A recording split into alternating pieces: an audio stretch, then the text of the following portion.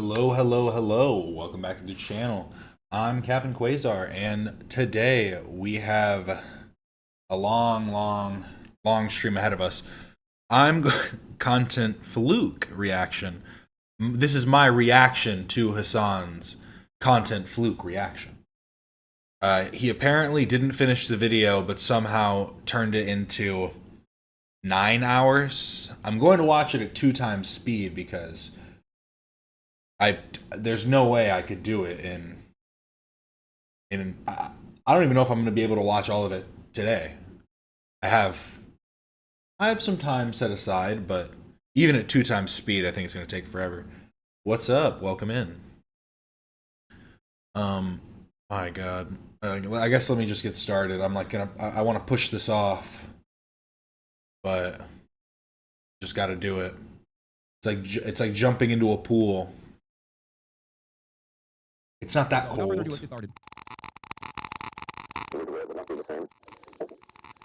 people laughed. A few people cried. Most people were silent. I remembered the line from the Hindu scripture of the Bhagavad Gita. Vishnu takes on multi-armed form and says, "Now I am become death, the destroyer of worlds." We think the movie was a lot of doing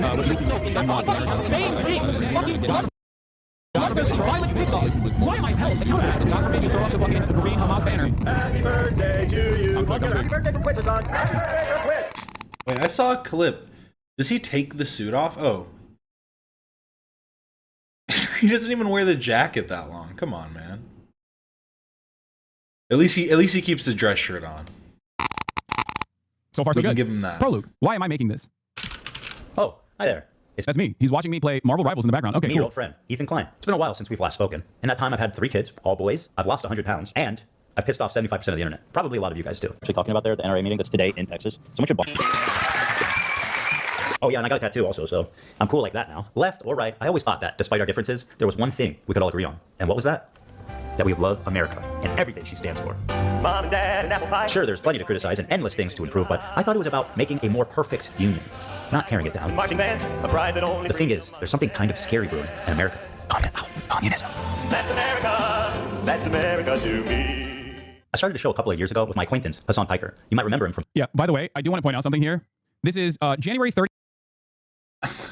I was honestly wondering if he was gonna make any, like, if he was gonna say anything about that, because I feel like one of the major criticisms is that a lot of people feel like Hasan hates America. I mean, he stated as about as much.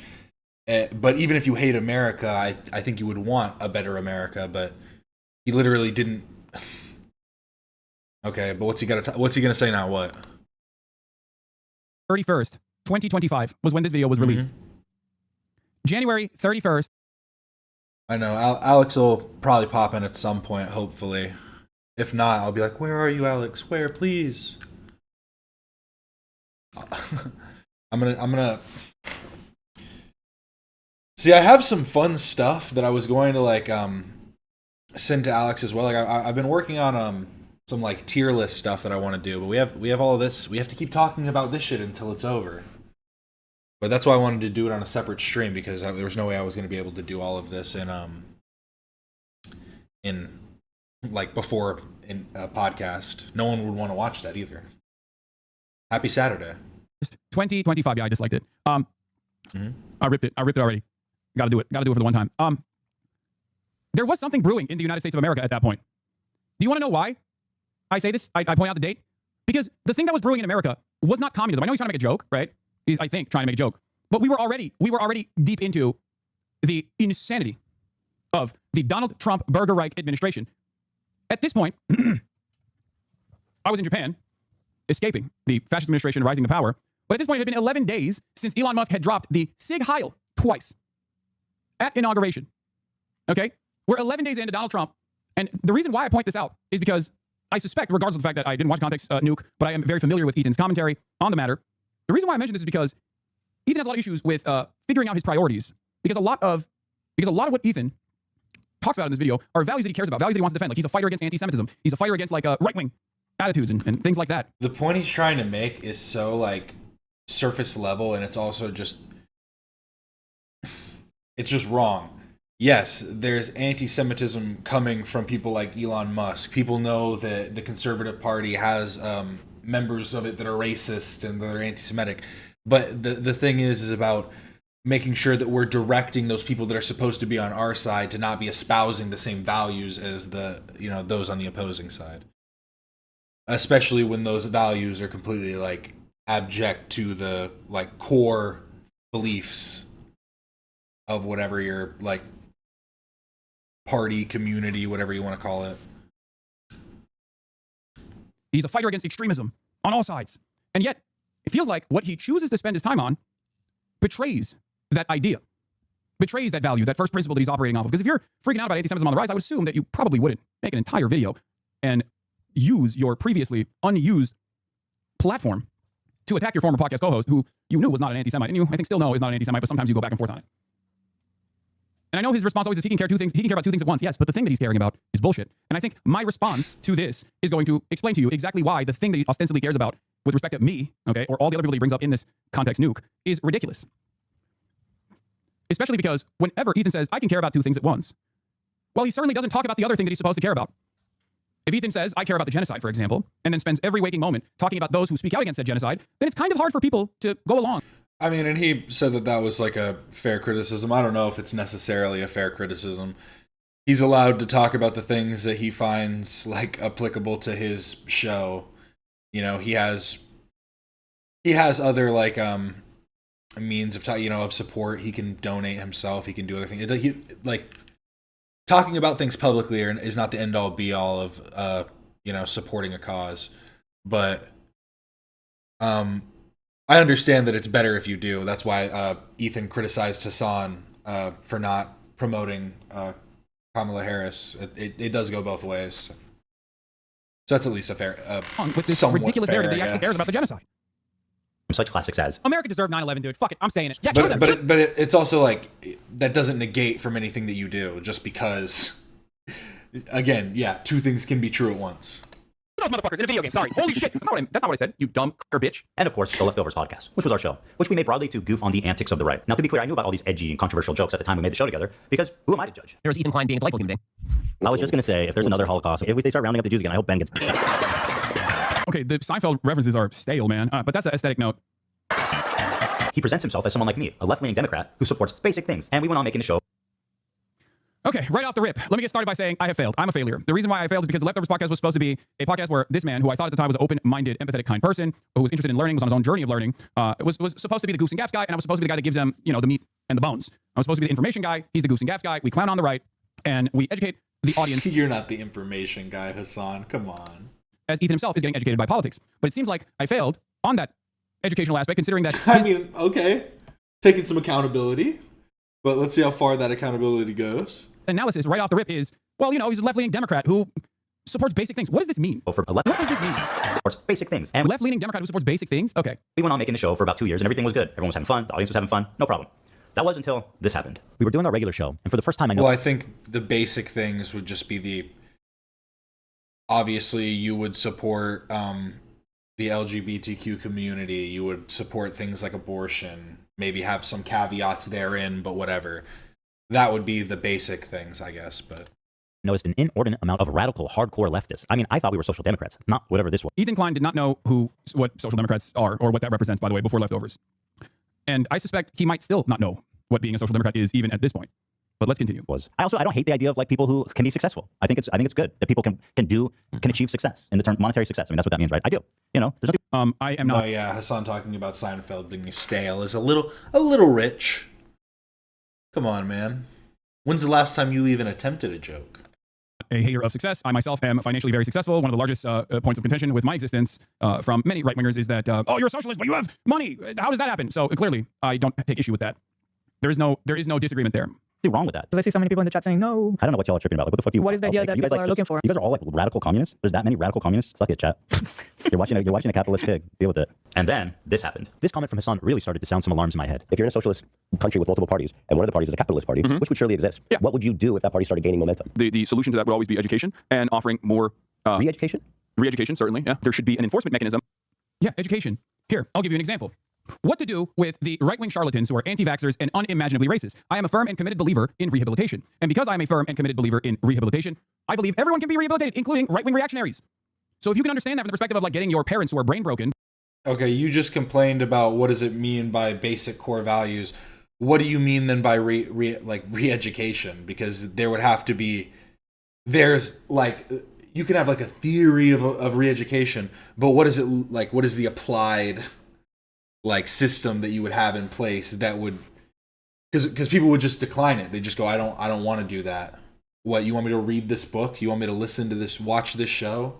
You want state-run media where I have to actually like specifically watch certain things? That seems like a weird thing to want. By insane right-wing sentiment coming back to reality through the process of education, then you can understand exactly what I'm talking about.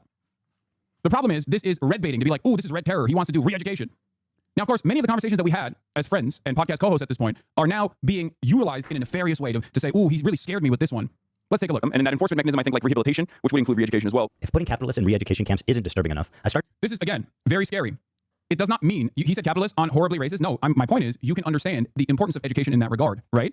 Because a capitalist is not going to gain incredible amounts of momentum, but a capitalist might actually do crimes in the process. And if that happens, then yes, education and rehabilitation is absolutely a necessity. It is a far more Oh, so only when they commit crimes? Wait, what? crimes in the process. And if that happens, because a capitalist is not going to gain incredible amounts of momentum, but a capitalist might actually do crimes in the process. And if that happens, then yes, education and rehabilitation is... That's just so stupid. Yeah, when people go to prison, they should be some better forms of rehabilitation in all regards, not just people committing fraud or whatever. Weird point. Absolutely a necessity. It is a far more preferable outcome than actually throwing someone into, as Ethan Klein claims here, camps. I never said camps. He said camps. Notice how he's guiding the conversation. Well, I mean, you're saying that if they commit crimes, the implication there would be a prison. So, and a prison that's specifically based upon the ideology to rehabilitate. I mean, you're not far off. I mean, people like to call not to get ahead of myself, but we like to call what's happening in Gaza genocide, even if it's not legally considered that. So what are you legally, like, are you going by the definition of what a re-education camp is? In the aftermath, without me being able to respond, to lead you to believe that I want concentration camps? I started to note if putting capitalists in re-education camps isn't disturbing enough, I started to notice that Hasan was carrying a lot of water for communist states, war crimes, and genocides. What do you call Crimea? I call it... I mean, because it would just be, you're saying that someone should be, it's like, they should be rehabilitated, but what if they don't become rehabilitated? Then what? Do they still get to come out at the end of their sentence, or are they just held for longer until it's finally been ingrained in them that their capitalist blood must be spilled? Part of Russian territory, bitch. That's what I call Crimea. I call it Crimea River, a Russian river. The annex... Is he going to respond to the actual full context here? I suspect not. Is he going to actually broach the subject matter even a little bit? Probably not. Let's see. Annexation of Crimea is absolutely a justifiable annexation. Tibet was literally a fucking feudal... Okay, nope. Just moving on. Got it. Okay. Russian communism is hilarious. Russia, as I have maintained over and over again, is an irredentist kleptocracy. Russia's invasion of Ukraine is unjustifiable. What the fuck does that... I've never heard that term. Let me look that up. Wait, what? As I have maintained over and over again, is an irredentist... Irredentist... Kleptocracy. Kleptocracy?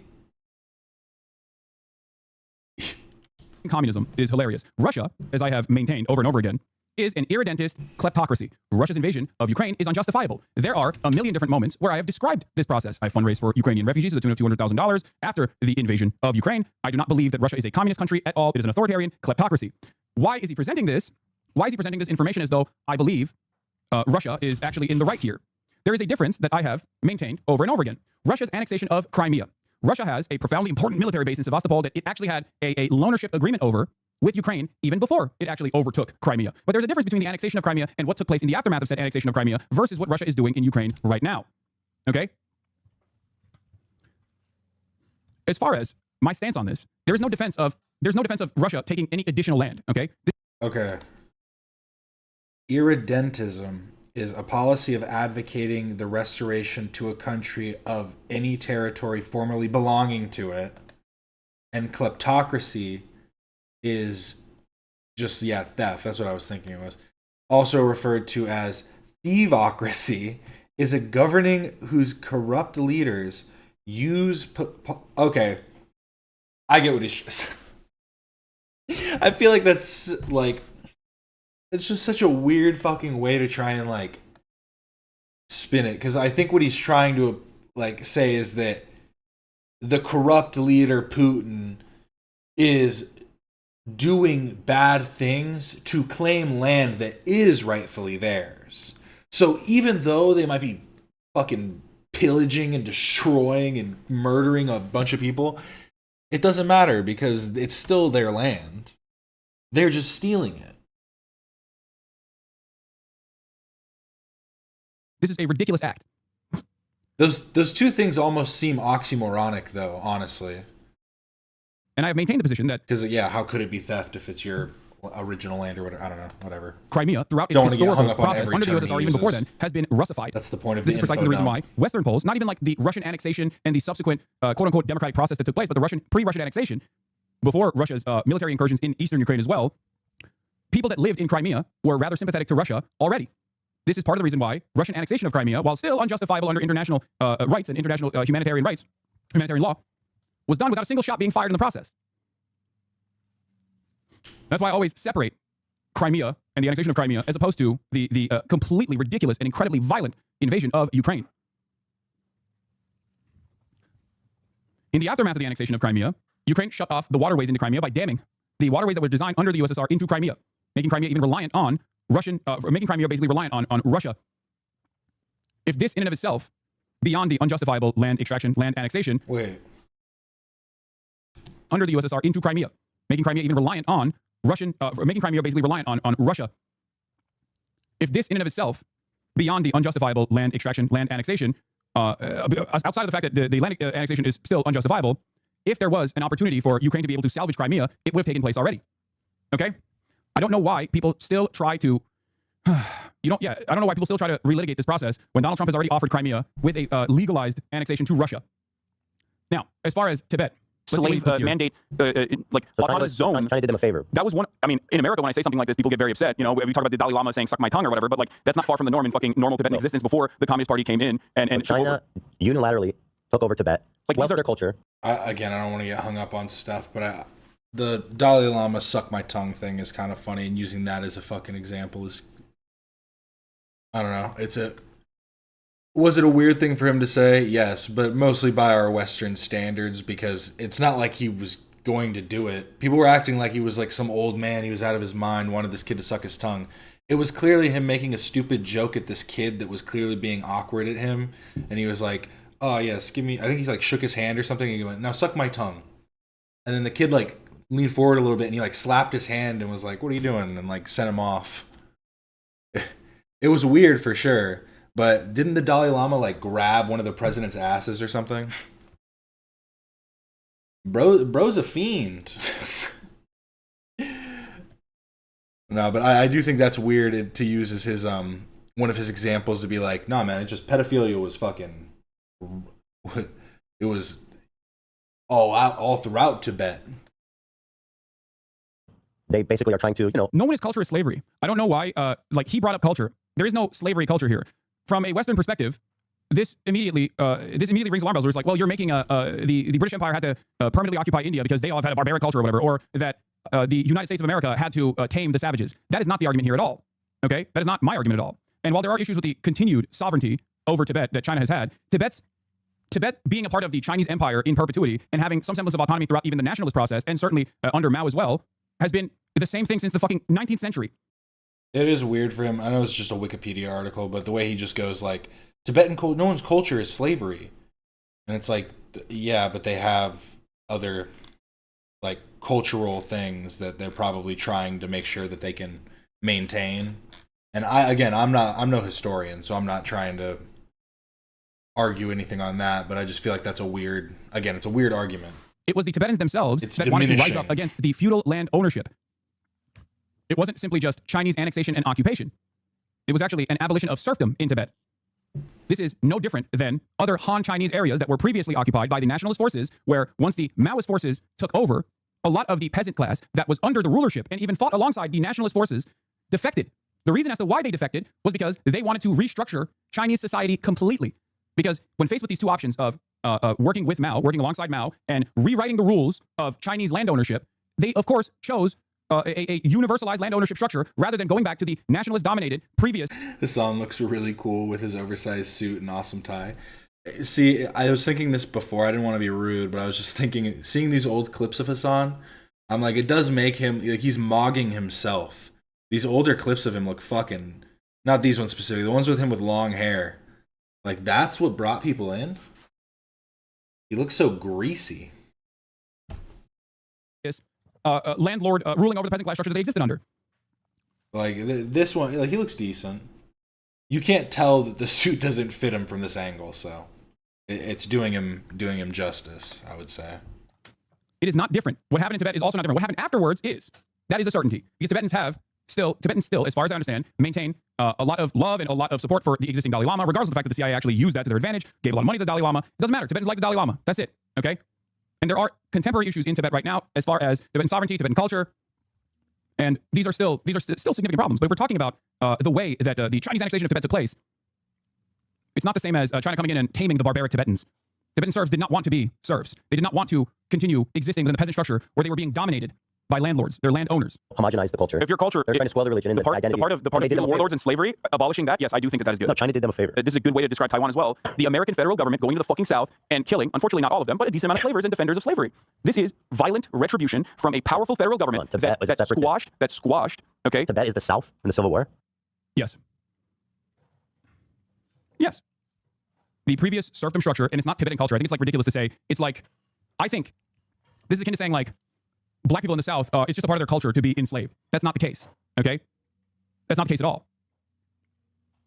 The reason why I try to use this analogy here is because it was initially an action of resistance against the feudal serfdom structure in Tibet. Yes. And most disturbingly, a complete whitewashing of the Chinese genocide against their Muslim minority group, the Uyghurs. Really? Don't they have Uyghur death camps? Is that? It's not a death camp.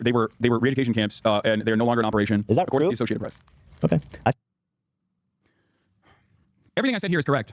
I don't know why he put this in the video. I assume he's not going to make an argument against this, and instead simply claim that it's a genocide that took place and he's hiding it or something. I don't know. Let's see. It's a crazy documentary, and I don't know. I don't know the surrounding narrative or anything about it, but it was about there was doctors in the area. They would be able to procure organs. No, that's not. No. I'm telling you, they were in China. With, Okay, that one is like Shenyun. Okay, so he saw a documentary. This was a conversation that took place. I don't even remember the full details, but he's saying that he watched a documentary. I immediately suspect it's probably like a Falun Gong documentary. Falun Gong is a right-wing anti-Communist Party of China cult that's anti-miscegenation. They're the ones who also own Shenyun and Epoch.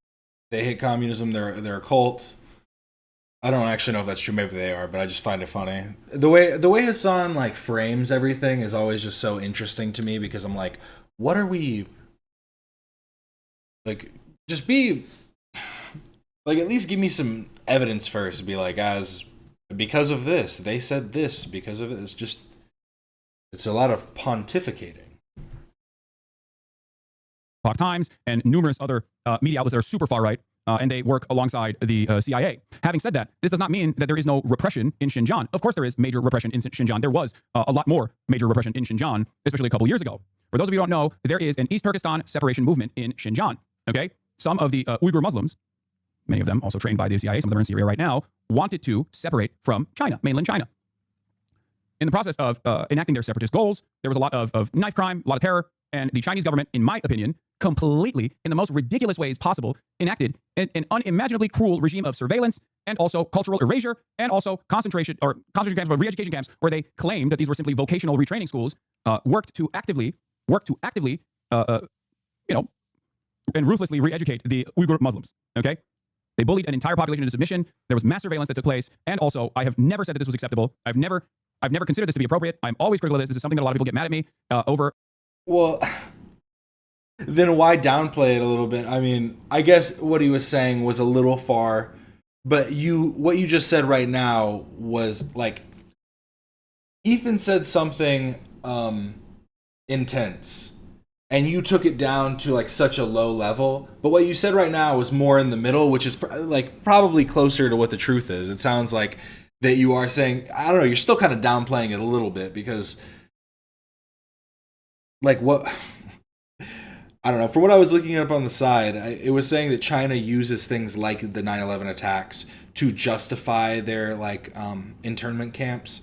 And from that like kind of framing, it seems like that is almost saying that, but again, maybe that's pulling from some fake thing. I don't know. I don't know the history. I'm not about to litigate this. Because they say, where did you learn all that? Did you watch a documentary too? They'll say Adrian Zen's propaganda. It is still completely unacceptable. It's ridiculous. What I'm doing here against Ethan is recognizing the truth of the matter. So let's take a look. Like we can get you an organ from a Uyghur. But why is that really that crazy? The Associated Press quietly fucking wrote an article that didn't get a lot of coverage in mainstream media about how like, okay, well, you know, all the concentration camps have been closed now. It's like all the re-education camps are closed now in fucking Xinjiang, and it's like very different vibes in Xinjiang. And now, you know, it's the tourism hour. Let's see what the Associated Press actually had to. Why is China invading Tibet and slavery different than the Spanish invading Aztecs or supporting those groups who exist under Aztec oppression and West African slavery and the British? Yeah, really simple. It's because they fought. No, see, when Hasan says "I have always said," that's basically when he like mad libs, when he like says like something very vague, so you can just fill in your own like fill in some propaganda that was said by somebody else. But then now he's actually having to like state more thorough claims that just feel kind of like half-assed. Because what he just said about like what's happening to the Uyghurs doesn't seem like it's like he's still making it seem like it's not necessarily that like it's really bad and you don't agree with it. But I don't know, it's still there was still like an air of that it's still somehow justifiable because of the knife crimes or whatever. Alongside the Tibetan communists, and then they fucked them over in the process, but they initially fought alongside the Tibetan Maoist movements. That's the difference. That's it. You're also comparing a foreign invasion coming into the Aztecs thousands of miles away to an autonomous region that was already under Chinese rulership. And the previous Chinese rulership just simply overlooked the structure of serfdom. They didn't give a shit. They were like, yeah, the Dalai Lamas can do whatever they want. They want to fucking chop an ear off? That's great. That is the real problem here. Because it's not like Tibet was not under a autonomous part of China. It was an autonomous region that was still under Chinese rulership. It's just that the previous Chinese empires did not care about what the fuck they were doing to the Tibetan serfs, to the Tibetan peasant class. And also on top of that, even the Nationalist Party did not care about that same exact landlord slash feudal serfdom structure that existed in Tibet. That's a major difference, don't you think? That's a major historical difference. Having said that, however, I think that there are still many issues in terms of not giving enough autonomy to Tibet or not cherishing certain aspects of Tibetan culture, Tibetan language. This is a real problem in China. This is a real issue in China, okay? And then there's the second side of this, in terms of the historical reference point, is you're failing to understand my point here. You said the Spanish fought alongside the anti-Aztec local fighters with the majority of the fighters. Tibet was loosely under Chinese rulership and never Sinicized. I know. I'm not saying that the Sinicization of Tibet is the appropriate measure. I'm saying it's actually the part that I'm critical of is precisely that. But what you fail to comprehend here is that what came in the aftermath of this was not a reassertion of the same serfdom structure. They didn't do that. They didn't just go back to the land rulership structure in Tibet, but now with Chinese ownership. Do you see what I mean? And also the relationship between Tibet and Chinese sovereignty is, of course, entirely different than the relationship between colonial Spanish occupation over the Aztecs. There is not hundreds of years of being under Chinese rulership despite having autonomy. And also what happened in the aftermath of that is important, don't you think? There wasn't slavery of the Tibetan masses conducted by the Communist Party of China. Anyway. Hasan, I can see the fear in your eyes. Maybe we should call it on the Content Nuke. That's so funny. All of these people that have been begging for me to watch this are now finally coming in to be like, you shouldn't watch this, actually. I feel like you're afraid. Yeah. Anyway, let's keep going.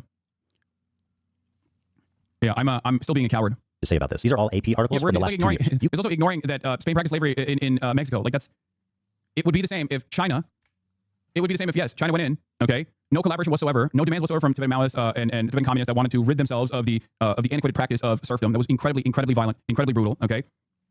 And instead just reform that exact same societal structure. Is it 9 hours because he just keeps getting stun locked by chatters? And continue to enslave Tibetans. But that's not what happened. So obviously, you know, there is a major difference here. This doesn't mean that there is any sort of, this doesn't mean that like it's great. I'm not saying that it is, okay? I'm simply offering some nuance to the way that people frame these conversations as black and white and try to make to make it work within the imperialist structure in the same way that like you understand Spanish colonialization. Okay? Press actually had to say about this. These are all AP articles from the last. So when talking about China, that's when Hasan's going to activate his nuance. He says that's when we can finally start, engaging with a level of nuance when we're dealing with communism. Come on. 2 years. UK independent body reports China committed genocide in Xinjiang. China sanctioned a US research firm and 2 individuals over a report about the human rights violations in Xinjiang. It's the tourism hour. To China's fury, UN accuses Beijing. Okay, he pulls up a lot of these AP articles, and I feel like from all of the clips that I've seen on the Context Nuke, he basically does not go into great detail about these articles at all. I don't think he's read any of these articles at all. Many of these articles are basically from National Endowment of Democracy funded groups like NGOs that are. When he says, so everything I've seen from this, does that just mean, so when I watched it before. Playing a significant role here, okay? Having said that, is there veracity to some of these claims? Absolutely, okay? Some of the claims that he's highlighting in the headlines is actually correct. The problem is, and I don't know what the when these articles are from or what these articles are actually featuring, but I would go so far as to suspect that he's making it seem as though the article that I was referencing, the article that I was reading, as a matter of fact, in terms of China's re-education and cultural erasure has ended, and that Xinjiang has now become a tourism destination. He claims that that article does not exist, except here is the article. So while he was actually looking for all of these different article headlines that he could draw from, what happened? Did he just simply fail to find terror and tourism? Xinjiang eases its grip, but fear remains. This is the Associated Press article that I was actually reading and referencing to Ethan Klein. In that conversation, Xinjiang, China, the razor wire that once ring public buildings in China's far northwestern Xinjiang region is nearly all gone. Gone too are the middle school uniforms and military camouflage and the armored personnel carriers rumbling around the homeland of the Uyghurs. Gone are many of the surveillance cameras that once glared down like birds from overhead poles and the eerie eternal wail of sirens in the ancient Silk Road city of Kashgar. This right here is basically the summarization of like my summarization of the story is this article saying that they ended their operations. They ended their operations and the clips that, and here's why I say he's fucking devoid of context. This is the reason why I call this a context nuke. The reason why I call this a context nuke is because he rips these clips, which I don't even know where he sourced them from. Okay, because I don't think he sourced them himself. I think someone gave him these clips because if he were to actually if he actually cared about understanding the nuance of this position that I'm presenting, he would recognize that some of the clips that he pulled out are literally directly from me covering this article. Here it is, October 13, 2021, Uyghurs in Xinjiang. Gone too are the middle school uniforms and military camouflage and the armored personnel carriers rumbling around the homeland of the Uyghurs. Gone are the many of the surveillance cameras that once glared down like birds from overhead poles and the eerie eternal wail of sirens in the ancient Silk Road city of Kashgar. Uyghur teenage boys, once a rare sight, now flirt with girls over pounding dance music and rollerblading rinks. One cab driver blasted Shakira as she raced through the streets. 4 years after Beijing launched a brutal crackdown that swept up 1 million or more Uyghurs and other mostly Muslim minorities into detention camps and prisons, its control of Xinjiang has entered a new era. Chinese authorities have scaled back many of the most draconian and invisible aspects of the region's high-tech police state. The panic that gripped the region a few years ago has subsided considerably, and a sense of normality is creeping back in. It's because he purposely limited the search to 2 years, so his article was left out intentionally. Now, time and time again, I've actually railed against, as much as people say I'm a China glazer, which I am a China glazer, let's be real, time and time again, I've actually brought up the unjustifiable practice of mass detention and mass surveillance and dragnets that were cast upon the Uyghur Muslim population in Xinjiang. I do not think it's appropriate, and I do not think it's acceptable. And I've made that very clear over and over again. I've actually made fun of the people that are so invested in defending China that they come in here and sometimes act like hogs, but for China, and say the exact same things that hogs say about Muslims and Muslim detention or immigrant detention in the United States of America, but this time for China. This is an age-old bit that I do all the fucking time.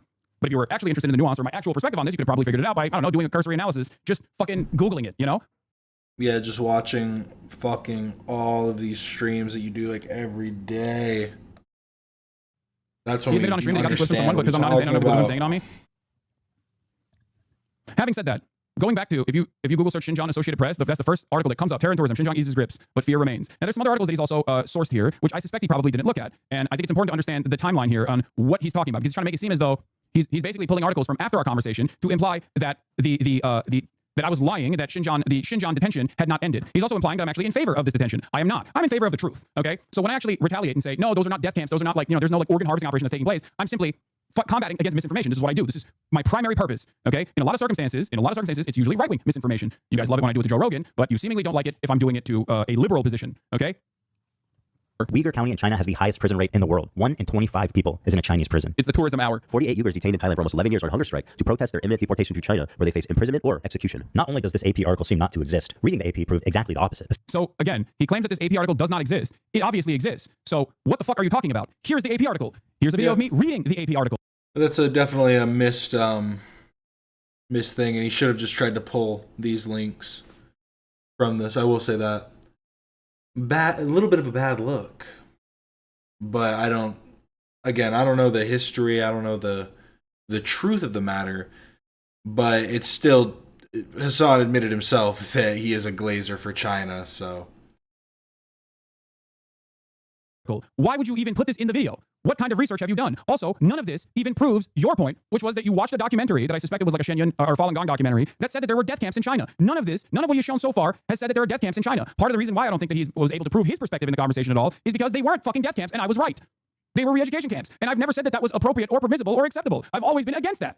Well, you did say that capitalists should be put into re-education camps, and I feel like that's kind of the crossing that he's making, is that if this is bad, then why should capitalists be like re-educated? What do you and if you think that, oh, I think it should be different, what do you then define as re-education? Because like the term re-education is just associated with like almost just like manipulation and brainwashing, basically. This is the problem. And people will say, Hasan, we got you. You said you would be in favor of re-education. There's a difference between re-educating people who have done crimes in the process of rehabilitation, okay, versus doing dragnets against an entire minority population and mass surveillance against an entire minority population. That is what I'm against. I am in favor of re-education and rehabilitation for those who have actually done severe crimes. I think that is an infinitely better way to deal with that than to just fucking execute them or to imprison them like we do in the United States of America. This is a consistent position that I have maintained throughout my entire fucking political commentary career. This is part of. I mean, obviously, yes, we should try and rehabilitate before just putting them on death row. But again, it's rehabilitation, and the idea of re-educate. I don't know. I feel like the rehabilitation is it kind of covers that. Re-education again implies it just implies a higher level of like force. I feel like I can't listen to Hasan. I'm telling you, I don't know if I'm going to be able to get through I'm also this. endlessly charitable to people who have done thought crimes, who have been reactionary from time to time, because I believe that we are, subject to social conditioning. Okay. Now, it doesn't make any sense, but I'll just start out by saying we're 8 minutes in, and his research is not so great. He doesn't prove his point at all. He brings up all of these other articles that have come out after this conversation in an effort to imply that my article actually did not exist at all, and that these things are still happening. But I'm willing to bet that if we were to look at these articles, even if they came after our conversation, we would find out that the articles itself were talking about what China was doing before they ended the mass detention structure that they had.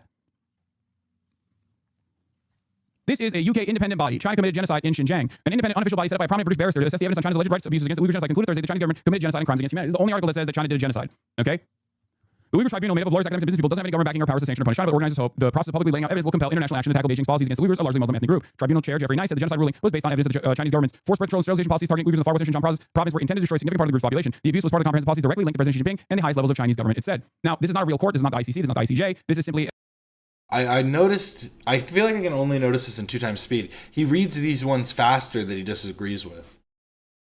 Like, he's usually talking pretty slow, and he reads things faster, but when it's something that he disagrees with, he reads it super fast and then adds in his own caveats on certain points. It's not even a people's tribunal, which does happen. Okay, Brace, friend of the show, Brace Belden, YPJ terrorist Brace Belden, has actually participated in a people's tribunal, I believe, against the former Duterte leadership. I think it was the Duterte leadership, if I'm not mistaken. There has been an intention to destroy the act of interfering with the birth of a group. About 30 witnesses and experts gave evidence to a series of public hearings in central London this year alleging torture, forced abortions, rape, beatings by authorities while in state detention centers. The tribunal concluded it was beyond the doubt that the crimes against humanity were committed. Nice said she and other senior officials bear primary responsibility for what has occurred in Xinjiang. Once again, I don't see the organ harvesting or the execution camps that Ethan was talking about here. Again, the points might be a little bit off, and you're saying it's bad, cool. I think the main point here is kind of fine. Ethan, Ethan's not the fucking the researcher, the journalist. So I give him at least a little bit more leeway, and I'll go, yeah, he got that wrong probably. Maybe he's just a dumb guy. But there are certain things that I feel like we're just too early in to even get into the heavy things, because there's a lot. There's a lot he's going to have to. This is still unacceptable, okay? Completely unacceptable, and not a part of, considering that I don't actually agree with the Chinese detention structure that exists in Xinjiang, this is not even against my position. My position was literally that Ethan is wrong about Chinese death camps, okay? Chinese death camps and forced organ harvesting. These were fabulous claims being made. Okay? Mm-hmm. Cool. Move on. Move to the next fucking point then. Statement. Tanky propaganda is the tribunal and its so-called conclusions are merely clumsy and shows staged by anti-China elements for the self-entertainment. Anyone with conscious reason will not be deceived or fooled. Yeah, the Chinese government, if I was pro-China, I will give you what the pro-China position is, okay? The pro-China position is that these separatist elements in Xinjiang are radical Islamist fundamentalists that were propped up by the CIA, and there is a little bit of truth to that as well, but that doesn't matter, okay? Because it doesn't matter in the way that they dealt with this issue, okay? The Chinese Uyghur separatist terrorists were actually doing mass slaughter, doing unimaginable amounts of terrorist attacks all over China, and certainly in Xinjiang as well. So that's the reason why they had to do roundups and very targeted roundups and create vocational schools where these guys were simply getting educated for vocational training. That's not my position at all. As a matter of fact, I've argued against that position quite frequently, okay? That is a lie. That is an exaggeration by a state that makes it seem as though their completely warrantless and unjustifiable detention structure was actually simply justifiable and was working towards rehabilitation. I don't agree with that position. I think that's a classic moment where a state lies, right? The Chinese state also has the capacity to lie. They're not infallible. There are plenty of issues with the Chinese state. Now, this doesn't mean that I'm defending the Chinese practice of mass detention anyway. And ironically enough, the article that we were talking about here also features this. The China's fury. UN accuses Beijing of Uyghur rights abuses. Remember, fucking move on. Cool. I mean, I'll just be like, yeah, bro, Ethan got that wrong. Fucking dumbass, bro. Let's move. Can we move on? Ethan actually posted this as an own. In that fucking same article that he posted, if he had actually read that article, he would see this part where it says Beijing has closed many of the camps which are called vocational training and education centers. Hundreds of thousands of people continue to language in prison, many in vague secret charges. The report called on China to release all individuals arbitrarily detained to clarify the whereabouts of those who have disappeared and whose families are seeking information about them.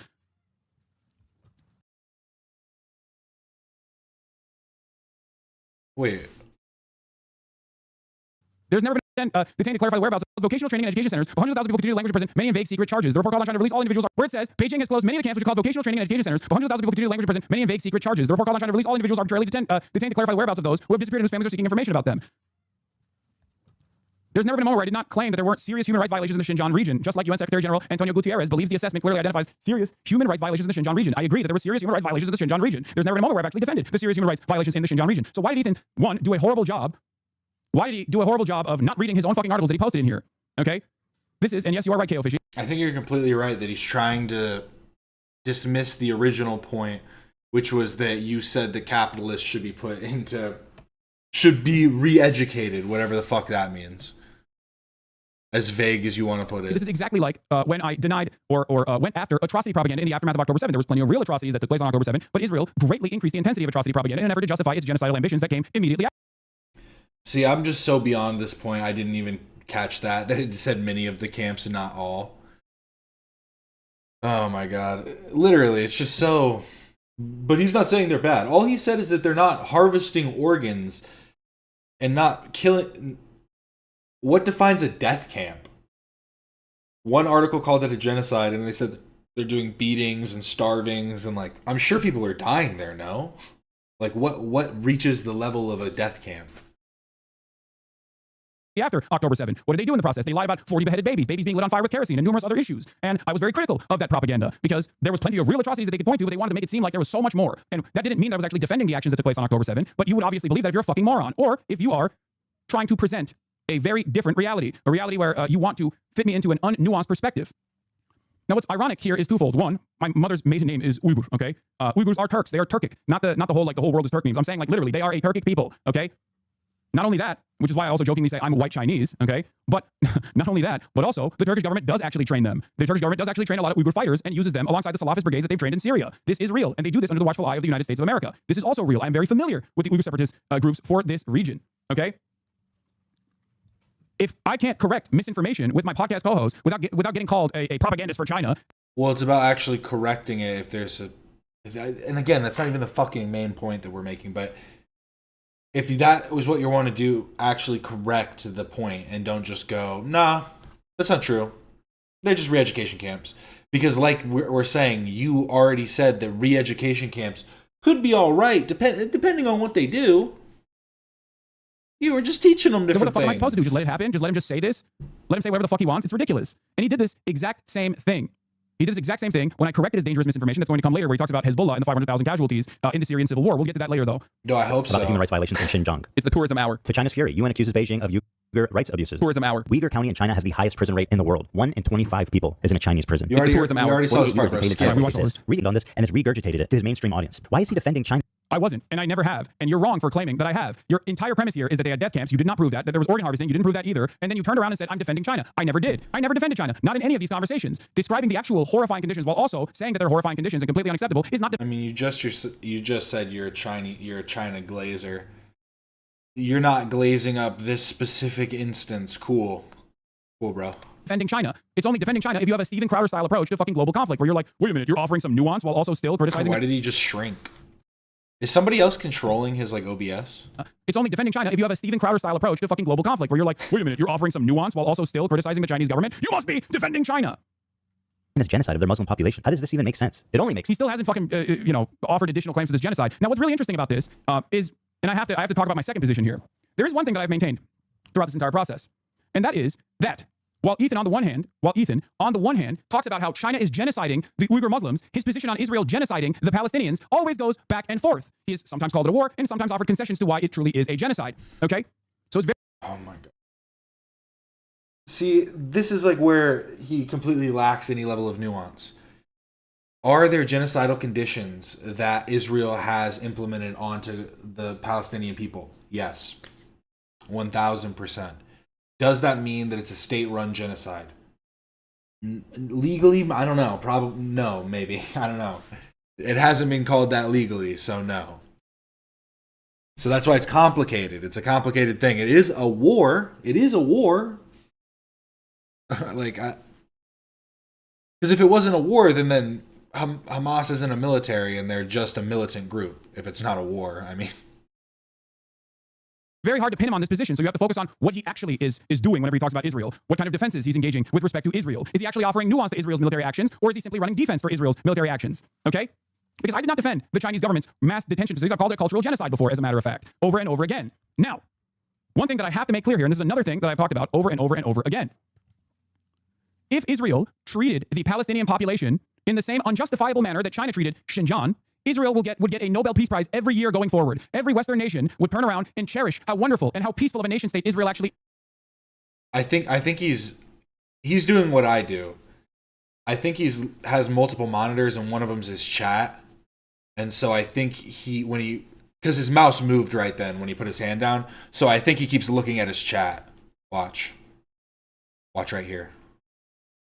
Peace Prize every year going forward. Every Western nation would turn around and cherish how wonderful and how peaceful of a nation state Israel actually is for taming the savage barbaric Palestinians. They would talk about how incredible Israel is for actually simply doing mass detention and mass surveillance upon the captive Palestinian population and not slaughtering them. If Israel started to do China-style mass surveillance and mass detention tomorrow on all Palestinians, both in the West Bank and also in Gaza, literally every American would be doing... Dude, you're getting ahead of yourself. Watch the fucking video some more and we'll get there.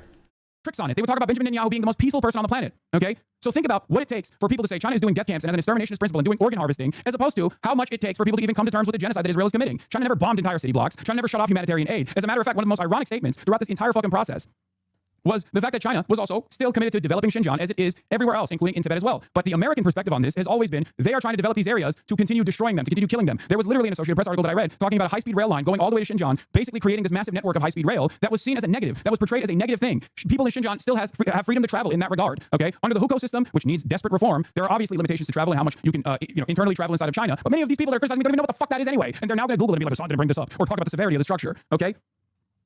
Whew. We're at 71. Wouldn't need to if you just shut the fuck up and moved on. $1,000. I'm going to obviously increase the. I'm going to obviously increase the Tiltify donos. Hold on. Where the frick? The Content Nuke is raising so much how do I get money. my account? Let's go. My hub campaigns. Hold on. How do I change the goal? Is it not allowed? Can I not change the goal after the campaign actually? Oh, here, I'm changing it. I'm doubling it. Double or nothing, baby. Boom. We're only 8 minutes and 32 seconds into the video, and we've already fundraised $72,000. Are you still giving money so you will stop this torture? Well, I think you're actually like 30 minutes in or something in the amount that you've talked so far. Okay. You have gained me from H3 high new father. So one must ask the question, why Ethan Klein refuses to actually engage in any of the things that I'm saying, uses out of context clips, and also simultaneously has a very different standard for what China's doing as opposed to what Israel is doing. Okay? What the fuck's going on here? It doesn't make any sense. I'm actually morally consistent on this process. He's the one who's not. Now, isn't Israel's activity in between lawn mowings essentially what China does in its worst moments? Exactly. That's why I brought that up. If China did what Israel did to Xinjiang, we would nuke China. Okay? Understand something. If China did what Israel did to the Palestinians in Xinjiang, we would nuke China tomorrow. And if Israel did what China did in Xinjiang as a part of its like... I understand he's being a bit exaggeratory, but that's just not true. I mean, I think there's a few steps before we get there, but okay. Rehabilitation or rehabilitation vocational training campaign or whatever the fuck the Chinese government calls it, they would consider that to be a pathway towards infinite peace. Can you imagine where Palestinians will now have freedom of travel into other parts of Israel, the greater Israel, mass detention and the subsequent re-education inside of these like supposed vocational training schools or whatever, but then in the aftermath of that they have, full-blown citizenship and access to the same fucking resources? That would never happen in a million years. Netanyahu would get a Nobel Peace Prize. Netanyahu would get every single Nobel Peace Prize for the rest of time. Also, speaking of organ harvesting, I mean, that's, but that's besides the point. Sense if A, he's being paid, or B, he has the political complexities of a 5-year-old. I know America Bad is a meme that people laugh at online, but with Hasan, this does actually seem to be the beginning and the end of his analysis. 2 principles. Let me explain to you. 2 principles that you should keep with you. Yeah, so this is a classic. This is something that I hear mostly from Sex Pestini and his orbiters, but the idea that like my commentary on political matters is simply reduced to America Bad is incredibly dumb. It's ironic that this is yet another case of pure projection where Ethan is saying, oh, his commentary is just literally America Bad. At no point, if I simply stated America Bad over and over and over again, how the fuck would I fill 8 hours of space every goddamn day? Why is it that these people never actually make the argument America good? Why is it that these people never actually dive deeper into why I say America bad, for example? And this is, once again, obviously a reductive clip out of context where I'm describing a complex position. Let's take a look. Coming from a person who's Turkish, okay? When you look at a situation in the Middle East, you look at what the local government is and who the Western forces are. Never align with the Western forces. So when I look at other countries, I look at a regional actor, whoever the regional power player is, and then I look at who is backed by the Western superpowers. That's a principle that you could take home with you if you want to actually be moral or if you want to be smart about the way. As I've said before, time and time again, okay, from both my own personal experiences and I'm Turkish, okay? Turkey is a NATO nation. Turkey is the way that it is specifically because Turkey is a NATO nation. Do you understand? And in that process, during the Cold War, because it was supposed to be a bulwark against the growing socialist movement in the country, they actually suppressed Kurdish liberation movements, socialist movements, trade unionist movements. The American government, by way of the CIA, created a right-wing ultranationalist paramilitary, the MHP party. Okay, the MHP party, the Grey Wolves. This, you know how Ethan's community will fucking call me out for like, oh, he did this. He's actually secretly a Turkish ultranationalist. You can only arrive at that position if you're a fucking moron. I have, again, countless hours of talking about the history of the MHP party and how. Wait, what? You can only arrive at that position if the MHP party, the Grey Wolf of the CIA, created a right-wing ultranationalist paramilitary, the MHP party. Okay, the MHP party, the Grey Wolves. This, you know how Ethan's community will fucking call me out for like, oh, he did this. He's actually secretly. I've never seen anybody call him out for that. Is he one? Was this like a Freudian slip? Called himself out by accident? Turkish ultranationalist. You can only arrive at that position if you're a fucking moron. I have, again, countless hours of talking about the history of the MHP party and how the CIA did an Operation Gladio like they did in Italy, but in Turkey with the MHP ultranationalist paramilitary groups that they violently sent to destroy any sort of trade unionist, socialist, or workers' movement. Many of those movements comprised of Kurds that wanted their own version of Kurdish liberation movements, as a matter of fact. MHP was responsible for that. MHP is still a part of the governing coalition alongside the AKP in Turkey right now. The ultranationalist fascists are still in power in this country, in my country. Okay? We have officially reached the boundary of $75,000. I'm very you live in America? proud of you guys. You were also born in America, so your country, I guess, familial. Okay? There's more I wanted to get into. Bro, you're making this unwatchable. I know, context and nuance is silly.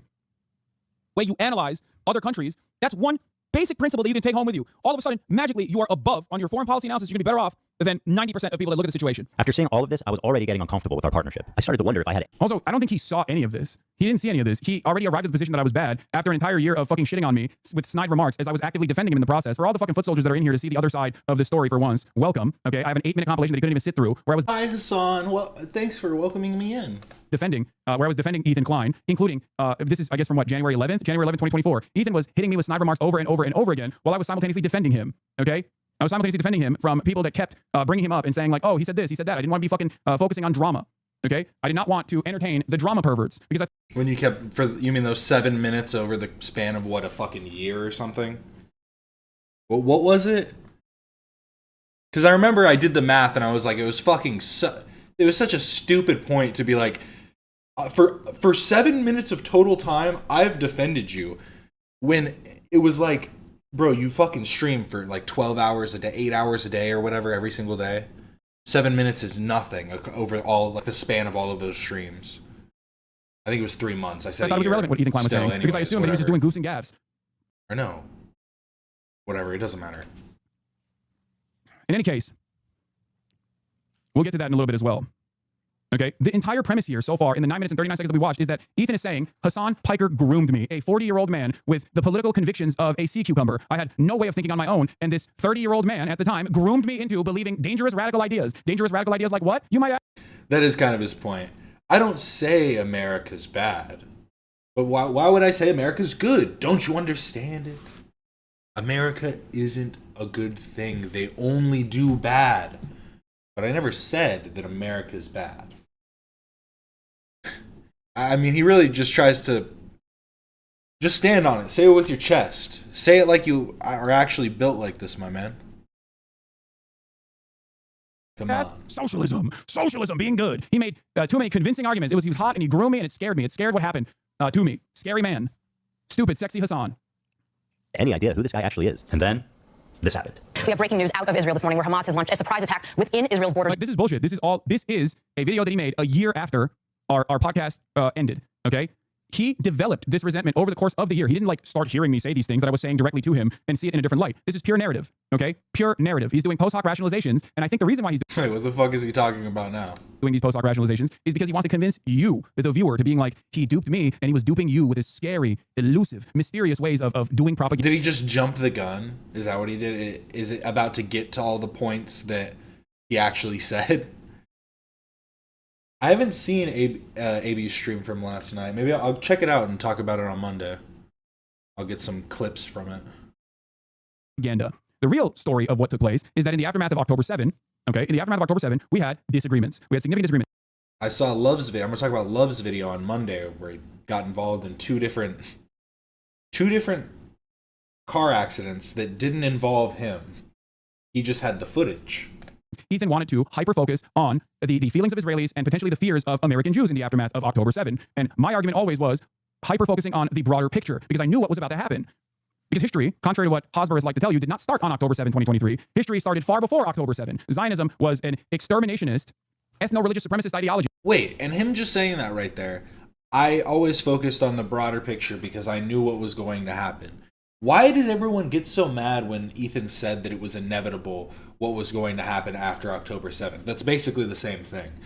Obviously, Israel was going to retaliate, but that's why focusing on the bigger picture involves involves some kind of focus on the, this new plight of these Israelis that died and their families and, regardless of how small it is in comparison to the larger amount of Palestinians. That is identical to Nazi fascism far before October 7. As the Euromed Human Rights Monitor and the Save the Kids Foundation both correctly pointed to, in 2023, before October 7, 2023 was the deadliest year for children in Palestine. And before then, 2022 was the deadliest year for children in Palestine. Why was that happening to the Palestinian children? If history started on October 7, how could that have happened? How could that have happened? And the reality of the matter is, Ethan knows better. He should know better. He lived in Israel. He hated Israel. He talked about how Israel was an exterminationist, crazy country that was incredibly right-wing. In 2021, he posted an Instagram story about it, which I'm sure he'll bring up in a little bit to show his bona fides as to why he's so pro-Palestinian. Overnight. After the shock of October 7th, I noticed a huge increase of anti-Semitic comments from Hasan's stream and Discord, including from his head mod. I was disturbed that Hasan... Yeah, let's see what these anti-Semitic comments are, okay? Now, remember, there's a lot of story-making happening here, okay? There's a lot of story-making happening here to make it seem as though, I just showed a very different reality, or I duped this 40-year-old man into I don't know, dangerous radical ideas, and I actually radicalized his audience, not realizing that his audience actually radicalized on their own. They were radicalized by the reality. Many people in his audience, including many people in my audience, were completely oblivious to the horrifying practice of apartheid and genocide that Israel was doing before October 7. October 7 was an act that made a lot of people in the United States of America pay attention to it, okay? And they organically started realizing that the statements coming from Ethan Klein... Okay, but, that's why it's necessary to... understand that. He's completely, sidestepping that's why it's necessary to talk about October 7th and that it was bad and that if there is going to be, Palestinian liberation, this cannot be the path towards it because all it is going to do is, in your own words, lead to what happened. More destruction, more fucking terrible shit to, Gaza. It's in the West Bank. It's just fucking, it's I don't understand how he can't, he's basically it's so clear that point's there and then he's just completely sidestepping it. We're actually at odds with how they felt about the situation. Now, is it because they were becoming anti-Semitic? No, it's because they started recognizing the reality of Israel's occupation and genocidal practices. So when Israel was doing genocide, which Ethan, again, goes back and forth on, sometimes he thinks it's a genocide, other times he thinks it's a war. His wife certainly doesn't seem to think so. Hila, who was a soldier in the Israeli occupying force, which again, as I talked about in our debate, where Ethan admitted that she could be considered a terrorist, by the way, her statements on this are even more right-wing than Ethan's, okay? There's always a steady push and pull here. And of course, his audience, organically, a progressive audience that he had cultivated, not because of leftovers, but even the girly pops that wanted to care about the goofs and gaffs, obviously started recognizing that some of the stuff that Ethan was saying was damn near identical to what Ben Shapiro was saying, or what Charlie Kirk was saying, or what any number of right-wing commentators were saying about Israel. One of the moments that was majorly consequential is the moment that Ethan actually decided to no longer, when Ethan decided to no longer be on Twitter. Part of the reason why he left Twitter, now he says it's because of all of the anti-Semitism, and there was plenty of anti-Semitism on Twitter after Elon's takeover, so there is a plausible deniability there. But the reason why he left Twitter was because he couldn't deal with the fact that he kept wanting to say something, okay? He kept wanting to say something about Israel, and it was always in defense of Israel, okay? He still has an Instagram story where he posts stuff all the time. That seems like such a stupid point. Even if he doesn't want to be on Threads or whatever the fuck the other, Blue Sky or whatever the fuck the other one is called. It seems, I don't know. He just wants to be more pro-Israel, but he's holding himself back. He wants to go full werewolf mode.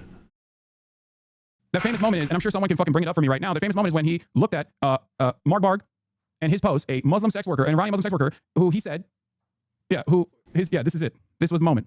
Enjoy your drugs, and being a sex worker, Hamas would kill you on the spot. This is what he tweeted about Muhammad. I'm in South Beach having fun on drugs. This is literally no different than what Israel defenders say. See, I will say, out of the context of this guy saying something about Ethan first, it looks bad.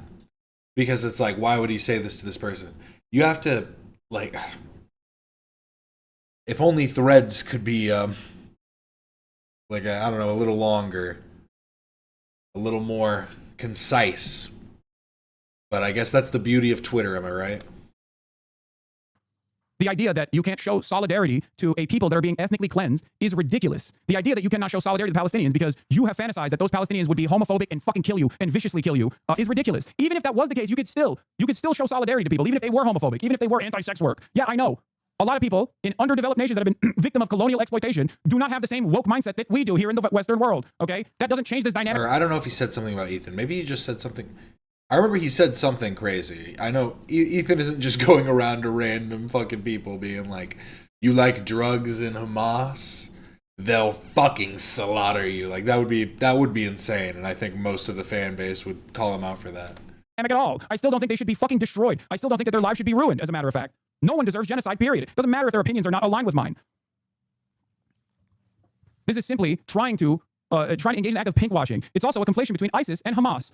Hamas is a militant organization that was designed under the rulership of the oppressive Israeli apartheid regime. Hamas's tactics have evolved throughout time and become more radical. Hamas's tactics have become more violent throughout time, but that violence is still maintained. The standard of violence is still maintained by the colonial power in this process, which would be Israel, because Israel has gotten more and more violent throughout time. That's why the cliche here is that the first intifada was fought with stones and work stoppages, and the second intifada was still relatively peaceful, but there were bus bombings on top of that, okay? Bombings at bus stations. What could have taken place in between that process?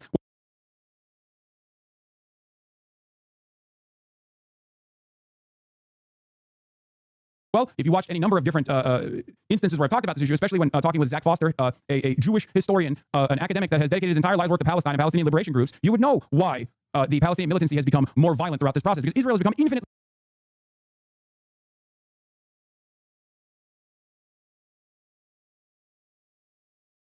more violent in its colonial occupation. Sorry, I'm reading through his tweets, but I'm getting the fucking date wrong because I'm trying to like I'm trying to like look back and forth at these.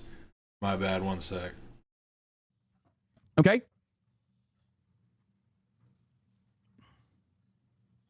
Why did he even attack this guy? I think he probably said something like death to America or something. I don't fucking know. He was wilding out on the timeline. Okay? There's more to this though. He had a back and forth. Does anyone have that? Do you guys have the back and forth that took place? Because he expands on his ideology here.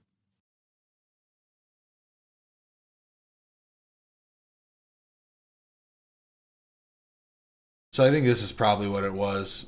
Because what Ethan said was it was a little intense, I will say, and maybe he shouldn't go so hard, but I can understand the frustration. But he said, Ethan, I think you may be one of the most profoundly dumb people alive, and you should withhold your opinions on everything. I wouldn't even trust you to recite something correctly from an expert. And I think that did come before, because this is after. Yeah, that's way after. But I would assume that's like the first one. But this is intense, I will say. Maybe, don't go so hard, bro. This was a layup situation, and you decided to fucking dunk, and he already has a wobbly knee. You know what I mean? Not a good look. But he's not wrong. Gotta say, he's not wrong. Yeah, I stopped using Twitter to protest Elon. No, you stopped using Twitter because you couldn't handle the backlash of your racist comments. It was a queer Muslim content creator. Do you think we forgot? You are a ghoul, fucking freak. I'm the freak and ghoul, yet here you are still refusing to criticize Hamas. I haven't killed any children or families or burned anyone alive lately. Who's the freak and the ghoul? Why do you have harsher words for me than Hamas? Was it hard to type that bullshit with one hand jerking off to the thought of queer Muslims being murdered? Bro, what the fuck? I'm fully in your corner. What was wrong? What was I wrong about? This is the revolution you're supporting, right? Just don't go anywhere near Hamas because your life will 100% be in danger. Am I wrong genuinely? The idea that, once again, every single person involved in whether it's affairs of civil governance or involved in militancy against the state of Israel is a fucking barbaric rape monster that will burn your ass on the spot is. So he's talking about Hamas specifically. Do you not think that Hamas would like? I guess Hasan thinks they'd be cool with gay people. Maybe they are. Maybe we've got him pegged all wrong. Hamas actually loves gay people. Now we know. Is ridiculous, and he hasn't changed from this perspective because he literally said about me going to Gaza potentially, right, was when I was working alongside Jeremy Scahill to try to apply pressure to the Egyptian government during the brief period of ceasefire, to open up the Rafah crossing so Western media could actually go into the Gaza Strip, which Israel obviously never allowed, and then Israel destroyed the entire ceasefire anyway. In that process, he kept saying if he goes to Gaza, he'll be a high-profile target for Hamas. Why the fuck would they do that? If Hamas was in the business of kidnapping any random non-Palestinian that happens to be inside of Gaza, they would have kidnapped a shit ton of the aid workers. Except those aid workers were, once again, just like I was concerned about my own safety and well-being, those aid workers were killed by Israel, not Hamas, like the World Central Kitchen aid workers that were killed by Israel. They were there under the watchful gaze of Jose Andres. They were working alongside the Israeli government. The Israeli government brought World Central Kitchen to the Gaza Strip to show the world, to disprove the narrative, by their estimation, that they were not letting humanitarian aid flow into the Gaza Strip. So they worked with Jose Andres, a very famous chef, a very famous activist chef, and his group, World Central Kitchen. And what did they do? What did they do in that process? Because they had created killing fields, their fucking Israeli occupying force commanders lasered the World Central Kitchen aid workers.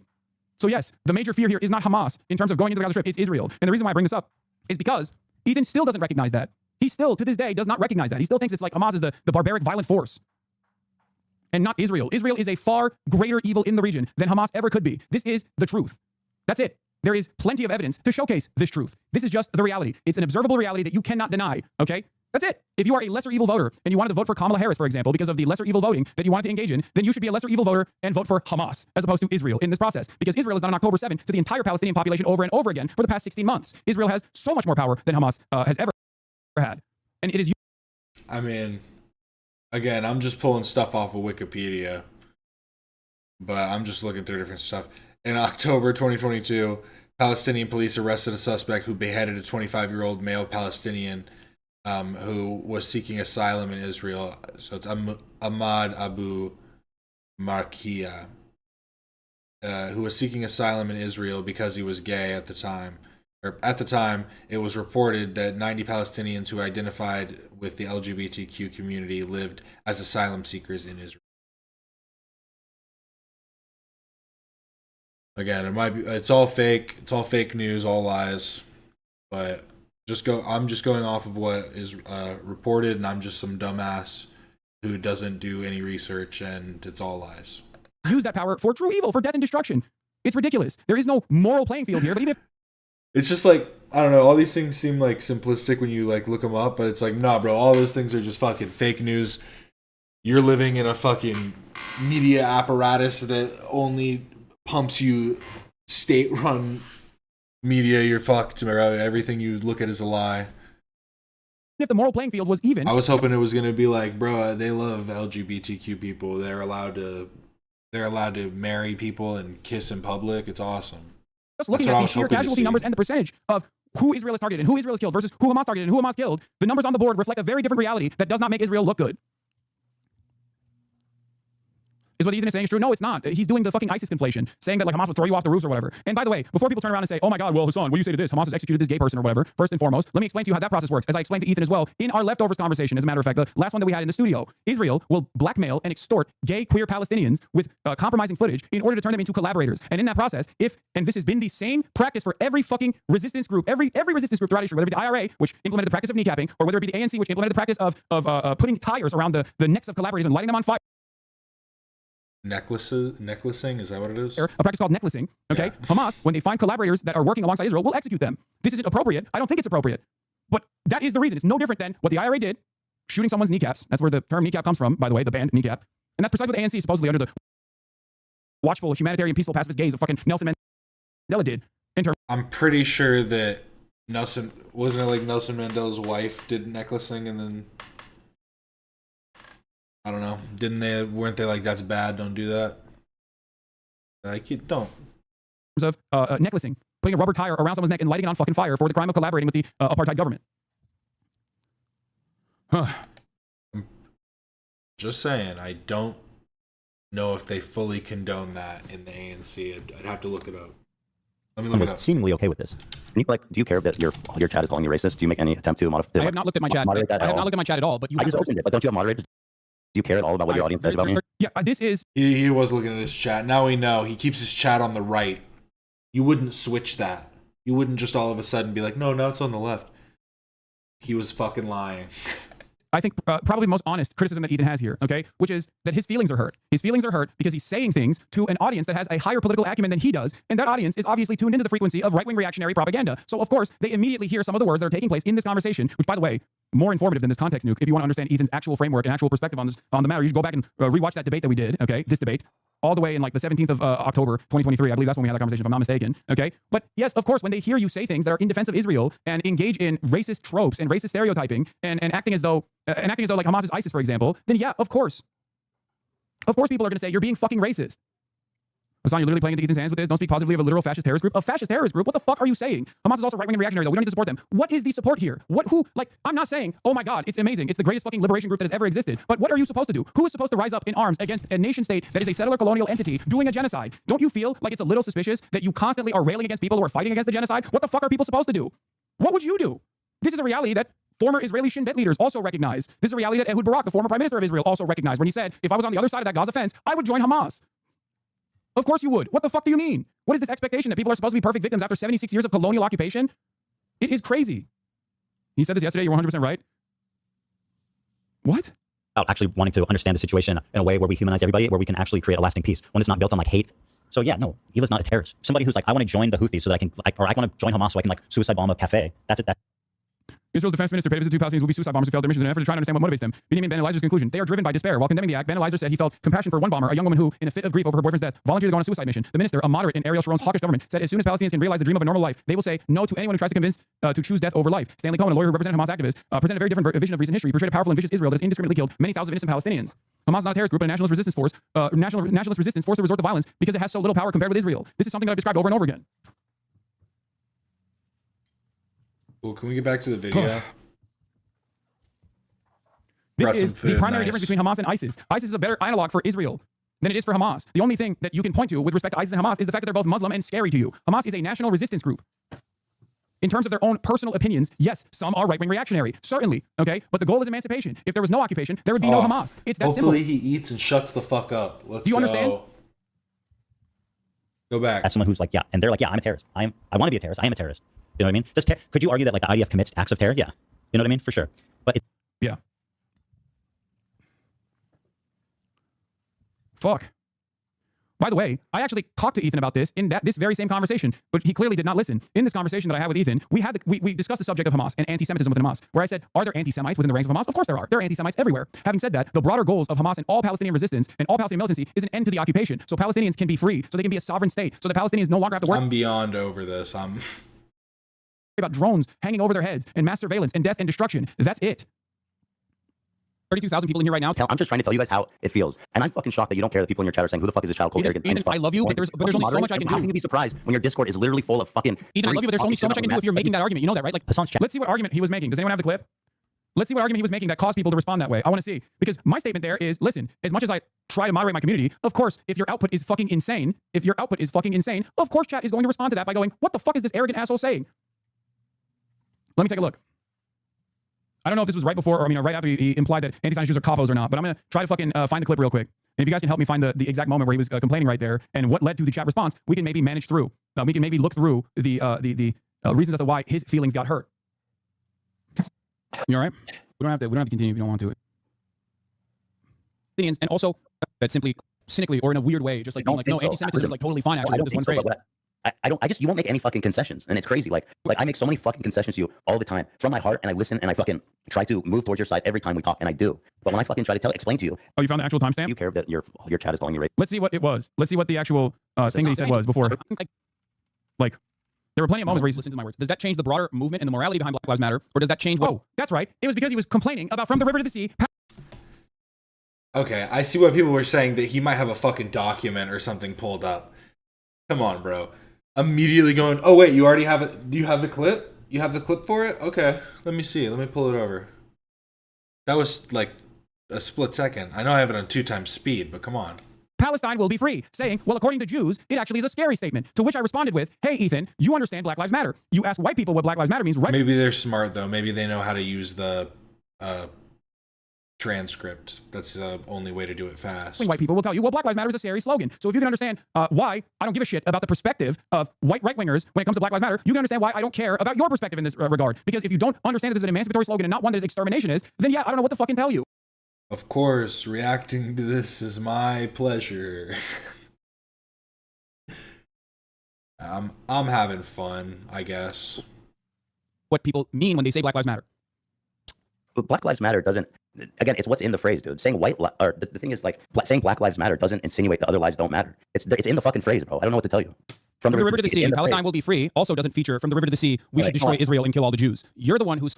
But even Norman Finkelstein was like, but it could be different. It would be better. Change it a little bit. Saying that is the secondary implication behind it. I'm just telling you how people see it, bro. I know, but if you were to tell me this is how white people feel about Black Lives Matter, I would say I don't care how white people feel in this regard, because my business is not about explaining what this. There's no inherent, bro. There's nothing in Black Lives Matter that's saying that white lives don't matter. In the fucking slogan. From the river to the sea, Palestine will be free. That implies Jewish people must be eradicated, or Israel must be destroyed, and Jewish people in it must be killed. A lot of people disagree because you're talking about from the river to the sea. Yes, a lot of people who are not Palestinian and a lot of people who are not anti-Zionist disagree. Anti-Zionists, on the other hand, don't agree, and they're the ones who are using the slogan. So why would I'm asking you, if I'm not going to ask a white person, change it to Palestinians will be free, because Palestine implies like. It's a subtle difference that is less abrasive to people that are afraid of like the destruction of their nation. Because who knows, maybe it will change its name eventually, but the idea that it's just like I don't know, is it them being a little neurotic? I don't know, isn't that the Jewish way? Ha ha ha ha ha.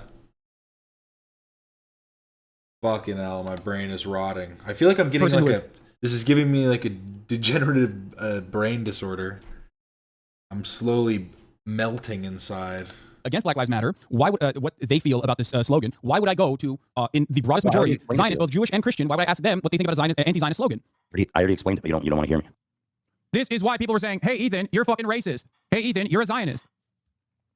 Do you feel like it is inappropriate for people to assume that he is a Zionist in this very moment? Is it because of the Jew hatred that is in the heart of every single one of my chatters that caused them to think that his Hasan needs to play dress to impress. He needs to learn how to put an outfit together. Resistance and his lack of interest in understanding the argument I'm making came across like he was still very much defensively posturing at the behest of Israel. This is, of course, when are you going to stop talking about Ethan? I'm going to have sex with your mother over and over again. Why don't you shut the fuck up and donate, bitch? We're at $85,000, slated to raise... Okay, that was the first, that was the funniest thing Hasan's ever said. This is like probably one of his actual fans too, because he's like, why can't we just fucking not talk about this, bro? Oh my god, that was pretty good. I need to hear that one again. I'm going to have sex with your mother over and over again. Why don't you shut the fuck up and donate, bitch? We're at $85,000, slated to raise all the way to $150,000 in the process of watching this Content Nuke for charity. What do you hate charity? Is that what it is? Is that what's going on? Or are you a fucking Ethan Dick Rider who probably begged me to watch this thing for months on end, and only to turn around now when I'm finally watching it and go, oh, I don't want to see it. Ethan begged me to do this, so I'm finally doing it. Everyone needs to calm down. Please stop watching the video I begged you to watch. But no, I'm asking you. Like, it's not. The fucking slogan itself says people interpret it as destruction of Israel. I know it doesn't say let's destroy Israel, but that's from the river to the sea is mainland Israel. Okay, Ethan. That's it, man. That's how people see it. No, you can't simply say that's how people see it. And it is, though. Remember, this slogan has been used to censure Rashida Tlaib. This emancipatory slogan has gotten people to be fired like Mark Lamont Hill. There's a reason why I won't back away from defending this slogan and saying this slogan. It was so disingenuous of Ethan to use Norm Finkelstein. It was so disingenuous of him to use Norm Finkelstein and his assessment of the slogan when Norm Finkelstein would never in a million fucking years sit there and be like, well, my feelings are more important here than Palestinian emancipation. Well, no, but it's like, regardless of what, if he thinks it should be changed or like he's gonna fight for it to be changed, he still recognizes that there's a sentiment there that like people feel is like, they feel a little weird about it. They feel a little iffy. He says that's how people see it, but in reality, that's how he sees it. Exactly. Do you feel, chatters who are watching this right now, 16 months into this genocide, if you felt... Honestly, he hates his chat the most. That's who he actually hates. Like Ethan was unjustly maligned. Do you feel like your opinion has changed now in terms of why people saw this argument? Which is an argument that he still tried to present to me 16 months into a genocide when we had a conversation this past Friday. Do you feel like this is reasonable for people to assume he is Zionist? Is this? No. Norm said that he doesn't approve of it because it comes across as something that Jews fear. Not even Jews, Zionists fear. But he totally gets it and totally understands it. I only started watching you again because of his claims and it got me to resub. I tried to use a perfectly coherent narrative that Ethan should understand here. Okay? Which is something that he gets. He gets that Black Lives Matter, gets a lot of flack. He's in support of Black Lives Matter. Who cares? Who cares what racist white people think about Black Lives Matter? Just like, who cares about what people who want to defend Israel feel about from the river to the sea, Palestine will be free? That's what like Hasan isn't getting. It's not. Yes, when a black person is saying, you know, Black Lives Matter, and a racist white person is going, fuck you, all lives matter. It is not on the black person to like be like, listen, sir, let's sit down and let's talk about this. But it would be on us, like outside bystanders, to not like be so like, because obviously when you just meet like fire with fire, it's just gonna make shit blow up more. You're not gonna change anybody's mind if you're just super aggressive from the start. And that it takes like the people that are the onlookers, the people that aren't in like the actual, because like that's like Ethan's main point about Israel Palestine is we aren't there, so we need to be able to look at it from an outside perspective without like such an emotional like framing. But Hasan is the king of pathos, the prince of pathos. Bro, you fucking fell off after the content nuke, went from 30K to 53K. Suck my ass. I know, I'm falling. I'm consistently falling off over and over again. Mm-hmm. He was just critiquing Norman's critiquing the use of the phrase not as inherent meaning, but it doesn't matter. Norm also doesn't give a shit about that phrase. Anyway, now that you know the context of where he drew this, got this clip from, where is he wrong? What is Ethan's complaint on this one, I wonder? Ethan is a left-wing grift Zionist. Fuck his content. Zionist, baby killing. Bro, nothing is wrong with this. Yeah, this is W. Am I wrong? He's not wrong. Unrelated buying a hang glider. Like this is edgy shit. Okay, that right there is 100% people being edgy as fuck. That is. Honestly, all it would do if he talked to Norm about that would just be like, do you agree with me on this? Yes, but I feel like your intention is misguided. Why do you feel like it's such a bad phrase? Like it would be like something like that, because Hasan is like forcing it into this like there is no reason in any fucking dimension, any reality that could ever exist in the multiverse does Ethan ever need to talk to Norm Finkelstein. It's such like a nothing burger. Come on, man. Is fair. He didn't even bring that up, by the way. He's just talking about. Maybe it is unreasonable that I'm asking. Because you're racist. Is this guy not spitting facts? What the fuck? To moderate his chat for a friend. He doesn't even know where I'm coming from because they are settlers, you stupid fuck. Not something they really should stop aid to Israel. He's going full God over Zionism. Nothing controversial is said so far. Like the only thing he fucking cares about, is his own personal feelings. There's no moment where he tries to understand my position here. There's no moment where he tries to understand why people have this attitude over him. And this is a Discord chat that he. It's just the constant like fucking. He's just such a dumbass. How can you in one instance go, you can't. We don't need to understand your side. We don't need to understand this side. But why can't you understand our side? He just loves to play the like, it's good versus evil. It's good. I need to remember what the fuck. Like, he just wants to go, my side's good, your side's bad. Well, what do you mean? If you think that, you're bad. Duh. He can't see, by the way. He pulled after the fact to be like, wow, this is really fucked up. And if that's the most fucked up shit you saw in a fucking open to everyone Discord, holy moly, dude. You are out of your fucking mind. Yes, nobody cares about your feelings, Ethan. I'm sorry. I don't give a fuck about your feelings. Can you imagine if I spent the past 16 months constantly talking about my own personal feelings? Like I'm talking about, babies that are in plastic bags being carried over to medical facilities by their crying fathers after being lasered out of the sky with Israeli munitions that we fucking shipped over to them. And I just sit there and I say, you know what? My feelings are so important here. And we really need to take time and cover what I feel right now in this moment. What the fuck, man? What the fuck? Of course your feelings don't fucking matter in this process. What do you mean? Especially when I am, at this moment, back then, as his fucking friend and podcast co-host, trying to explain to him you'll have more fun than I'm going to. And he totally did not understand this at all. I was saying, Ethan, there's only so much I can do in terms of moderating this community. But if you keep your output to this like ridiculous Zionist propaganda nonsense, yes, it seems like it's a good position in your mind. And maybe your chat will actually hype you up and say, no, King, you're so valid. You're so valid for actually constantly reframing the conversation around your feelings. But yes, outside of your own community, outside of your own echo chamber, people are going to hear what you're saying and go, yeah, you're defending Israel. What the fuck is wrong with you? Yes, you're a racist Zionist is what people are going to think. There's nothing I can do to change their mentality. I'm fucking shocked that you don't care that people in your chat are saying, who the fuck is this child called arrogant? Ethan, I love you, but there's only so much I can do. How can you be surprised when your Discord is literally full of fucking... Ethan, I love you, but there's only so much I can do if you're making that argument. You know that, right? Like Hasan's chat had been calling me a Zionist. All right. Oh, and then he brings it back to and all these other content creators actually, whipping their communities when their chat is going fucking absolutely bananas over random dumb shit and bringing my name up for no fucking reason. That you, like, what's so crazy about this is he's literally pointing to XQC, which he knew at this point was constantly inviting hate towards my position, pulling the fuck Hasan ripcord, as Ethan is doing now, to basically light up every reactionary online who fucking despise me to the goddamn core, okay? I never did this to Ethan. I really do, I am just starting to believe more and more that Hasan is a true narcissist. Because how is he so, like, dense to think, oh, well, everybody else is clearly brigading me and coming after me, attacking me, and I'm just a scared little boy. When I do it, it's just me speaking my mind. And you're all attacking me. You're all coming after me, but I'm just telling the truth. Ethan. I did the exact opposite to Ethan, as a matter of My fact. I brain constantly is fucking told my community to shut the fuck up melting about from Ethan for an this. entire year. And the only reason why people still arrive at that conclusion is because of what he was fucking saying. The reason why XQC's community hates me, on the other hand, is not because of my positions, but because he kept calling me a fucking snake and a piece of shit every time he was underwater. Every time he got into trouble because of Gamba or because of any number of different reasons why he was being a fucking asshole, he would turn around and be like, oh yeah, you guys are calling me an asshole? Guess you know who's a bigger asshole? Hasan. That's all he did for years and years and years, as a matter of fact. That is what I'm talking about here. That's it. If you can't see the difference between these two things, I don't know what to tell. I mean, that's what you do for everything else, though.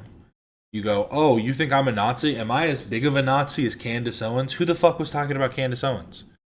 When he brought that up in the debate, I was so confused. I was like, never actually attacked Ethan. For literally an entire year, I defended Ethan. I did not attack Ethan. I defended him. Okay? This is for all the girly pops that actually watched Ethan Klein and didn't get to see the full scope of my defense of Ethan. Okay? I need to show you. This is the clip that I wanted to show on the podcast that he didn't let me play through. Okay? I also kind of want to show like what he was saying in the same time frame about me. But here, we're also at 91,000 and 10 minutes into the video. Holy moly, mega Zionist, you are wrong. Okay? Trust me. I don't think you know many Zionists if you think Ethan is a mega Zionist. Not even close, dude. Can you imagine? Can you compare this to what fucking XQC was doing every time he was in trouble because he was like scamming his audience or doing other gambling fucking broadcasts or whatever, and he would still turn around. He would still fucking turn around and be like, oh, Hasan's a snake though. Oh. Something that he also recognized he was doing, by the way, when I had a conversation with XQC. XQC literally implied that I actually fucking hid sexual assault. And then openly admitted he was lying about that. And he shouldn't have done that. Think about that. Is this an apt... You didn't hide sexual assault. Didn't you like fucking call the police on your like ex-girl or like a girl you were talking to or something? Because she was like ghosting you, and you were like, "I'm gonna fucking police need to check on her. They need a wellness check." Didn't you weaponize 911? Don't you think that could get somebody killed? Comparison? XQC literally fucking lied and said me and Pokimane, two people who were against gambling on unregulated cryptocurrency casinos on the website that we were on, were actually participating in a fucking cover-up of sexual assault. We were not, by the way, but he fucking said that. Do you think that experience is comparable to, because that's the comparison he's making here, where he's like, oh, I demand XQC moderate his chat, but Hasan, you never moderate yours, right? That's what he's saying. Let's play this and I'm gonna play the allowing that shit to run rampant in your chat, and I thought that was fucked up. Ethan, I love you, but there's only so much I can do, especially as someone who thought we were fucking friends. I think that's a reasonable expectation for someone who you consider to be a friend. The problem wasn't that he was pro-Palestinian, because I share a lot of those. Yeah, let's see. First, I'll show you this. Backtrack. XQC apologized to Hasan for assault cover-up claims. Says it crossed the line. Other stuff about like me feeling like we have a falling out over the course of years and that sort of thing. That stuff is whatever. We can even have that like drama and that conversation live, which we discussed on the episode as well. That sort of stuff we can hash out in public. But there are lines, and I think that XQC knows he crossed it as well. I mean, he admitted it. Anyway, let's see. Now, ironically enough, Ethan is right now doing exactly what XQC did for years and years in the same exact way, constantly fucking lying about me to his audience over and over again, claiming that I'm actually a piece of shit, I'm a bad guy, I'm a misogynist, I'm this and that, in an effort to basically poison the fucking well so that no one actually comes in here and hears what I have to say and go, oh my God, wait a minute, maybe that's not the case. So I hope that this will be helpful for you to understand. My position on Ethan has changed throughout time, but while Ethan was actively fucking gaslighting his audience and poisoning the well and constantly claiming I was a piece of shit and bad and not doing enough to moderate my community, which he still maintains is... Why the fuck would I even like... This is such like a stupid thing. These are so like... The 7 minutes in the totality of how long like you stream is just nothing. It's just nothing. A decent thing to say about me. This is what I was doing instead. Time and time again, I've spoken about how Ethan is not your enemy. A person who cries when a Palestinian child dies is not your enemy. Okay? He's not. I've said these exact words over and over again. I told people in this community and people everywhere that will listen to what I have to say that you have to choose who you're actually... Bro, he's fucking chair reacting to his own fucking video. He pulled up his own fucking video and he's chair reacting to it. There are people who are so what loud and so proud fuck? about the ethnic cleansing campaign the Palestinians I'm are skipping this part. Neither should and want to learn. He has empathy for Americans. Which is a boiling policy. He's my friend. There's things you can do. I will forever have respect for him for doing that on his own. Okay? Everything that people say cynically. It's like writing off... What the fuck? This audience to watch this. So fucking stupid. And Ethan refused to watch this on stream because it would make him feel guilty and look bad. Yeah, no, the reason why he didn't want his audience to watch this, the reason why he did not watch... Dude, none of us want to watch it. This is dumb as shit. Who cares? Well, let's see. What are even the points you're fucking saying? He's like trying to tackle it head on and go through the internal conflict, the internal struggle he feels with his own personal experience, with his own personal worldview, and his morality and the way that he sees it from what he perceives as a completely hostile audience. And you need to, as a community, also stop fucking ripping Ethan non-stop. As I've said it over and over again, leading up to the conversation that we had on this broadcast. You guys are so fucking stupid. And Ethan refused to watch this on stream because it would make him feel guilty and look... Simplistically, I'm trying to listen to one. okay, I'm not saying the entire country is socialist, but like 99% of Americans are media, 99% of Americans' position of power that literally are just like unconditional support Israel. Shut the fuck up. I've always demonstrated that until it reaches a boiling point, that I will always be kind to those around me that I believe I can. Yeah, what's that boiling point though? That's the thing. Is it's like what do you? Because you also. I understand, Hasan. You sometimes say in your stream, "Don't talk about this person like this. Don't do this, guys. Come on, guys." It's not very good, but it's like, what is your like? How are you mitigating it in your chat? Because I'm sorry, if it's happening over the course of a year, you only do it for 7 minutes out of that year or whatever. Because wasn't it like the span of a year or something? I swear that's what it was. But regardless, however long it is, I know he streams for so long every day. 7 minutes is not that long. Spread over the course of however long is fucking. It's dumb that he even has to say it over and over and over again. To have to say it multiple times implies that there's something you're showing or something that's going on that then requires you to even make that claim. For 45 seconds or 20 seconds or 7 seconds, however long it is in each of those clips. Maybe a minute because you fucking speak in run-on sentences like I'm doing right now. God damn, it's contagious. Empathy, okay? This has been my policy in perpetuity. You know this if you've been here long enough. I fucking tried with Aiden Ross, okay? And Ethan is not Aiden Ross. I think he's not in high fashion anymore. He took it off. He will inevitably come around. Ethan's my friend. The hardest, like, much is absolutely true. Worldview and his morality and the way that he, as I've said it over and over again. Yeah, no, the reason why he didn't want his audience to watch this, the reason why he did not want his audience to watch this, by the way, is because he knows that if his audience actually saw this, then it would undermine the year-long propaganda campaign that he engaged in, claiming that I was never actually defending him. Thank you for stand up to cancer, y'all. This is huge. I'm so grateful. Hell yeah, iDubbbz. iDubbbz in the chat. Yeah, we're already at 94,000. We already blew past the 74. We're doing that. You are. And it frustrates me. What did he say? Okay, thank you for grateful. supporting Yeah, stand up to cancer, y'all. This is huge. I'm so grateful. He said it's not gonna. We did it. We don't even need to worry anymore. iDubbbz in the chat. Yeah, we're already at 94,000. We already blew past the 74. We're doing that. You are. And it frustrates me to no fucking end. I've told you this time and time again in this time frame. Just like I kept telling you, Ethan's not your enemy over and over again. That's why I love iDubbbz, Ethan as well. People that have actually changed. I'm sure that if you were to log what he was saying in this time frame for Ethan, there would be a very, very different attitude from Ethan's side on this, by the way. When talking about me or making snide remarks about pro-Palestinian content creators, there's a reason why so many people were coming into my community and being like, hey, Ethan said this, hey, Ethan said that, can I get your take on it? And people were pissed off at me for not giving my take on it. And the reason for I mean, I will also just go to the extent of the criticism that gets. We might talk shit, but all we do is talk shit. Hasan needs to come forward and tell us how many skulls have come to his house, how many, just all the shit that's happened to him, how many CPS, how many times they've tried to come, there's been fake calls about his dog biting somebody or something. I don't fucking know.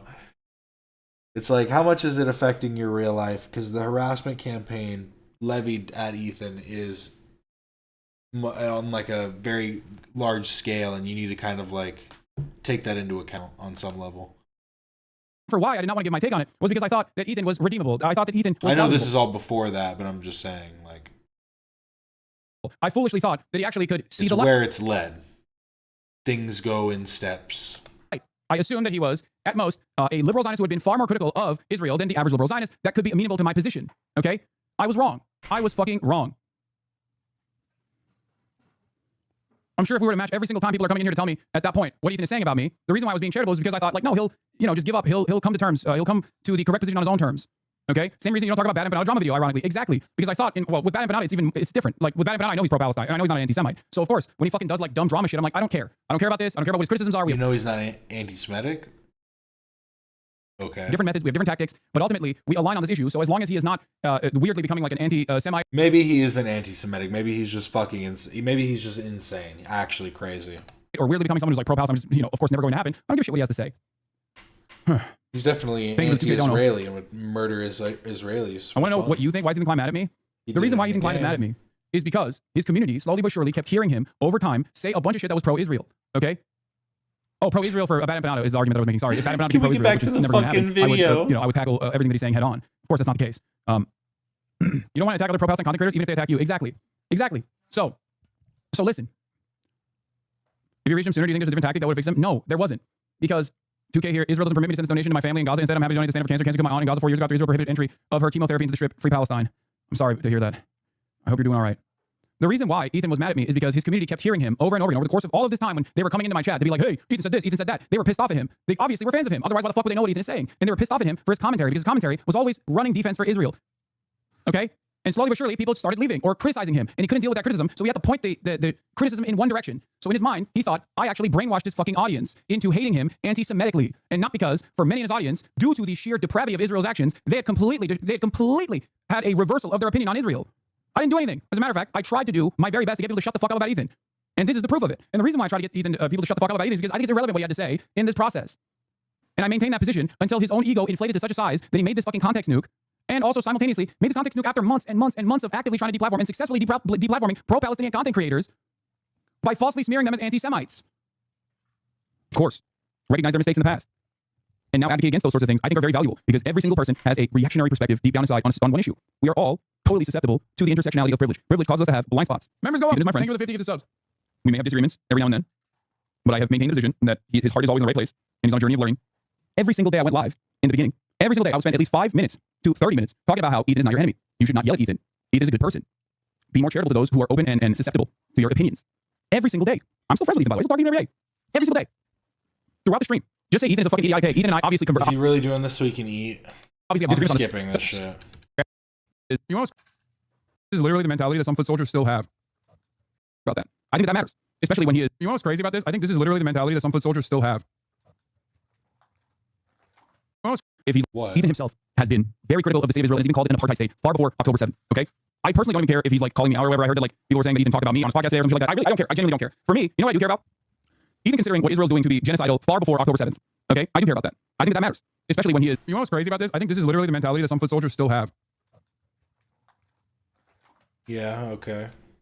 What? Like they unironically still are trapped in this bind where they think, oh no, he's my comfort character, and he means well. He actually means well. He's like, he said it's a genocide. What more do you want? Okay, and I said this even though I could identify the Hezbollah because I thought, as someone who is very good at identifying Hezbollah, I maintained this position because I thought over time his perspective would shift. Over time, I thought he would be an anti-Zionist. Well, oh my God. What do you mean by anti-Zionist? You mean a full destruction of the country of Israel? A full, like, I don't know, man. It's just like, what do you mean by that? Come on. I was wrong. I was totally fucking wrong. I'm like tweaking out, man. Oh my God. It's so close to the subject matter, so close to the different aspects of social conditioning that play a pretty prominent role in the development of. While you were doing this, Ethan was doing things like watching a video called Hasan saying anti-Semitism is fake. The Hasan situation. Dude, no wonder addressing Hasan and his community. So long. Firmly believe, okay, I still firmly believe that regardless of everything else, regardless of how he's responded to people yelling at him online, regardless of all of that, I place a lot more emphasis and a lot more value on those things that the administration is basically fucking using as a hit list. If you don't consider that to be genuinely dangerous for like rabid anti-redeemable on those things that he has said. Ethan fan here, I don't think that Ethan's behavior is honestly dangerous. He's not always right, neither are you. All right, brother, you are irredeemable if you genuinely think that Ethan's year-long conquest of trying to fucking out Palestinian content creators and pro-Palestinian content creators as like rabid anti-Semites, who now the Trump administration is basically fucking using as a hit list. If you don't consider that to be genuinely dangerous for an issue that you seemingly care about, if you think that there's a fucking genocide going on in Israel, if you think Israel's doing a genocide, I assume that his focus on the people who are calling that out is a little unproductive. And yes, it is fucking dangerous. You're missing the point that you're acting like Ethan calling them out would get the fucking U.S. government to look at these people more like heavily, when in reality he's calling them out because their actions are going to lead to like clamping down. It's such a fucking dumb point. What are you talking about? You got like, this is just as dumb as being like Ethan worked with the ADL. Ethan, your words on your stream totally was the deciding factor in the ADL coming after him. It wasn't the actual words that they said. Like, what the fuck, bro? What the fuck is wrong with you? It's dangerous twofold. One is dangerous because it actually creates insane amounts of pressure and potential criminal litigation if need be. But also on top of that, he's gone after fucking people that he's doxed. He's gone after people with litigation, frivolous litigation. Real life decision makers are feeling no pressure. That's the bad side. Dude, he is a 100 millionaire who's using all of his fucking clout to attack pro-Palestinian content creators for a fucking year and has actually been very successful at deplatforming pro-Palestinian content creators by making erroneous claims about how anti-Semitic these pro-Palestinian content creators are. He made 6 small content creators lose their income for a fucking month. One of them was Jewish. It's his community that is weaponized aggressively against all of his fucking enemies. And in the past, his enemies were people like Keemstar. So no one actually... I just feel like, I don't know, it's not like they're the only pro-Palestinian creators, and just because Ethan came after them, I don't know, I feel like the fact that they're of different like religious backgrounds and stuff should kind of, it kind of undermines your point that he's like just coming after them because of their like beliefs. Like obviously people are going to believe different things, but one of the things that they are all united on is the way that they like talk about Ethan and their view on Palestine. You can give that too, but which is more pertinent to Ethan in his drama YouTube podcast? actually thought of anything about it. No one actually thought it was weird. Or in how you like, because again, it's like, is he attacking them for the perspective on like on Israel Palestine, or just their rhetoric that they use? grows. Or billionaires like fucking Ryan Kavanaugh. Now his enemies are seemingly all of the pro-Palestine content creators, whether they're Muslim or Jewish, doesn't fucking matter. He literally shit on Sam Cedar the other day. Stop both sides in this fucking issue. You're out of your goddamn mind. On. He actually chastised me for what? Let's see. Ethan is very frustrated and very emotional in this moment, but doesn't recognize that, like, perhaps a Lebanese woman who's a hijabi in the United States of America could also be very emotional in this exact same moment. You know what I mean? Like, that's what's so... And the reality of the matter is, anti-Semitism is an unacceptable form of bigotry, whereas Islamophobia is a very acceptable form of bigotry. So being the bigger person in this situation, regardless of your feelings... So anyway, and God forbid you actually read the chat. But that's it? So I'm still being fucking open-minded to him? Well, I don't know. This is a fucking random point in a podcast. I don't know if that was it. And he's mad? What I'm hearing, frankly, is that anti-Semitism is not really an issue, and so you shouldn't. Your complaints are less equal than Frogan's complaints, because Islamophobia is more serious than anti-Semitism. Despite, by the way, the fact that, as I pointed out, in reality, or not the opposite, because there is Islamophobia, but like this claim that anti-Semitism doesn't exist because everybody knows it wrong, as I perceive it, is absolutely false. I've never seen more open anti-Semitism in my life. So it's his stupidity? Like, he didn't understand? He didn't fucking understand what I was saying there? That's not my point at all. How the fuck does his chat watch this, by the way, and not go, hey, Ethan, that's not what he said? My whole life, the way that it's being... I called out how toxic Hasan's community is, and I said I remember why I left, and he brought up my chat logs and put me on blast. That was fun. normalized by the left and the right, and it's being kind of, you know, in a case like this, he's normalizing it. He's normalizing it, he's greenlighting it. Again, I'm normalizing anti-Semitism and I'm greenlighting it. You get banned in chat for pushing back? Textbook example of competitive victimhood. There is no fucking victimhood here. He is conflating real anti-Semitism with anti-Zionists criticizing him, a Jewish man, not realizing that they're not criticizing him because he's Jewish. They're criticizing him because of what he's fucking saying. That's at the heart of the matter here. That's the whole problem. I made a fucking good point here. I literally said what I'm saying right now. I said, Ethan does not understand that Islamophobia is institutionally permissible, and he... Don't fucking pick your teeth while you're talking, bro. Come on. What he suspects as anti-Semitism is not anti-Semitism, and he should be more gracious to people that he perceives as being anti-Semitic when it's actually over his opinions on Israel. I genuinely think Ethan Klein thinks that anti-Semitism is whatever he feels bad. Got you with the $10. Fuck cancer. No, I'm not done with your little ass yet. All right. Well, I wanted to watch this. There's very real anti-Semitism directed towards him, directed towards Jewish people across the board, and that fucking terrifies him. And I think that there's a real element there for a lot of Jewish people, especially. Like, yeah, they see anti-Semitism rising, and if at any point do they actually associate criticism of Israel with anti-Semitism, and people like Dan Bilzerian play a fucking formative role in people all the way up until December 15th. I'm saying like, oh, I think Ethan is misunderstanding and making a conflation, still giving him charity, still giving him grace. This is what he was saying about me at the time. So you know what? Go listen to Hasan. People say, I need to go listen to Hasan. This is bullshit. Please, go listen to Hasan. Who fucking, by the way, yells at people in chat, calls them Zionist genocidal monsters for suggesting that the hospital wasn't bombed, okay, by the IDF, which is the same fucking thing that Hasan's fans come and tell me. So fuck that. There's nothing wrong with me and Hasan, but there's a lot of shit that on the way that he covers this that I think is fucked up. Okay, 500 of the last confirmed kills did not come from Israel. So what? Are you just mad only when Hamas kills people then? Because that's what you're saying. I'm mad when all people die, but I don't think he or many people seem to care when Hamas kills a bunch of their people. I mean, that's what I'm saying. Dude, I can't believe the counter rocket barrage from the Hamas teams on the ground actually caused these 500 people to die in the fucking hospital. Then what the fuck are you saying? What about the 3,000 people that died in the fucking week prior by Israeli bombs? I don't understand the theory that like the truth doesn't matter. Someone said, hey, I don't think Israel bombed the hospital. It's, according to the evidence, something like really mild, and he freaks the fuck out. I wonder why I freaked the fuck out. This is right after Al-Ahli. I literally feel like no wonder his fucking audience understandably thought that he was defending Israel. Can you imagine? Claiming Israel would never bomb a hospital. I don't understand. This is definitely the doing of Palestinian Islamic Jihad or Hamas or whatever the fuck Israel said without any evidence whatsoever. Okay? Yeah, I didn't know this shit. This is my first time seeing it. Yeah, of course we're going to think fucking Zionists. This is Zionist propaganda. This is precisely what it is. Oh, I care when all Palestinians die, except it's really fucked up that you would say Israel bombed a hospital. Does Ethan know that Israel actually bombed the Al-Ahli hospital the week prior? 2 days before the courtyard explosion, Israel actually blew up and artillery shelled the fucking radiology room in the Al-Ahli hospital. I wonder why all the... What was the reason for that? They just did it for fun? For funsies. Doctors in the Al Ahli hospital were like, oh, Israel did this. Perhaps they're all in the pocket of Hamas. Even if their claim is false, what was their claim at least? Was it literally they just wanted to kill him? Come on. That was also a pivotal point for a lot of these fucking dipshits, the apolitical centrist commentators all jumped on that to be like, Hasan is lying to people. Israel would never bomb a hospital. So where are they now? Where are they now? Israel's bombed every fucking hospital, including Al Ahli, over and over. I'm going to get through a bit of this. We're going to go for a few hours. I have the time today, so I want to understand Hasan's perspective. I need to give him the benefit of the doubt. But my God. Again, Israel sieged every hospital since then. Now, when you hear Ethan Klein's perspective on this matter, he turns around and says it's because Hamas is putting fucking people under tunnels inside of the hospital. That's why that's why Israel has to bomb these hospitals. That's what he said to Sam Cedar the other day, or no, before his talk with Sam Cedar. Think about that. Oh, they have command centers under these fucking hospitals. That's why it's Hamas's fault that Israel has to bomb these hospitals anyway. Has he covered any of those fucking strikes? No. The only time I've heard him talk about hospitals being bombed was here when he's trying to say that it was actually Palestinians that blew themselves up. And how fucked up it is that I'm casting suspicion on that narrative, which, by the way, still to this day, no fucking conclusive evidence, and the only evidence that Israel ever presented on the matter was immediately destroyed.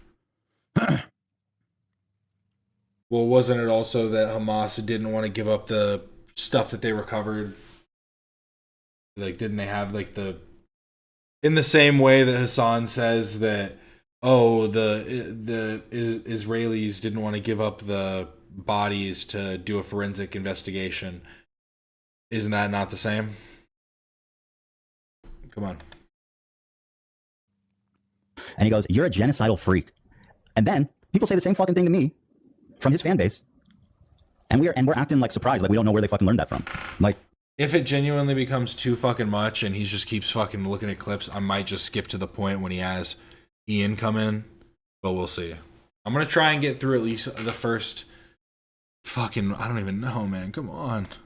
I learned it from you, Dad. I think it's covered. Yeah, this is perfectly representative of his mentality. Through the first 10 this is minutes. perfectly representative of his mentality. Everyone in his fan base learned it from me. In some of these cases has been not good. Thought we needed leftovers more than ever. Yeah, I changed my mind. I mean, what do you want me to do? It was fucking horrible. I feel like Hasan's fans were trying to destroy my life, my wife's life. They were calling me genocidal. For what? For what? But I do think he's contributing to this idea that all Israelis are, occupiers, which is a really dangerous fucking stance to take. Why? Doesn't matter. Terrible that the people died, but I encourage you to look into where Hamas was firing. You fucking piece of shit. Because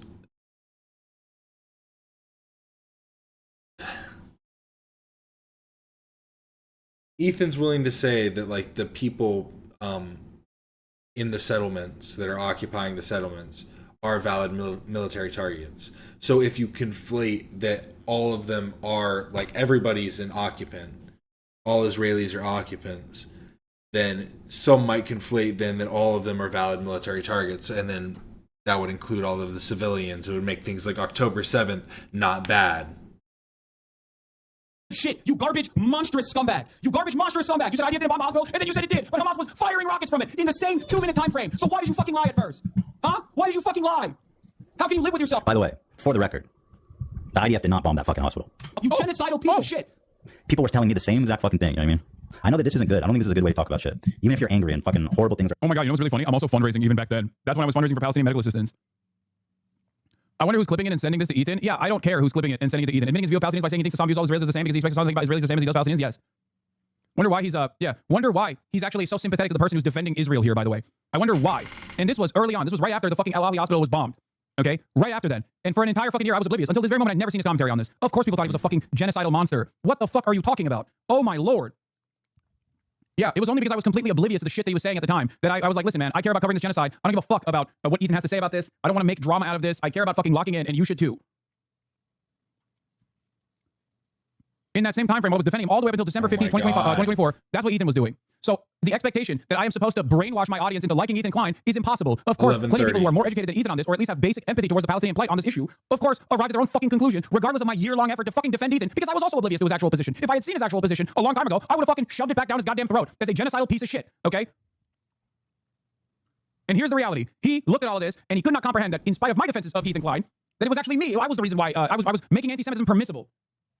Yeah, Ethan thought this specific hospital was bombed by Hamas, but every other building in a 20-kilometer radius was bombed by Israel, even though the hospital itself was also bombed by Israel 2 days prior.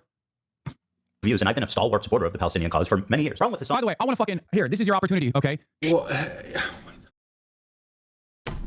I'm sorry, I wasn't even thinking about this, but that does make it even. Like, are those like provable that they have like accepted that Israel did bomb the hospital on those other 2 days? Because if that's true, then why the fuck would they lie about the third one? Why would they lie about the one that they claimed was Hamas? Just purely because they wanted to claim one was Hamas? It's fucking like, what? What? Then why wouldn't they give up the, you know, what they recovered, the shells of it or whatever? They could be like, oh, look what happened. Show me all the fucking things Ethan said in this time frame. I know we're only 11 minutes in. I don't care. Give me all the fucking Ethan clips that in this time frame where he was like from the beginning to the end, all the times this motherfucker was actually defending Israel, so we can make an assessment on whether or not it was actually appropriate for people to think that he was pro-genocide or anti-genocide. Stalwart supporter, he says. Why'd you say at Hasan Abi? What? Stalwart supporter of Palestine. What will he say? Wait, hold on. 1 second. Hold on. Yeah, he's going to show you all the support that he's done. Yeah, let's see. Coverage, and a lot of people like him, was their complete lack of no, yeah, that is fucking okay. Okay, wait, he's getting a fucking message from fucking Mike from PA. Oh my god. Oh, I think I just found a Mike from PA VOD channel. Oh. Interesting. Oh, there's only a few. But he got a message from Mike from PA who's like, wait, Hasan, please, look at my private message. I feel like that's what happened. empathy for the Jewish people who were frankly slaughtered by Hamas. He refused to show even a crumb of empathy. He's sending him more clips. The Jewish victims. But listen to what this guy has to say. And as you might have seen, there was some sort of rave or desert party where they were having a great time until the resistance came and electrified hang gliders and took at least several dozen hipsters. But I'm sure they're doing very fine despite what the New York Post says. But nobody had seen this coming. I mean, that's insane, right? I don't even. Yeah. Okay. Like, okay. I don't. Just criticizing people. You don't have to comment if you're not comfortable about it. I honestly felt at times that he and his audience barely thought of Israelis as humans. But this dude just called babies militants. No, I understand. And there are baby settlers as well. There are baby settlers as well. There are babies in the settlements. Part of running defense for Hamas is that I can't believe he literally clip-champed conversations that we had together. Like, how depraved, how fucking depraved that he would go back to a back-and-forth conversation that we had. Explain the point then. To clip a conversation that we had out of context. You know what my fucking position was. My position is for a one state. The reason why I believe in one state is because I don't even think the 750,000 settlers could be, in an ethical manner, moved from all of the land that they have occupied as terrorists. I was saying, you think every settler is a valid military target. There are settler babies. I didn't say I think it's valid to kill settler babies. What an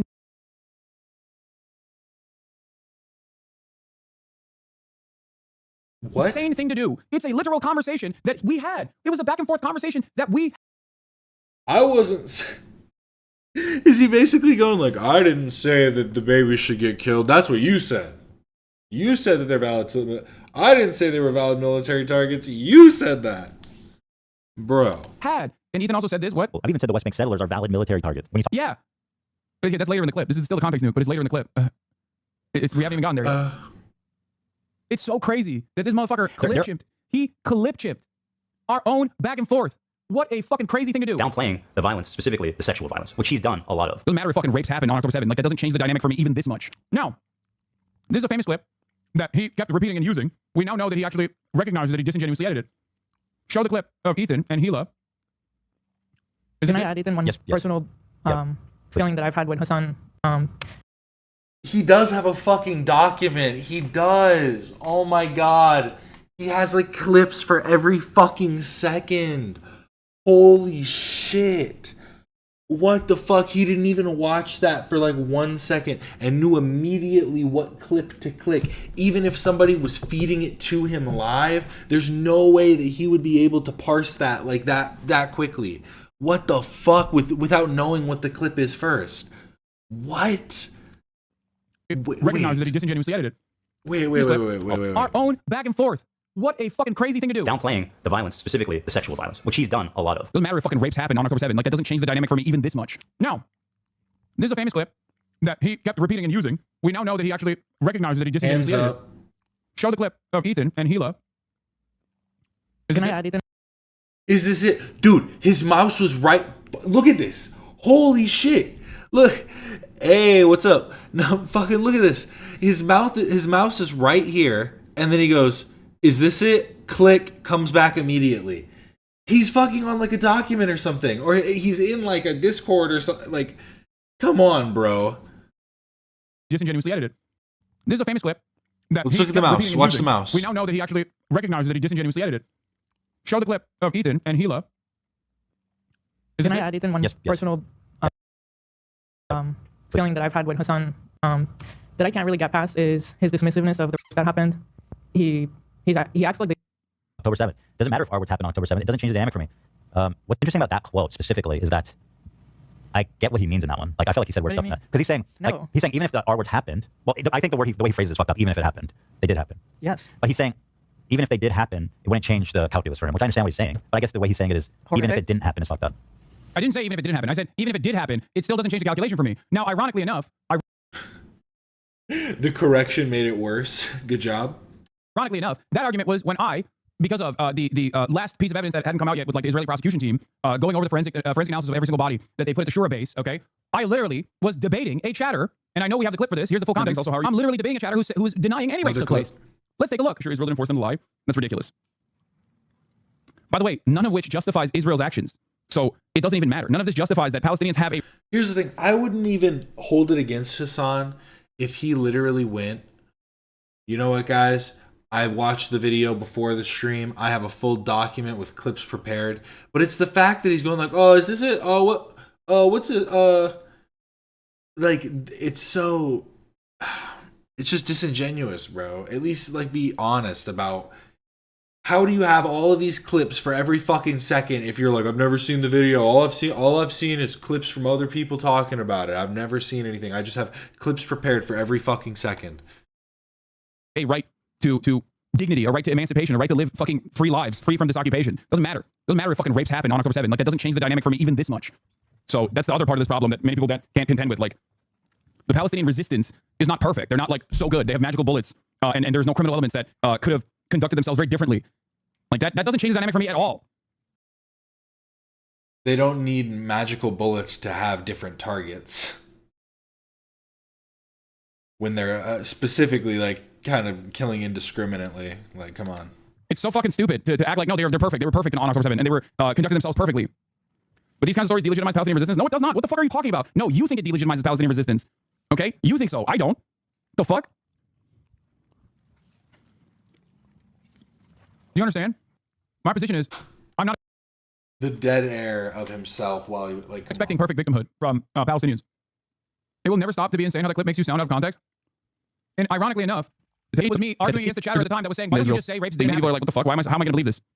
Other like non-professional forensic accounting being conducted on October 7th. This has muddied the waters so much that understandably many people are like, what the fuck? How am I going to believe this? How am I supposed to believe anything that Israel says? It's a perfectly valid fucking criticism to have against the state that has lied every single step of the fucking way.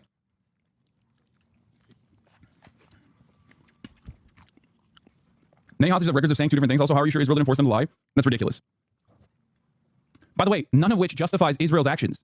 So it doesn't even matter. None of this justifies that Palestinians have a right to dignity, a right to emancipation, a right. What I'm saying is, rapes or no rapes doesn't fucking matter. Beyond October 7th and before October 7th, Palestinians still have a right. So did the rapes happen, yes or no? Right to dignity and self-determination. You cannot genocide people and be like, oh, well, they did rapes. Like, nothing justifies a genocide. Even another genocide doesn't justify a genocide. Do you understand? Like, would it be justified to genocide the entirety of the German population after the Holocaust? I still don't think so. There were fucking children. There's babies. You know what I mean? You're killing innocent civilians. That's my perspective. And that's the most extreme population after the genocide. Even another genocide. You cannot genocide people on October 7th to dignity, a right to emancipation, a right. What I'm saying is, rapes or no rapes doesn't fucking matter. Beyond October 7th and before October 7th, Palestinians still have a right to dignity and self-determination. You cannot genocide people and be like, oh, well, they did rapes. Like, nothing justifies a genocide. Even another genocide doesn't justify a genocide. Do you understand? Like, would it be justified to genocide the entirety of the German population after the Holocaust? I still don't think so. There were fucking children. There's babies. You know what I mean? You're killing innocent civilians. That's my perspective, and that's the most extreme position that you can arrive at. Genocide is not justice. That's literally what I've said about Israel. If you want to consider Israel Nazis, like some people call them, they call like them, you know, Zionist Nazis, neo-Nazis.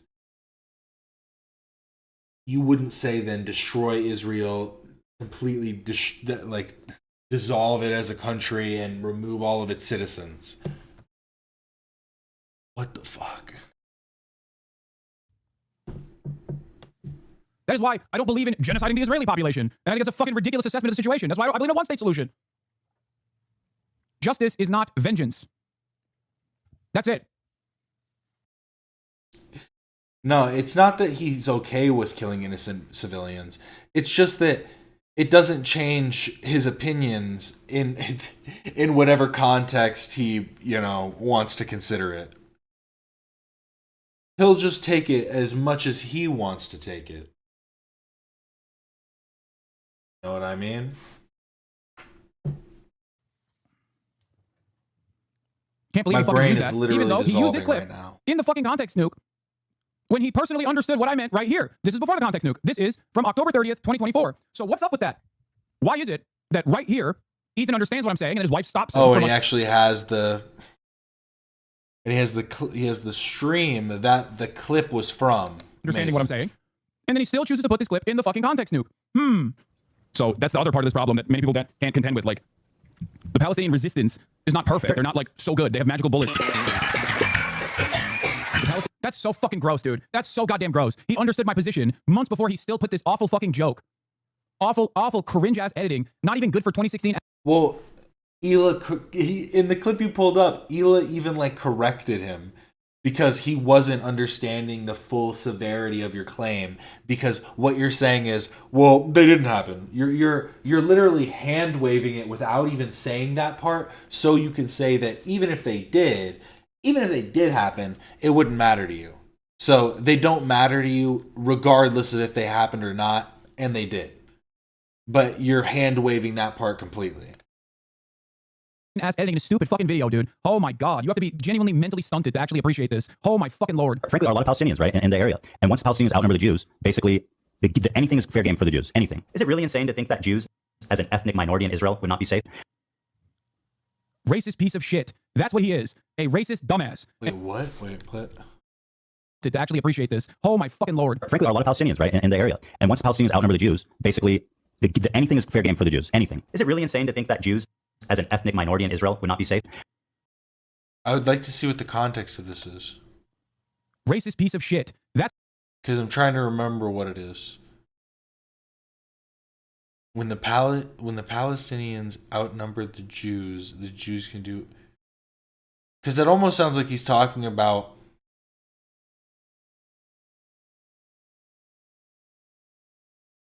I don't even know. I would have to see the clip. Show the full clip. You're pulling all these fucking different streams up. Show the clip. A racist dumbass. And the only reason why people don't see this horrifyingly, monstrously racist dumbassery is because they do. Because I will say, it looks bad, but you're the one who's calling him out for clip chimping or whatever.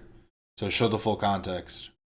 Are conditioned into thinking that Arabs are fucking barbaric rapist monsters. The idea that equal rights for Arabs who are not Jewish and Arab Jews and Ashkenazi Jews and everybody in the region have equal rights. Well, no, I think he understands. It's not Arabs as a whole. He just understands that Palestinians have been fucking oppressed so heavily that if you just immediately dissolve the borders and when now it's a one state, obviously there's going to be a reckoning of some kind, and then Israel is again going to start just fucking wiping people out.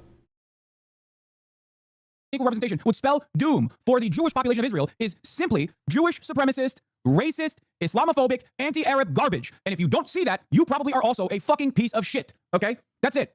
Oh my fucking lord, I can't believe it. I cannot believe it. Of course people looked at that and were like, this is gross, dude. You're a fucking gross piece of shit. God damn, what a racist fucking monster he is. Oh my fucking lord. Yeah, I know. We already talked about, I covered this before. Hila Klein, former IDF soldier, and wife of Hila Klein, says that if Israeli with Ramallah, they would be lynched. It's a fact. Literally, same type of propaganda used during the Jim Crow South and apartheid South Africa. And then he's like, why won't people think I'm actually pro-Palestine? Stalwart ally of the Palestinian plight, by the way. This fucking guy. This fucking guy. There frankly are a lot of Palestinians, right, in the area. And once Palestinians outnumber the Jews, basically, anything is fair game for the Jews. Yeah, once the white people are outpopulated by the black people, anything is fair game. Oh my God. But is it weird to be afraid though? Yes, it's racist as fuck. What do you mean? Do you guys actually fucking, do you lose your mind when the term Jew comes into the equation, where you just have no capacity to understand Jewish people as the dominant majority group in the Jewish ethno-state? You're thinking anti-Semitism in the way that it exists in the fucking West, or has historically existed in the fucking West, while talking about Israel. What the fuck? Are you stupid? Are you dumb? Did this happen in apartheid South Africa? Is that what happened? Jews are taught to be afraid of Arabs is what I mean. I don't think they should. Yes, what you're describing is fucking racism. What the fuck? Would you ever be this gracious to any other group? Would you ever be this gracious to any other fucking group that came out and were like, well, these Arabs are, they're gonna rape us. They're gonna fucking kill us if we get equal rights. These blacks are gonna rape us if we get equal rights. Like, if a white person said that, you'd be like, what the fuck are you saying? We are all so trained to see Islamophobia as just like invisible. We don't even recognize it. We don't even think that it's like out of the norm. This is what I meant when I said anti-Semitism and Islamophobia are obviously bigotries that are completely unacceptable. Okay, but Islamophobia has institutional permissibility. Anti-Semitism does not. You say anti-Semitic shit, you're gonna get fucking fired. Even if you don't say anti-Semitic shit, people still say you're saying anti-Semitic shit. They get you fucking fired. Like what heathens do. Are you acting like you could go make fun of your coworkers a job? I would like somebody to go try that. I would like somebody to go to work and try and make fun of somebody's job and see how quickly you get fucking sent to HR. What are you talking about? Islamophobia is accepted. Dude, if you call somebody fat in a workplace, you're going to get fucking sent to HR. What are you talking about? Like, you might, if you want to talk about publicly permissible, maybe, but even so, if I saw somebody, see, I'm one of those pent up, angry little boys where if I saw somebody, you know, calling somebody a slur or doing something aggressive, hitting their girlfriend, whatever, that makes them an open target for me. And like, you know, I'm not going to stand for that. I have principles. And those principles allow me to hurt others when they cross the line. But no, it's just like, I don't know. Doing with me. Well, you say Islamophobic shit, they will literally have you, they will elevate you to the highest position in society. They'll be like, all right, great, thank you, please, become the next fucking Secretary of Defense, sir. Look at Pete Hegseth. It's the double standard that exists. If someone were to say, what I consider to be obviously unjustifiable, but if someone were to fucking turn around and say, we must nuke Tel Aviv, then obviously that person would not only get banned, but probably imprisoned.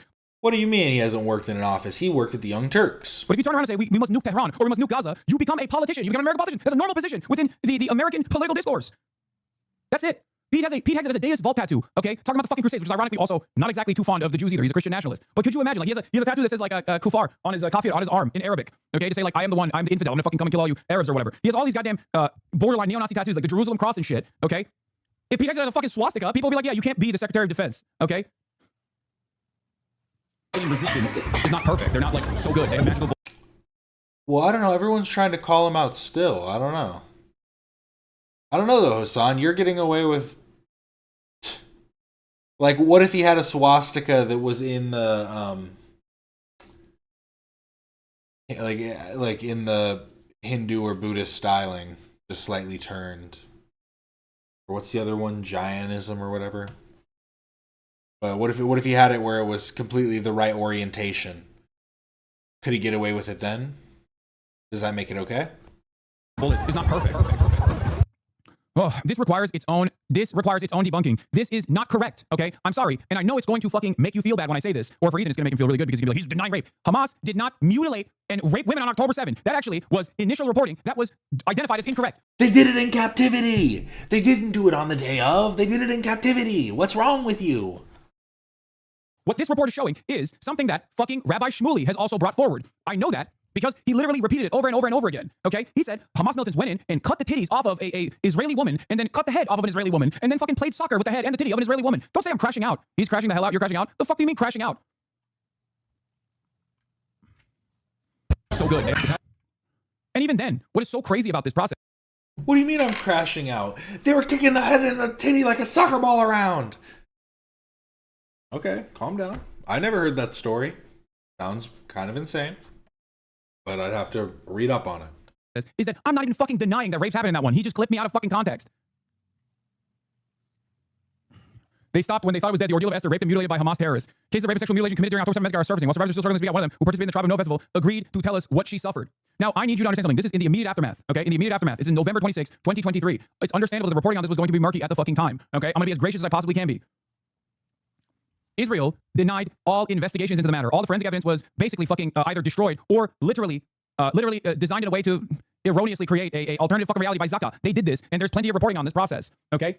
Go back and look at all these fucking reports. Now, the reason why, let me explain something to you. Why is this important to me, okay? Because the reality of the matter is, this is one of those things where it's like, it's a major...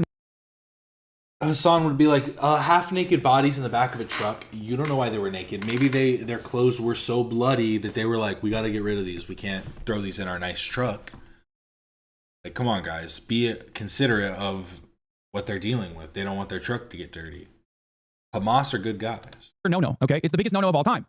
and there is a likelihood that rapes did take place on October 7. It's just that there is no evidence for a Hamas-backed, systematized version of sexual assault that took place on October 7. It is logically already a very difficult thing to suggest, okay? But on top of that, it was one of the most live-streamed atrocities of all time. There are CCTV footages everywhere. There are body camera footages. Israel had access to every single Hamas militant's body camera footage, okay? They had it from every fucking angle, and they couldn't find one singular piece of fucking CCTV footage or visible evidence beyond photos that they claim implied that sexual assault took place, including family members. I believe it was Shani Luke. Family members of Shani Luke came out and said, "Stop saying my daughter got raped. She did not get sexually fucking assaulted." Like, they literally would deny the wishes of the existing victims, the family members, to make this argument. Now, why is this important? Because there was a shit ton of atrocities that took place on October 7. It was brutal, okay? It was violent.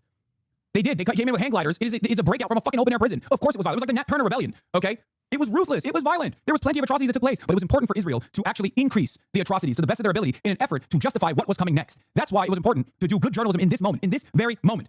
That's why they went on with the babies in the ovens nonsense, or 40 babies were beheaded. Shit that, by the way, Ethan and Hila still repeat. Atrocity propaganda that justifies the unimaginable, untold amounts of terror that Israel subjected the entirety of the Palestinian population to. Okay? There's never been a moment where my analysis of the situation wasn't that October 7 was horrifying. It was absolutely considered an act of terror. It was. It's true. Still, the majority of the fucking people that were killed were civilians. Okay? That's unacceptable. But I understand what the conditions are that caused October 7 to happen. And if you can't have that... So does everybody else. We understand. But all you had to say was that it was a terrorist. It was an act of terror. But that was all we were asking for. There, we got it. We got them, boys. Fucking conversation. You don't want to solve the problem. You just want Palestinians to get slaughtered over and over again for 76 fucking years. And Ethan understood the gravity of accusing Israel of systematic sexual abuse on the last episode of Leftovers. When he provided a source on the spot, he didn't believe it and wanted more credible evidence. Weird how he understands the gravity when it's accusing Israel, but not when accusing Hamas, and those accusations are being used to justify genocide. Exactly. The irony, of course, is that I'm not even using Israel's previous reporting on the matter, that Israel has systematically raped Palestinian women and boys at checkpoints and in their detention facilities to justify October 7. I'm not even saying that. Some people do. I'm not doing that. I just hate that he always says this, because when he says things like, because he doesn't say systematically or systemically, he says, or maybe he does say he said systematized or whatever. And he's like implying that it's like a military aim of theirs to go and sexually assault people. I think that most people, or like, maybe I'm the ignorant one, but my presumption was always just that it seems that they don't hold their military, if you want to call it a military, they're obviously doing terror, you just said it yourself, but they're not holding their military accountable when they are committing acts of terror. The Hamas government, that's supposed to be running and doing good things, they aren't holding their military accountable for their terrorist actions.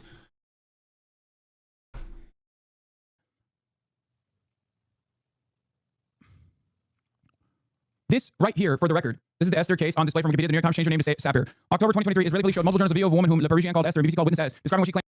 And also, even... I don't know why it's so hard for him to believe that things other than murder happened on October 7th, considering he can acknowledge that things happened later. Why did they wait? What, they all just wait, like every single one that was going to do it just waited until later on? Claims to have seen from her hiding place near the festival. A militant bent someone over, then Esther understood that he was raping the victim. The militant passed her on to someone else. She was still alive and bleeding from the back. The man cut off parts of her body, sliced her breast, threw her on the street, and played with it. Another militant raped her, then while still penetrating her, shot her in the head, and then ejaculated. 2 months later, in December 2023, the New York Times reported accounts with very similar themes from a witness identified as Sapir. This is not something that took place, okay? I need you to understand. This is not real, okay? Here. Also, the person that conducted the fucking UN report admitted that it was a mischaracterization that genital mutilation took place. Well, I mean, that's one claim that you're saying has been discredited. Okay, maybe. Fuck. The reason why this is important, by the way, stop debating rape and focus on the genocide. Lord, no, shut the fuck up. You want to know why this is important to cover? Because this is a colonialist tactic, okay? All of the barbaric rapist savages. It is the same exact fucking principle that whites in apartheid South Africa applied to the black population of South Africa. It is the same exact principle that white settler colonial violence that the Native Americans were subjected to that justified their genocide. It is the exact same thing that white Klansmen said in the Reconstruction era and as they went on to lynch black people in the aftermath of the Reconstruction era in the Jim Crow South. This is a colonialist tactic to fucking lie about the sexual barbarity of these animals, these primal beings that are violent and scary and must be fucking put to heel. That is precisely the reason why it's important to address the truth of this so that justice can be served for the... I mean, can you say the same thing about when they said that the Israeli, the IDF soldiers raped that person to death when the person had like head trauma and it wasn't, I don't think it was claimed that the person had been sexually violated, but they said that because that they were pulled to like a spot that was off camera, that means that they raped them to death. The fucking victims, okay? Not discounting that sexual assault or sexual violence ever took place on October 7th, because that is commonplace in conflicts. But having said that, you must understand the reason as to why this was so important for Israel to push. My brain is genuinely melting. It absolutely plays a role in the way that people fucking analyze the Palestinian population. I keep saying that, but it just becomes more and Chris more Kunzler true. and I had a wonderful conversation about this, about the psychosexual nature of this kind of projection propaganda. Here, let's take a look. The settlers always projected their desires onto the colonized. They would always say, he says specifically in the case of the southern United States, is the white man not always saying that the black man at any opportunity would jump on the good white woman at any given opportunity? Lynchings would very often culminate with of people's. In the case of, he spoke constantly about how bad Jewish boys would attack German women at every opportunity. And in fact, one of the most racist figures and reprehensible within his... Every time he gets up like that, I'm just skipping it. I'm just skipping the fucking point. Also debunked it. Patton's team said that the accounts of gang rape could not be verified during the time provided along Road 232. This is the escape route from the Supernova Music Festival where two individuals claimed they saw gang rape. Ross Cohen and Sapir or Witness S. Their stories have been cited by virtually every one of the 13 media investigations as civil supply. Okay, you're discrediting one claim. One account. There were... What about the ones that Ethan presented to you in the debate? Do you want to discredit those as well? Society reports as evidence of rape. The statement further undermines Israeli and media claims that mass rape occurred on October 7. It is literally Emmett Till shit, okay? It's ridiculous. The forensic pathologist looked at all of the bodies. How is that any... Wait, what? How is that anything similar to... What? What the fuck? That is disgusting. That was like a fucking what? What the fuck? Somebody still died. Like... Or did they not die and it was just a claim? And... Because in the case of Emmett Till at least died. Like, it's just such a... That was such a weird comparison that doesn't hold up at all. That was so weird. And did not find a single one that had that specific type of genital mutilation. As a matter of fact, there's another story about like nails in someone's genitals or something. And mischaracterizing grazing gunshot wounds to genitalia as targeted genital mutilation using knives. Here's the UN, the Office of the Special Representative, the Secretary General on Sexual Violence Conflict. Okay, additional challenges emerged due to erroneous interpretations of states' bodies by some volunteer first responders without relevant. He does drink a lot of Dr. Pepper. It's honestly, I can't blame him though. That shit's good. Look how fucking stocked it is too. I think he has minis, bro. Just get the normal sized ones. You go grab them so often. Qualifications or expertise. Some examples include mistaking post-mortem pugilistic posturing, a boxer-like body posture with flexed elbows, clenched fists, and spread legs, and flexed knees due to the burn damage as indicative of sexual violence, misinterpreting anal dilation due to post-mortem changes as indicative of anal penetration, and mischaracterizing grazing gunshot wounds to genitalia as a targeted genital mutilation using knives. The reason why they mischaracterized it is because the first responders were not actually forensic pathologists. They did not have the capacity to do an autopsy on the fucking spot. So they just looked at it and then said, this is what must have happened. And then the Israeli media ran with that fucking story. This is the reason why I said it's important to fucking arrive at a real conclusion with verifiable evidence. You want to know why I said, and many people made hay of me saying circumstantial evidence in this regard in the UN preliminary report does not meet the standards of circumstantial evidence that would be used in a fucking court of law, because you're looking at a photo of someone going like this and you make up your mind on it. But a forensic, a person that is supposed to conduct the autopsy is going to actually figure out whether or not this thing that you're suspecting happened. Oh. Every single piece of... They don't figure out if it did happen. They just figure out the likelihood of what could have happened. Every single headline that Ethan erroneously slaps on here, including this one, is contributing to, once again, Screams Without Words, how Hamas weaponized sexual violence on October 7th is a great fucking example of a story that did not meet the standard of New York Times' own editorial review. The way that he was, bro, I'm telling you, he has to have a document or something. The way that he's able to like play for a split second, a frame. And he's like, see, this is what I'm talking about. I mean, immediately. Was so goddamn controversial, but so necessary so that Israel could keep pushing the narrative of Palestinian barbarity. What were we talking about? This story was written by a person who had insanely racist shit on her timeline, so much so that the New York Times actually dropped her after the story, okay? The story itself was incredibly controversial within the New York Times editorial board because they said it did not meet the internal standards of the New York Times editorial team because they could not, there was no verifiable evidence and simply claims people were making that could very easily be destroyed in a moment's fucking notice, and as many of them did. What a dumb cunt. Yeah, this is one of the three authors of the Screams Without Words mass rape atrocity propaganda hoax. Anat Schwartz, she liked post to cut that out. This is the person that the New York Times actually fucking hired. Anat Schwartz liked this post that said, turn the strip into a slaughterhouse. The New York Times saw all of this and said, okay, we can't have her do reporting for Israel again. That's not good. Huh. If this didn't meet the standards, why did this article come out? Well, because atrocity propaganda was an absolute fucking necessity, okay? And the reason why I'm not moving on from this, and I know why some girly pops might actually have some issues with this, because you're like, oh. Sorry, it's just genuinely, listening to him talk is frying my brain, and that just slipped out. He's just so everything he says is just my bad. I've heard this before. No, you have to understand something very important here. This is the same exact type of atrocity propaganda that colonial powers have always used against black people, against Native Americans, and the German Nazis used against Jews, okay? That they're rapist monsters. This is the oldest fucking colonial propaganda in the goddamn book because it's such a depraved act to do this level of harm to a victim that when you hear it, you don't even want to think about anything else. You are immediately and understandably grossed out by it. It's the same exact shit that we do right now with immigrants. Immigrants are rapists. Immigrants are rapists. Why do you think Trump says that over and over again with no evidence whatsoever? And it's incredibly frustrating that I actually, in our debate, asked Ethan, do you have any names? Do you have any victims that have come out and actually offered firsthand testimony to this barbaric sexual assault that you're saying was systematized by Hamas, that where mass rapes took place on October 7th? Do you have any victims? What are their names? Because I do not reflexively disbelieve women. I do believe women. When a woman comes out and says, this actually happened, this happened to me. Like, for example, the testimony of I think her name is Amit Shoshana, right? The one that Ethan kept showing over and over again. She was sexually assaulted in captivity, okay? That is in the UN Sexual Violence and Conflict Report. That is the verifiable instance of rape that did not happen on October 7th, but actually happened in captivity, okay? Ethan kept playing that over and over again, not understanding that I've never actually denied that. And he kept using her testimony to imply that her testimony was from October 7th over and over and over again. However, yeah, that's all I was saying. Evidence. There is, however, real evidence as far as like first-hand accounts and See you next testimony. Even Tuesday. the same, That this was is it. moments before that clip that he posted about, by the way, to make me look like I'm just laughing about rapes taking place in testimony from hostages. So that part is real. That did happen, which is very important, and that was a part of the UN investigation that was conducted. There is, however, evidence. There is, however, real evidence. I think you need to clarify systematically. People are struggling to understand what you mean. There is no... Hasan, please respond to it. It's very important. They're going to use it against you. What do you have to say to Hilla's reasoning for Israel not letting forensic investigations that do to religious regions they buried the body ASAP? That's a fucking lie, and she's wrong. They did actually conduct forensic examination on many of the bodies. They didn't immediately bury them. She's literally wrong. They took the bodies to the Shura base, and they actually did look at the bodies. The issue, however, was that the initial forensic examination was not conducted by real specialists. Zaka ended up desecrating the bodies in the process and ruining any sort of on-the-spot kinetic forensic examination from taking place because you have to look at the way that like bodies are presented to develop an understanding of what happened, like how this person died. They denied a real investigation to so many Israelis. Ethan tried to say that as well. Can you show us proof? Yes, I can. Hold on. I will.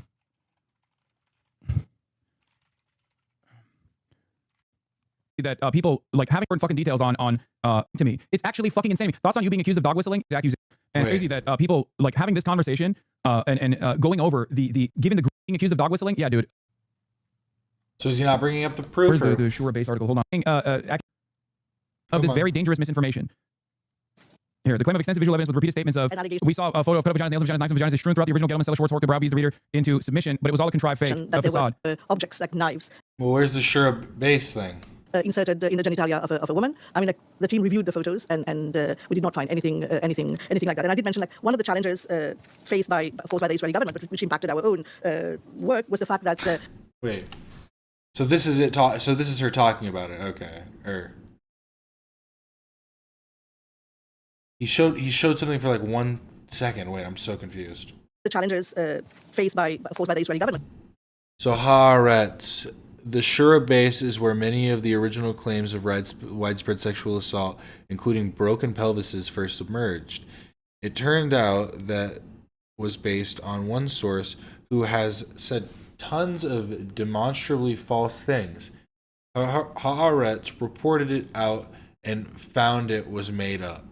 However, at Shura base, to which most of the bodies were taken for purposes of identification, there were live forensic pathologists at work. In that capacity, they also examined bodies that arrived completely or partially naked in order to examine the possibility of rape.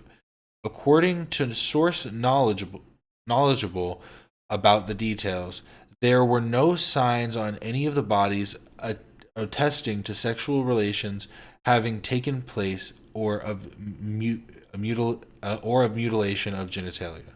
Sorry, it's just so small. According to the source who is knowledgeable about the investigation on the night between October 7th and October 8th, 6 police forensic investigation teams, 12 police officers, all told worked at the site of the party alongside volunteers of Zara Search and Rescue. The police worked in the dark of night in an area where hostels were still underway, with Air Force helicopters above them firing volleys. In the course of their work, which included photographing faces only and recovering the victims ahead of their evacuation, more than 200 bodies were documented. These teams did not document a single case of sexual assault or cases of genital mutilation. Beyond this, from inquiries put to 3 bodies in the defense established by Haaretz, it emerged that the intelligence material collected by the police and the intelligence bodies included footage of the terrorists. Body cameras do not contain visual documentation of any acts of rape themselves. Okay, that's at least somewhat interesting, but one sec. Which impacted our own work was the fact that inaccurate, unreliable forensic conclusions were drawn by untrained volunteer first responders. And we give some examples. We give some examples in the report, such as interpreting an anal dilation as anal penetration, when, according to our forensic expert, we've extensive burn damage. This is what you get, anal dilation. And the position of the body. Do you understand why the UN report itself said that, like, the circumstantial evidence is still important and valid to make an assessment, but it doesn't reach the normal standard of an investigation? This was a preliminary report that was conducted. A preliminary report is like a field breathalyzer. When you're drunk driving and a cop pulls you over, they first give you a field breathalyzer test. That field breathalyzer test is actually very inconsistent, but that's a test that allows the police to detain you, to take you to the fucking precinct, so you can use the real breathalyzer in the precinct. That one is actually admissible in court. The field breathalyzer test is inadmissible in court. It doesn't mean that you're actually drunk. It's not proof to actually say you have conclusively driven drunk. It's only enough proof to detain you so they can take you to the fucking real deal. This is the exact same principle with a preliminary investigation. The UN conducted this preliminary investigation, and then Israel said, you cannot conduct an actual investigation into this process. You just have to take our word for it. Do you understand? Why would they say no to this? Do you think that the fucking United Nations is anti-Semitic? Do you think that they're Hamas? Do you think that they're just going to look at all of this information and then make up a conclusion that makes Israel look bad erroneously? What are you, fucking nuts? That's what Israel thinks. It's psychotic. They do. Yeah, I know they think that, but it's fucking bullshit. That's bullshit. Do you understand? Yeah. Here's what Criminal Patents UN report on sexual violence actually said. Section 2.1, first paragraph. Is this where this? In spite of its own complicity in the Israeli narrative, Patents report undermines several of that narrative's fundamental tenets. Western mass media is currently engaged in a concerted campaign to ignore this, as it spins the report's vindication of claims Hamas committed systematic rape on October 7. In fact, the report explicitly does not reach this conclusion. 2.1. The UN report does not find a pattern of sexual violence on October 7. This was a central claim of Jeffrey Gettleman, Enoch Schwartz, and Adam Sella on their now thoroughly discredited article, Screams Without Words, How Hamas Weaponized Sexual Violence on October 7, which argued that Hamas fighters did not carry out rogue or isolated acts of rape, but rather engaged in a broader pattern of gender-based violence using rape as a weapon of war. However, when 52 minutes into Patton's March 4 press conference, Farnas Fasihi from the Times asked, would you say you found a pattern of sexual violence was a strategy of Hamas, both on October 7 attacks and in regards to the hostages? Patton answers definitively in the negative.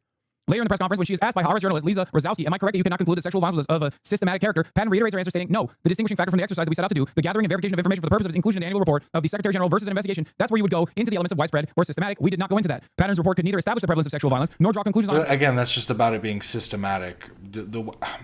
I genuinely, okay, if you want to say that maybe there were just a few isolated incidents or something, it's just such a weird argument to hinge on in this, like, in the grand scheme of this whole thing. Attribution of alleged violence, violations to specific armed groups. And here's the Shura base reporting. The Shura base is where many of the original claims of widespread sexual assault, including broken pelvises, first emerged. It turned out it was based on one source who said a ton of demonstrably false things. Haaretz reported it out and found out that it was wrong. At the Shura base, to which most of the bodies were taken for purposes of identification, there were 5 forensic pathologists at work. In that capacity, they also examined bodies that arrived completely or partially naked in order to examine the possibility of rape. According to a source knowledgeable about the details, there were no signs on any of those bodies attesting to sexual relations having taken place or mutilation of genitalia. These teams did not document a single case of sexual assault or case of genital mutilation. Beyond this, from inquiries, and this also goes along with the UN report. But Ethan still put it in his fucking video. Why did Ethan still put it in his fucking video? Because he's incredibly careless. That's it. Not perfect. And here, this is the other guy. Hold on. I know. I can't believe how much time I've spent on this. I know it's fucking annoying. Okay, I know. It's not perfect. In the first male 7 October 7 survivor recounts rape at the hands of Hamas terrorists. This guy was a Nova Festival guy. He literally said that on October 7th, during Nova Festival, Hamas terrorists came and gang raped him. Guess what? He was suing the Israeli government for $133 million. And the Israeli government looked into his statements and found that he was making it up. And they closed the case. Perfect. That guy is another fabulist. Attackers laughed as they raped and murdered a woman in Israel on October 7th, witness says. This guy also was found to be fucking lying. Of course, if you compare the raw numbers, Gazans have lost a lot more than Israelis. 40,000 people have died, and neighborhoods have been completely... Here's the thing. Again, if those people were lying and they're all proven to be liars, it's disgusting not just to lie about being raped, but like in the grand scheme of the whole situation that happened. But even if there was a few incidents and they weren't held accountable by the Hamas government or whatever, I still think that it's wrong, and that they then, in some way, if not condone it, like at least allow it within their ranks. Flattened during this war. And while we should keep their plight at the top of our minds at all time, it also doesn't mean that we should disregard the lives of the Jewish people who are also affected by this, even if their suffering on the whole is not this war. Not a war, it's a genocide. I thought you recognized it as such. As great. Yeah. Some of you may know that I'm an Israeli dual citizen. My wife is Israeli, my kids are half Israeli, and my entire in-law is Israeli. I lived there for 5 years, and I grew a closeness with the country and its people. One of the biggest issues between me, Hasan, and his community was that... Yeah, notice how he says when he's talking about Gazans dying in the war, the terminology is very passive. Israelis are horrifyingly raped and mutilated and murdered by these Hamas terrorists, but Gazans are dying in a war. This right here is a dog whistle. If you want to know what a fucking dog whistle is, this is what a dog whistle is. Not the idea that someone fucking holding up a bleach sword is actually indicative of their anti-Semitism. That's something that you made up in your fucking mind. But this is a very carefully crafted dog whistle that I don't even think he even is smart enough to understand that he's actually... This is the actual dog whistle, Hasan with 2 S's. Here. It's just so permanently lasered into his fucking consciousness that he doesn't recognize that he's doing passive voice when talking about the Gazans and their plight. That's it. Okay? Passive voice is applied by mainstream outlets all the fucking time.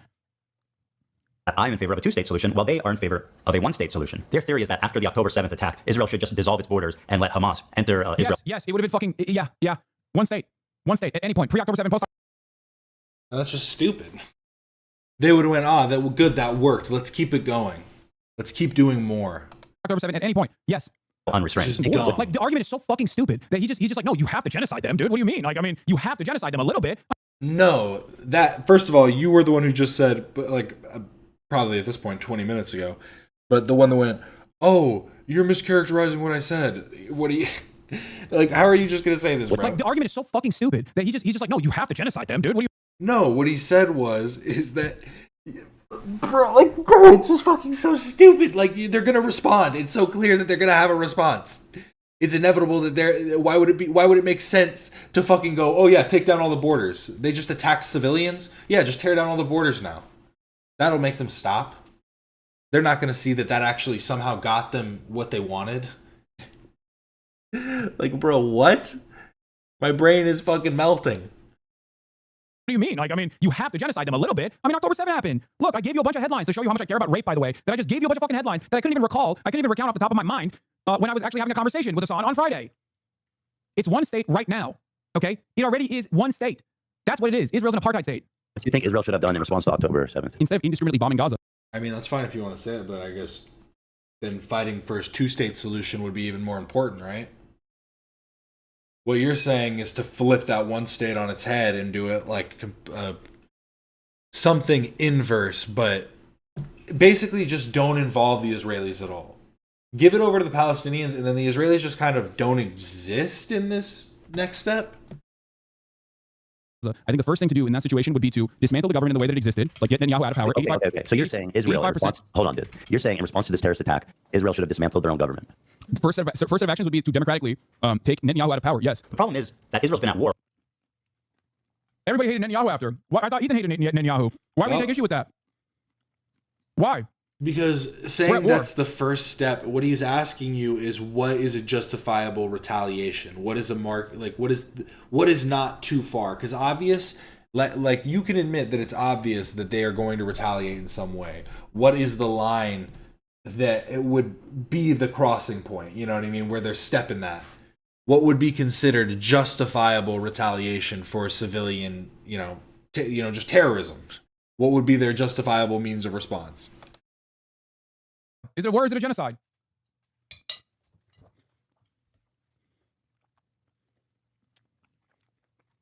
Between me and Ethan, that chatter is correct. Only one of us knows the name of Amitsasana or Shoshana. I don't know how to say it. Ethan did not. As he was only one of us knows her name. I don't know how to say it. Constantly fucking bringing her testimony up. And I get that he knows what the name is, but he doesn't know how to say it.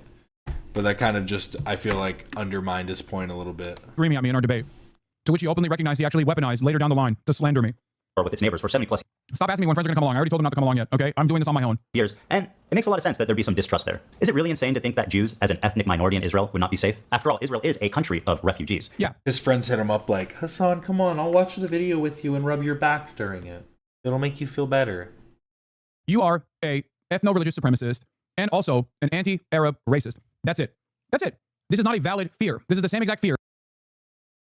And that is 100% true, but any claims of Ethan claiming anti-Semitism is all just fabrication, mind, delusion, all fake news. That whites had in the apartheid structure in South Africa, that once blacks were free, they would turn around and do a reverse apartheid. This is exactly what people thought about restoring the racial pecking order in the aftermath of the abolition of slavery. You are a Jewish supremacist. That's it. When you're thinking about Israel, you are operating on supremacist thinking, okay? Not to the same degree as a Kahanist or whatever, but that's absolutely what this is. These fucking barbaric Arabs, if we were to lower the boundary wall, would come in and fucking rape us to death. I can't take you seriously? What? Explain to me what you mean. Yeah, imagine if Jews were a minority. The Palestinians would do to us what we've been doing to them. That's the only argument he has here, by the way. That's the only fucking argument he has. The suspicion that Palestinians would be just as depraved as the fucking Israeli government is to them. And for the record, he doesn't even understand that he's being fucking racist.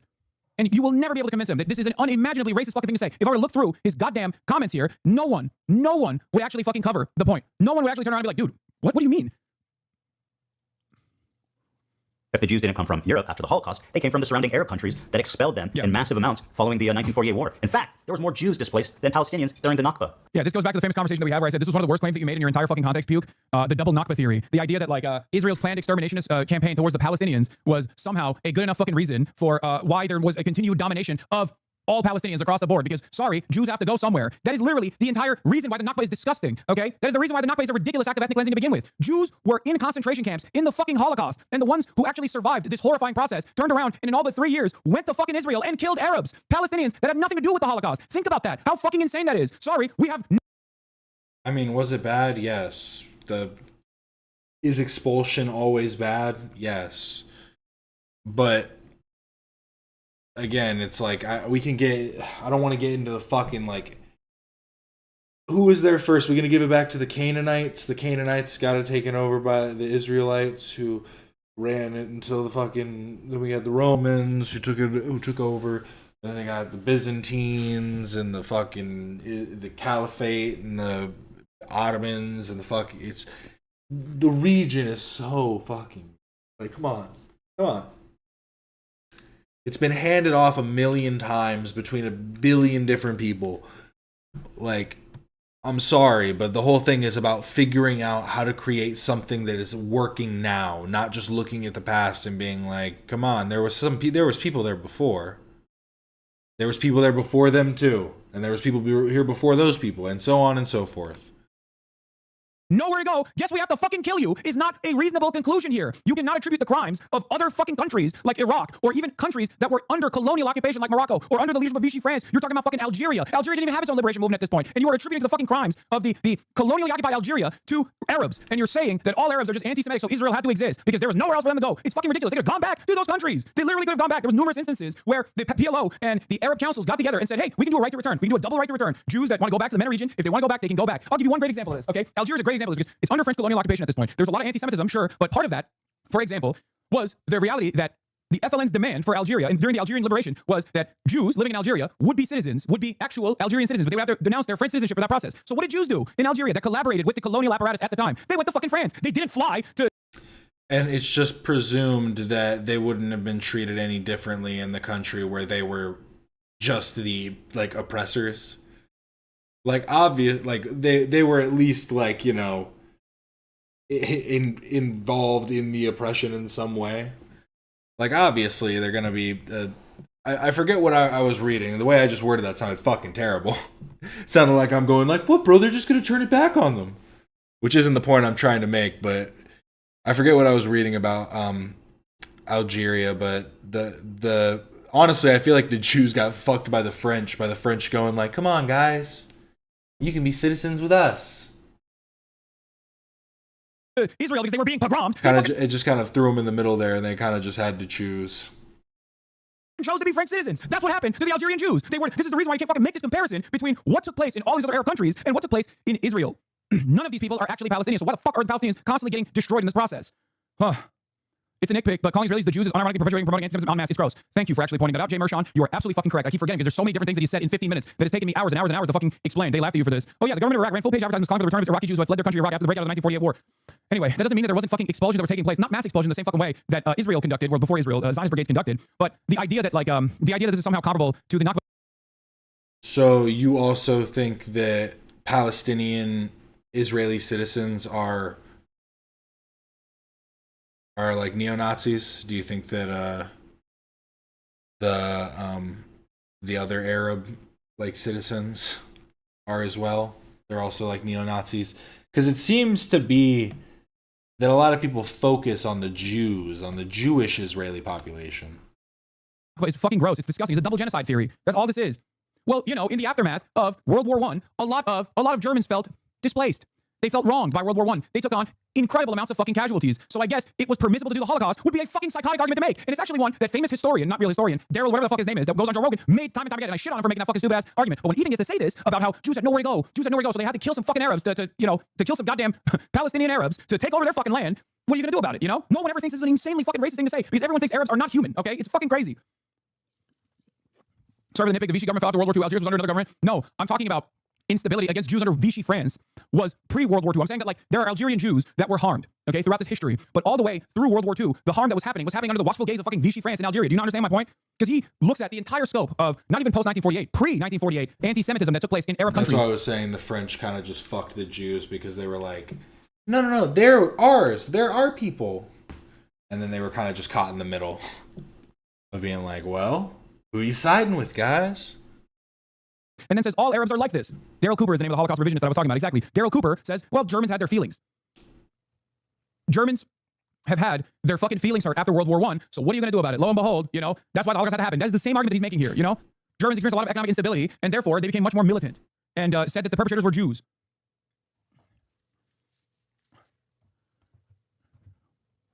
A million Jews. All of these surrounding Arab countries had vibrant Jewish communities and huge number, hundreds of thousands. Now, if you look at them, you're looking at close to, if not literally, 0 Jews left in these countries. Just to give you an idea, here's a visual representation of the Jewish refugees after 1948. Morocco had 265,000 Jews. Now it has 2,000. Algeria had 104. Well, thank God I fucking brought up Algeria, by the way. Yeah, where did the Algerian Jews go, Ethan? Algerian Jews were historically considered French citizens. They were collaborators with the French occupiers. The Algerian government, in the aftermath of the liberation, turned around and said, hey, you can be Algerian citizens. You just have to renounce your French citizenship. And lo and behold, they were like, fuck off. I'm going to France. I'm going to be French now. And that's precisely what took place here. You are making this comparison to seem like, there was...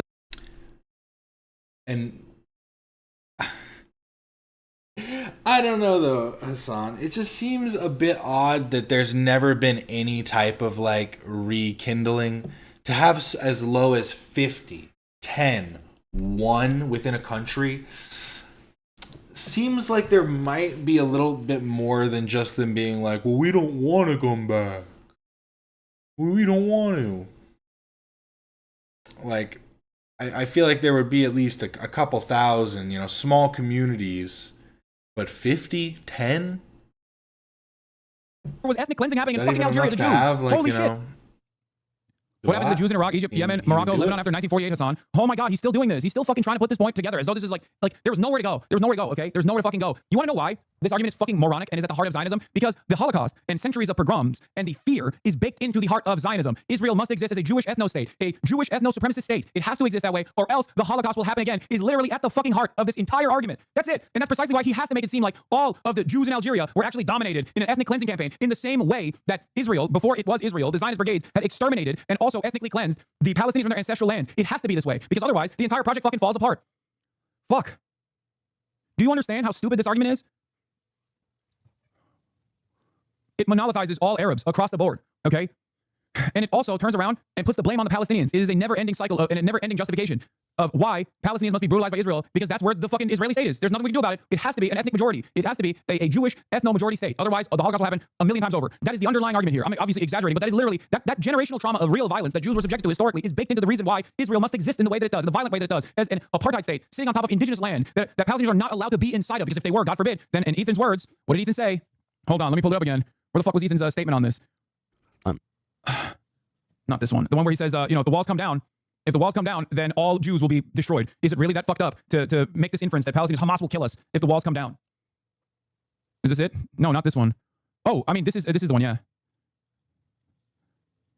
To take over all of Israel and happily coexist with fucking Israelis. One state solution is the fucking literal. I mean, one state solution is like kind of the same thing.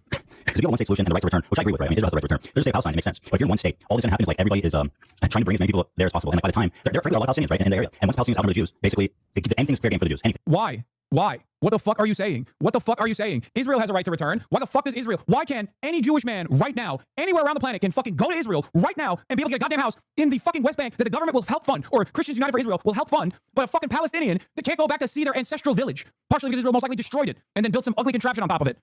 What a ridiculous fucking argument. Think about how fucking stupid this is. You can be Ethan Klein, an American Jew living in fucking Calabasas, or where the fuck you grew up in California, and go live in Israel for 5 fucking years, but there's dudes on the Gaza boundary that cannot even peek over the fucking Gaza envelope to see their parents' houses. How the fuck is that appropriate? How is that acceptable? It's bullshit. It's fucking insane. I also like now that when Hasan frames it like this, Because I wonder if that's how he actually thinks it is. If he thinks that they look over a gate and then see their old house and they're like, I used to live right there. Because how he was like, Tel Aviv is like, what, like 6 miles away from Gaza? You know what I mean? Like, you're walking a couple blocks down the road, bro, and you're seeing the fucking West Bank. And you're telling me that you're fucking, like, this is a good place to be? So I'm really wondering if that's how he thinks of everything. He's just been in LA too long. He's like, if I walk down a couple streets, I can get a burrito. And if I walk the other way, I can get Chinese food. It's a small world. What I thought. I feel like I'm losing my mind having this conversation with Americans feels so crazy, where you're like, these guys are literally trapped in an open-air prison, okay? They're trapped in a fucking open-air prison. They can't go into Israel. And guys will literally turn around and tell you, like, what do you mean Israel's fucking awesome, dude? Yeah, I mean, don't look over at the open-air prison. There's a genocide going on there. But also, anyone that fucking speaks out against that genocide is actually, lo and behold, an anti-Semite. He misspoke when he said Israel, just a heads up before he focuses on that. What are you talking about? What? And I'm sorry, but Hamas, the governing fucking body there wants to kill all the fucking Jews. Yeah, Morocco protected Moroccan Jews from the Vichy government during the Holocaust, finally acknowledged by the Israeli government recently. Anti-Semitism is not as prevalent in Arab society as Ethan wants everyone to believe. If it's as mindless and infiltrated as the Arabs. Herzog hails Moroccan king for country treatment of Jews during the Holocaust. Oh, all of these countries had very different attitudes. Okay, was there a lot of tension amongst the native Jewish population in these Arab nations? Yes, there was. But you cannot attribute the individual responses to the Nakba and how horrifying that was for people back to the Palestinians who are suffering in this process. And yeah, there are literally a right to return that was afforded to Jews over and over again. You know who didn't want that? Israel, because everybody fucking knows. That's it. You're there. You don't want to go anywhere else. That's it. God forbid, dude. God forbid. 40,000. Now it has about 50. Iraq had 150,000 Jews. Now 10. And I want to give a special shout out to my boy over in Afghanistan. One known Jew. We know him. Oh, bro, Afghanistan isn't even a fucking Middle Eastern country. It's not even Arabs. Afghanistan is not even fucking Arabs at that point. I guess it's Muslim. That's what it is, right? Cool, bro. Oh, got him. Fucking got him. He's just talking about the fucking region, bro. Yeah, it's not technically an Arab country. I forget what fucking Afghanistan, what their like ethnic population is considered. So fucking dumb, bro. Who cares? That's what the fuck he's talking about. I love this, by the way, because one must ask the question. Are you even gonna like contest that one in any way at all? Or are you just gonna be like, that isn't even an Arab country, bro. They're just Muslims. Because remember, the whole point is like Arabs have antiquated anti-Semitic tendencies, right? And that's why fucking, as Ethan claims, Arab anti-Semitism is the reason why Arab Jews became Zionists, right? That's what he said. Now, what's really interesting about this is like, if you look at this, it says Jewish refugees from the Middle East, an estimated 820,000 Jews fled violence and discrimination in their homelands between 1948 and 1972. Now, this is obviously fucking propaganda bullshit, okay? That monolithizes all Arabs and all Muslim countries. It is a way to justify why Israel must exist. Everybody hates us. We have to live in Israel. Otherwise, Holocaust everywhere, right? Now, the irony, of course, is one must ask the question like, okay, pre-1948, how did a lot of Jews get there, as a matter of fact? If Arabs are so anciently and antiquatedly anti-Semitic, why was the Ottoman Empire seen as a fucking safe land for Jews, where Arab Muslims, Arab Christians, and Arab Jews could live side by side? Why did Spanish Jews actually come and exist under the banner of the Ottoman Empire, as a matter of fact? And before people say, oh, they have to pay jizya. Yes, I know, but Muslims pay zakat, which is obviously a larger percentage of your fucking income. And bro's just fucking Ottoman posting. He wants everybody to become he just wants everyone to be an Ottoman simp. Bro, they dissolved after World War II. The Ottomans fucking sucked. They fucking drooled, dog. And that's just not true. Like, come on, bro. jizya meant that you didn't actually have to serve in the military, okay? And in comparison to being fucking ethnically cleansed in like the Inquisition, it was a far more favorable position. Huh. The important point is that Ethan thinks Palestinians returning to Israel will be dangerous for racist reasons, like the Palestinians are all Hamas. Just fucking, if anyone's wondering, just chat GPT, like, just chat GPT it. Chat GPT, religious, like, bigotry in the Ottoman Empire or some shit. I don't know. You can figure out how to word it yourself. Teacher from Gaza and a teacher from Europe visiting Israel. One would be dangerous and the other not. Exactly. And even if he definitely treated differently.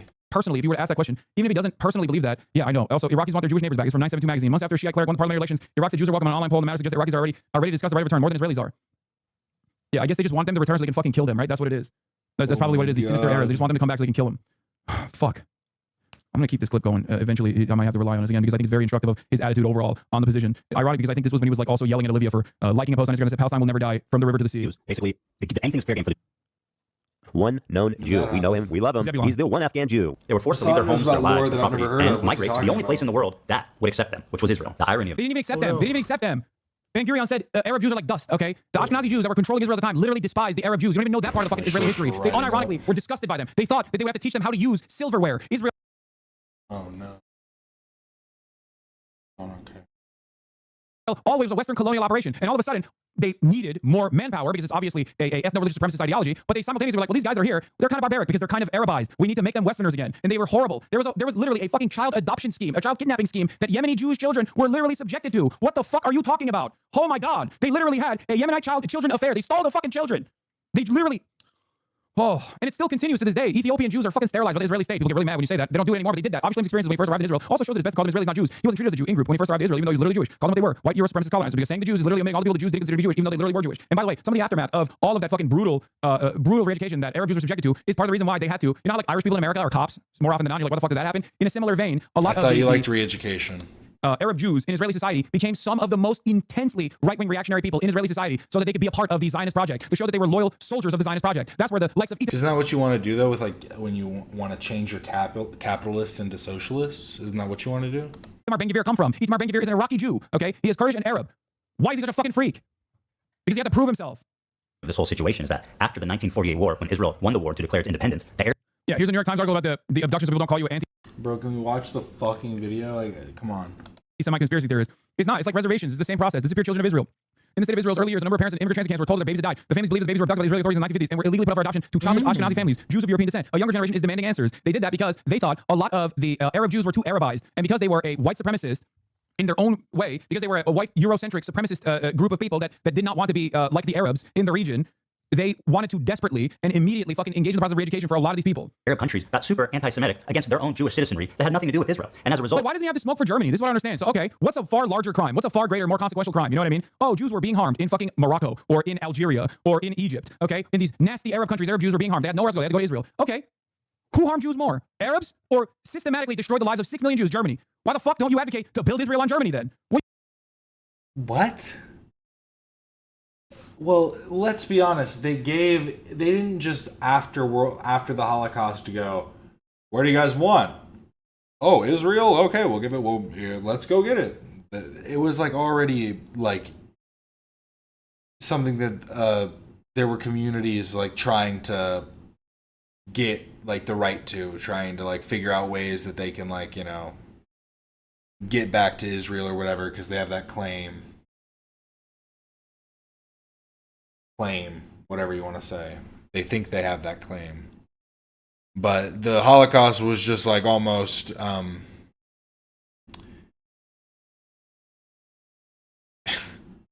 it just sounds so nihilistic to be like it was like the perfect time and place, you know what I mean, for it to happen, for them to be like, okay, now we can go back to Israel because we got the British government, the British military at the direction of the UN to come in and fucking along. What do you mean? Why is it? Why is it that you don't attribute the crimes of the Holocaust to the Germans the same way that you say the real reason why a lot of Arab Jews became Zionists is because of the Arabs?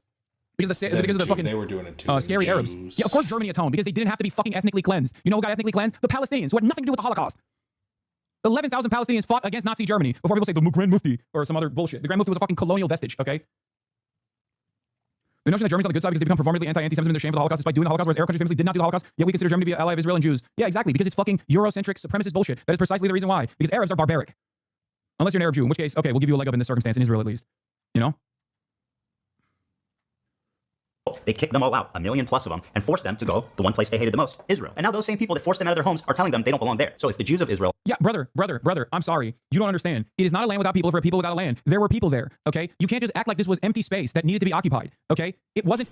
Well, I mean, oh my God. That's why it's so hard, is because it's like, yes, they had established land, you know what I mean? They had communities, they had, you know, space that they were using. But it's like, how much of the land was how much of the land is used now? It's about the land that it can be used. Empty space that needed to be occupied, okay? Under the Ottoman Empire, Palestinians lived there. 2% of the population before the Aliyah process started, before the Balfour Declaration, was Jewish, okay? The rest were the ancient... Here's the other side of the story. The ancient Jews that lived there, that stayed there, became Arabized, became Islamized throughout that process. So when you're actually when Israel's fucking killing Palestinians, they're unironically killing their own fucking ancestors too, in terms of the 3,000 years of history. But I'm not even gonna get into that shit because people get real fucking touchy about that. You're just killing your own ancestors in that process. We're like, well, you're barbaric and you're brutal and ruthless. You must be killed because I need this land now. are surrounded by Islamic militant terrorist groups that have... What? Algerian Jews were given a choice between Algerian citizenship and French citizenship, and guess what they chose? You're not cooking. Oh, you're talking to him. Yeah, I already brought that up. I know. I did. He brought up Algeria, and it's such a clear-cut indication that he doesn't know what the fuck he's talking about. He just saw this goddamn meme on Instagram and thought he cracked the fucking code, dude. That's how little he cares about this issue that he's supposed to know about, right? Most of them are granted citizenship, not even a choice. Please read this. I'm Algerian. If you need a source on the collaboration, dividing conquer methods. I know. Creamer decree. I know. Decret. I know. Fuck. It's so crazy to me that he just literally plastered this on the fucking context nuke to make it seem as though all these unique and individual countries, some aren't even fucking Arab, by the way. He puts Afghanistan on there. It's not even Arab. All of these guys were all being, they were systematically erasing Jews from their population. They like forced them. Well, because wasn't it them that like wasn't it Hasan's community and all the orbiters that were getting mad because it was like you said that you said the Arabs, you said the fucking Arabs. That's a bad thing to say. But even in this, it's showing that it's like he might say Arab sometime, and that's probably like it's like saying Oriental. It's not a great look sometimes. You got to figure out new ways to phrase things because what he's just talking about is this region. And who cares if it's a fucking Arab country or not? If 5,000 Jews were kicked out of it, 4,999 Jews got kicked out of it.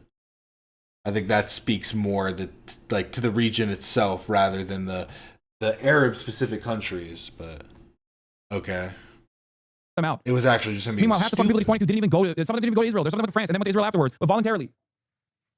Oh.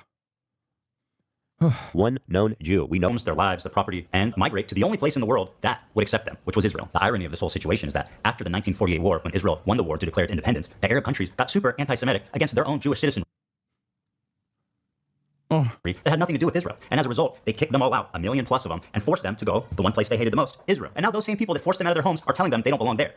Bro, how do you not understand? Bro, he said now those same people that forced them out of their homes say that they don't belong there. Do you not understand what Ethan is saying? These are not the same people, you fucking moron. You racist moron. The people that don't want them there right now are the Palestinians who are ethnically cleansed. You are putting the crimes of other Arab countries and what they might have done, which you don't even fucking know, by the way, on the Palestinians.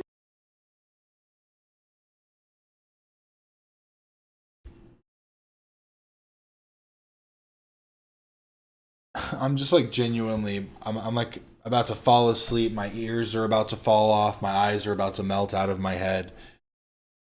Like, oh my God, let me just. Is saying these are not the same people, you fucking moron. You racist moron. The people that don't want them there right now are the Palestinians who are ethnically cleansed. You are putting the crimes.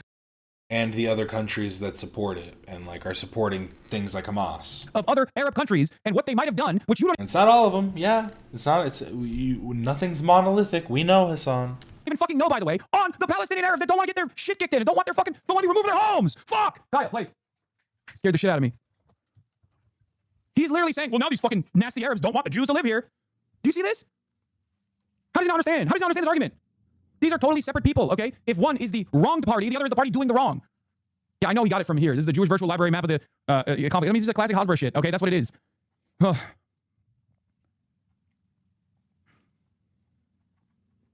Little old Israel.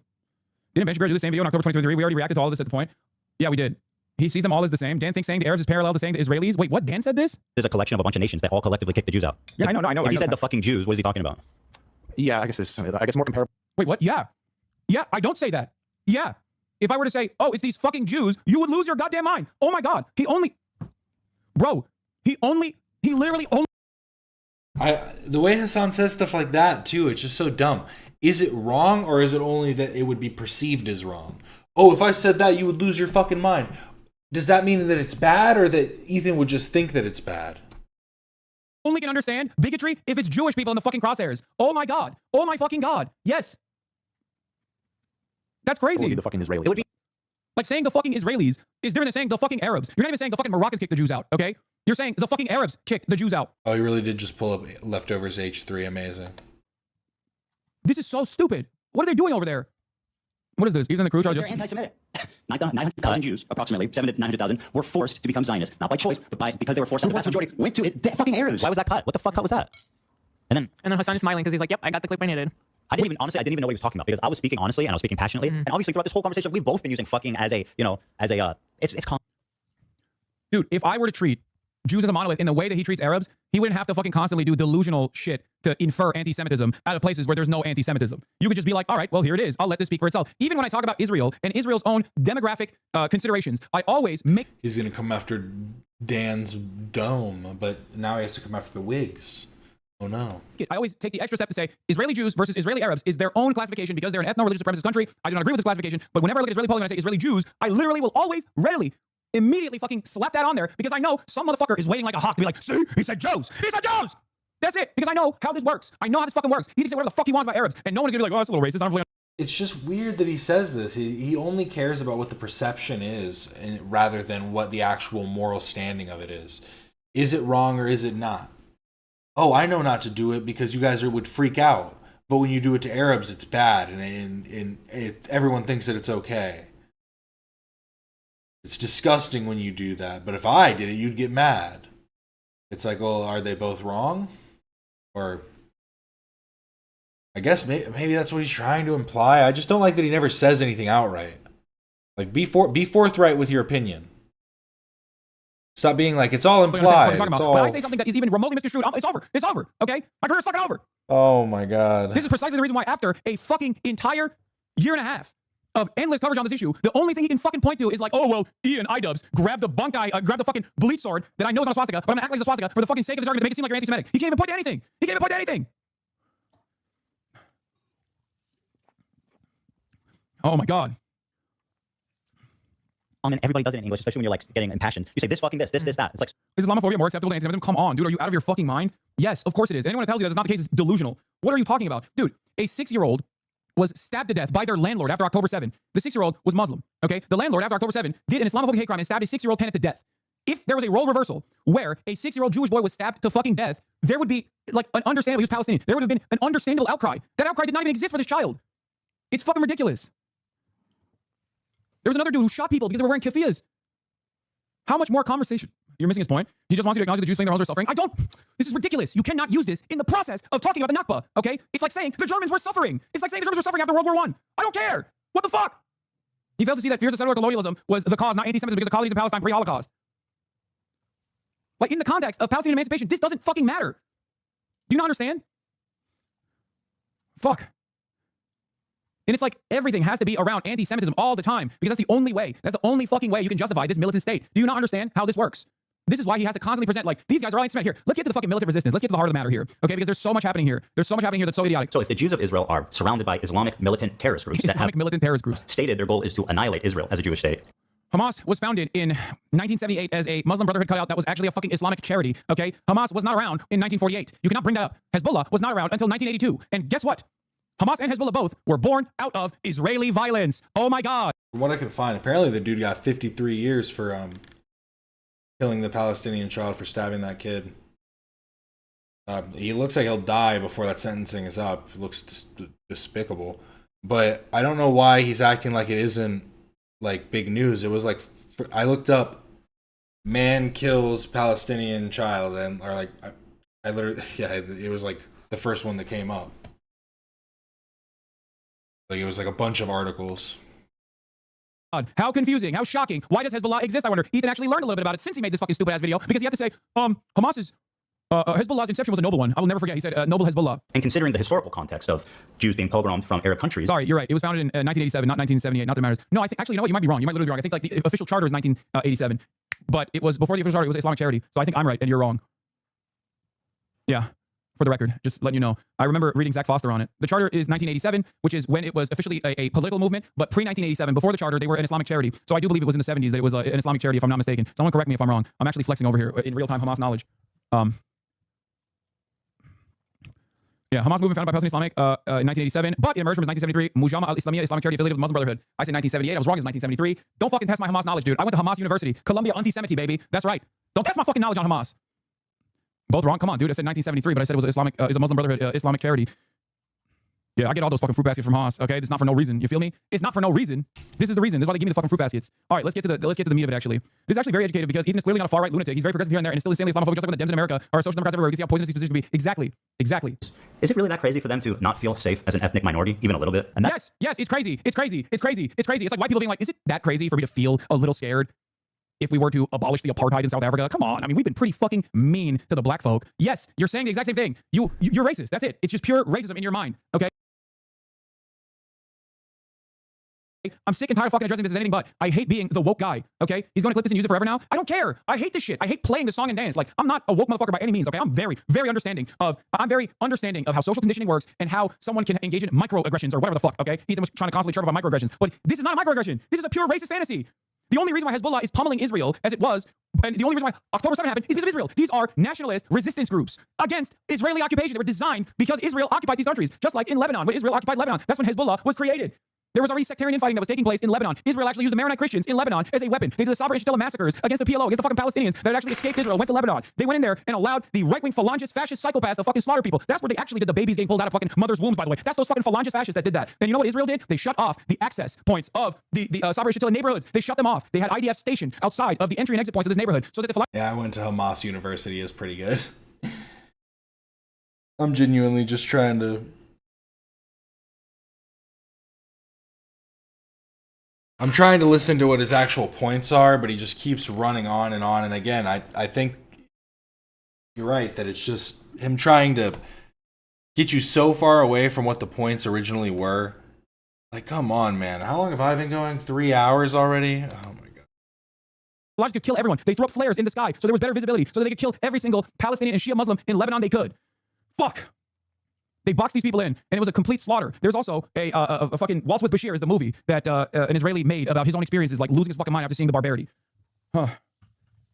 That's pretty much the entirety of our disagreement. Despite what you've read on TikTok and Twitter, I've donated $6,500 to a Palestinian charity after the war started. To a Palestinian charity? Motherfucker, you donated to my Palestinian charity. You fucking asshole. He's too embarrassed to admit that because that would look kind of stupid, wouldn't it? Oh my God. Oh my God. He literally doesn't even say, wait, what? There's no way he has to fucking admit that. Hey, Ethan Klein, thank you for the dono. Ethan Klein gave $6,500. My goat. Thank you, Ethan. Condemned Netanyahu as a war criminal. This is so gross. I can't believe it. I can't believe how gross he is. He uses the $6,500 as though it's literally a permission for him to be as racist as he wants to. It's like, I gave $6,500. I said it was a genocide in 2021. What the fuck do you want from me? Now it's my time to constantly talk about the feelings of people that want to defend the apartheid state doing a genocide. This, ladies and gentlemen, is virtue signaling. This is precisely what he's doing. You don't get to do a fucking racism penalty ahead of time, okay? And then spend the rest of the year trying to fucking deplatform pro-Palestinian voices. What an insane thing to say. Also, $6,500. Suck my dick. You buy fucking new watches every goddamn week. It's like worth $100,000. What the fuck do you mean? It's not even a good enough indulgence to fucking actually do the amount of deplatforming. Do you really want to start talking about who's buying what, Mr. Porsche? You fucking engaged in, okay? Open up your fucking wallet a little bit harder. Jesus Christ. Oh, he's gonna clip this? Suck my fucking cock from the back, you stupid bitches who constantly fucking say, he's gonna clip this, he's gonna clip this. I don't give a shit. He can clip everything. He can suck my dick from the fucking back, dude. Suck my fucking cock, okay? All of you dumb fucking optics lovers. Oh my God. Fuck you, dude. Yeah, I give $6,500 to Black Lives Matter. I get the N-word now, you know? Let me go deplatform every fucking black liberation activist. The fuck? What do you think is an N-word pass? You think that's how it works? Anyway, ironic because I think a lot of you have also seen that despite the $6,500 that he gave, and I fundraised for that one millions of dollars, and then we fundraised again for Creators for Palestine. Yeah, I fundraised millions of dollars, but how much did you actually give Hasan? I'm just kidding. I don't actually care about like fundraising that much. I'm not going to be like, you gave too little, you didn't participate enough. So I will say that's one thing that I think Ethan probably needs to stop, because it always just comes around to look either like, I don't know, like it's like holier than thou a bit. Too preachy. Got together and fundraised again to the tune of like $2 million. And here's what this fucking dipshit had to say about the activism for Creators of Palestine. These people did nothing to Ethan, by the way, with the exception of having, like, I guess, me and Frogan on. These were content creators from all different walks of life on YouTube that got together, saw the fucking severity of the situation, severity of the fucking crisis, and actually fundraised, worked with charities on the ground that were working at the time, that were able to deliver aid into Gaza. He saw that, and he was fucking jealous that the spotlight wasn't on him for a brief moment. And here's how he reacted to all of that. $1.6 million. That's fantastic. Literally negligible. They've received billions of fucking dollars. It's a good thing. Has $1.6 million had an outcome on anything happening in Gaza? Absolutely fucking not. Has it helped people? Sure. Has it helped fucking the actual, like, movement? No.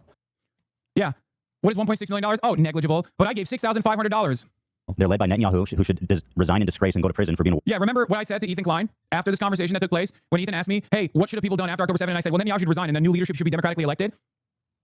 So when Ethan Klein wants to present himself as pro-Palestinian, he says Netanyahu should resign in disgrace. But when he's having a conversation with me, an actually pro-Palestinian person, and I say, what should have... Well, it's because you're fucking dumb and not understanding. You're saying, oh, dismantle the government, get Netanyahu out of power, make it a one state, and then let them vote on who's the next to be in power. When at that point, the Israeli population, what is currently the Israeli population, would become the minority, and whatever the next you know, the things that would come in line with that would be very, very bad for the current Israeli population, for reasons. Oh my God. For reasons that you might say are, you know what I mean? You could say the things that are happening now are terrible, so there's a reason for, like, there's a reason why they might want certain things to happen, but it doesn't necessarily make them justifiable. Have happened after October 7th, and I say Netanyahu should resign in disgrace. This is his fucking response. I think Israel should have done in response to October 7th. Instead of indiscriminately bombing Gaza, I think the first thing to do in that situation would be to dismantle the government in the way that it existed, like get Netanyahu out of power. Okay. I think they would have invited Ethan to participate in Creators for Palestine if they didn't think it was a bad look. They probably thought about it for a minute and went, nah, can't bring the Zionist on. He's married to an Israeli. Really? He's not even a good Jew. Okay, so you're saying Israel... I'm over here saying like 85% of Israelis hate Netanyahu right now. He should not be in office. Hold on, dude. You're saying in response to this terrorist attack... Yeah, what happened? But when he's saying he's a stalwart ally of the fucking Palestinian plight, all of a sudden he's like, well, I said Netanyahu should resign in disgrace. So I guess you didn't want Netanyahu to resign in disgrace because he's a fucking liar. That's it, okay? He is not only a racist, Islamophobic piece of shit, but he's also a fucking liar. He is inconsistent as shit. It is impossible to pin him down on a position because one day he says, oh, I think it's a genocide. The next day he says it's a fucking war. So you have to look at and I'm going to use a term that Ethan has used quite a bit to justify his flip gyms, the totality of a man's actions. Because he always says, oh, you look at the totality of Hasan, he's anti-Semitic, he's anti-Semitic, he's anti-Semitic, okay? If you look How to donate to me? I think I have it should be set up for donations and stuff. the totality of Ethan's actions, you realize that he's an inconsistent, lying piece of shit who's too fucking embarrassed to admit, either because he's worried that his wife is not going to fucking let him sleep in the same bed, maybe he's going to put him in the fucking race car bed or something, or because that's just genuinely his perspective. He's too embarrassed to openly say that he thinks what Israel's doing could not be considered a fucking genocide. Okay? Because if you actually thought Israel was doing a genocide, you wouldn't have done this video. You know what you would have done instead? A video on the fucking genocide that Israel. Donate to me before you donate to Hasan. I'm just kidding. This is obviously more important. But wait. Don't give me this two things could be true at once. Every single thing that you posted in the past 17 minutes that it took 2 hours for me to fucking go over. Now I want to check though if my donation thing is actually set up right. Oh my god! I can't believe I should have just watched this instantly. I would have fucking 100,000 people watching me. I would have did tricks on this shit. Now I'm mad. What a wonderful opportunity. I could have just fucking ended this conversation then and there and showcase how fucking stupid he's being. War criminal. They're led by Netanyahu, who should resign in disgrace and go to prison for being a war criminal. Called the West. Why are you immune to criticism because there's a genocide? No, you fucking moron. I am not immune to criticism. You're a fucking idiot if you don't understand my point here. The criticism is invalid. Can criticism be invalid? Or is all criticism automatically valid because your favorite fucking neurotic content creator decided that it was valid because his feelings were hurt? I'm not saying I'm immune to criticism, okay? I'm not saying that at all. That's the way he's framing it. Look at this criticism. What is the fucking criticism? Oh, well, Israel is surrounded by staring Muslims. And what is he supposed to do? Of course it had to be violent. Like, that's the criticism? What a fucking criticism that was. His criticism is, I'm racist. His criticism literally is, my name is Ethan Klein, and I'm fucking racist against Arabs. So Israel has to be violent. That's the criticism? I'm sorry. Also, is Ethan immune to criticism because he gave $6,500 to my fucking fundraiser? I'll unban Bizu as soon as I figure out how. I think I gotta go look through to see who's like blocked or whatever. But I think it's long enough. It's been long enough. They'll forget what the channel is even called. You say, why are you focusing on me when there's a genocide? Yes, you fucking moron, because him and I are supposed to be in alignment here. Him and I are supposed to be in agreement here. He said as much. Oh my god. He can't handle it, all so fragile. Yeah, by the way, the difference between me and Ethan is you can say that in here after waiting for 60 minutes, okay? You will never be able to say that in Ethan's chat. If you're a member in Ethan's chat, you have to pay, and even if you were to ever fucking even lightly criticize him, he will ban you. He will ether you. That is a big part of the reason why so many people have left this community. Hasan, you ban people for the most, like, innocuous shit. Like, actually the most simplistic, like, normie takes all the time. What are you talking about? He loves to act like he's just so altruistic, that everybody's just so, we're all flowy here, we're all just a friendly little bunch of friends, when in reality he actually fucking bans people over like, hey man, why are you focusing on me when there is a genocide? Why are you, I bet he banned that guy earlier who was like, when are you gonna stop watching Ethan? The guy who's actually just one of his fans. I bet you he banned him. And fucking hate his ass because he cannot stand even an iota of valid criticism. Okay? This entire project is literally criticism that was warranted, that he could not stand. So he made his fucking lives mission to ruin people's lives. Oh, it must be because they're fucking what? Oh my god, I thought you were being serious. Don't call him neurotic in spite of his obvious visible neuroticisms. He's a dog because he's Jewish. I am Jewish and this is sarcasm. I shouldn't have fucking freaked me out for a second. I got banned from the subreddit for calling Israel an apartheid. That's when I knew it was over. Yes. Bank settlements an abomination. Settlers in the West Bank are religious zealots. They're monsters. They're genocidal. I've even said the West Bank settlers are valid military targets. Yeah, he doesn't think that. I don't. Oh, and I guess I got to get good at this. It's my first one. Sorry, Alex. Thank you, Alex the Fiction, for $2. Unban Bizu or we riot. You're so right. think, because he claims that, but his wife was Was that defending too the West Bank douchey? when she, well, not defending the West Bank, but defending West Bank settlers when she went into Ramallah to a raid. You know, probably not a valid military target, right? So don't know about that. You talk about like colonial settlers and stuff like that's I am what's actually happening in looking the West to Bank see right how now. to And these people are unban. more or less valid military. This clip from the same student debate shows how inconsistent I he is. certainly underestimated that they would. why they I attacked. certainly underestimated that they would go this far. Use. I didn't think they go this far, but bomb hospitals. 5 minutes later. Oh, here we go. Unfortunately, I Here think we their go. response was inevitable based on everything that happened. You think it was inevitable that they would kill these many people? That's why they I attacked. certainly, Yeah, I sure. certainly Isu could be underestimated the that one they would person go that this can far. come Use. back. I didn't think they go this far, but bomb hospitals. 5 minutes Let's see later. how quickly Unfortunately, I think their response was back. inevitable based on everything that happened. Why You think it was inevitable that they would?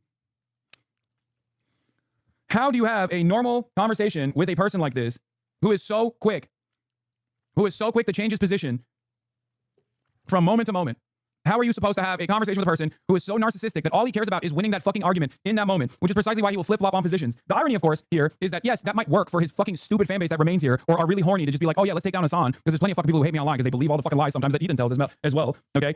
But, like, it just, for the average person, the reason why Ethan fails in this regard, aside from all the people that just simply want to look at this conflict from the framework of drama, the reason why he fails in this regard is because he can never make a consistent position. He cannot have a consistent moral position. He does not have one. He just wants to win the argument from the fucking from the minutia, from the immediate fucking clip that he can try and put together. You know what you call it, Wellcheck? This is precisely what I mean. His entire community has become a fucking group of perverted serial harassers who are now fucking harassing my ex-girlfriend for a post that she made that she literally went back. I was listening to him, my eyes actually just went fucking cross-eyed. Like I actually just started on, and they just can't fucking give it up. They literally think, I'm oh, I can use losing anything and it everything here. against Hasan, so we gotta fucking, we gotta use like a weak moment, not of myself, mind you, but a private moment to literally fucking harass a Muslim sex worker, by the way. Not shocking, of course, looking at the way that these dipshits fucking behave. God damn, dude. Complete lack of empathy. You don't give a shit about anything. You just want your fucking daddy to win the conversation, so you'll do anything and everything. It's fucking depressing and depraved. You're fucking depressing and depraved. You are not So let's hear his explanation again. He said fucking from the minutia, from the immediate fucking clip that he can try and put together. You know what you call it, Wellcheck? This is precisely what I mean. His entire community has become a fucking group of perverted serial harassers who are now fucking harassing my ex-girlfriend for a post that she made that she literally went back on, and they just can't fucking give it up. no one's harassing her. We're harassing you, if anything. I wouldn't even go that far. But what do you mean she went back on it? What are you talking about? They literally think, oh, I can use anything and everything against Hasan, so we gotta fucking, we gotta use like a weak moment, not of myself, mind you, but a private moment to literally fucking harass a Muslim sex worker, by the way. Not shocking, of course, looking at. I think you're right. I think you're right, Alex. You know, you're the only one. You donated, so we're gonna skip to that Ian part. Jesus, I've been going for what, an hour or 3:15? Yeah, 3 hours and 15 minutes. When does Ian come in? I need to get his entry. You know, not locking in.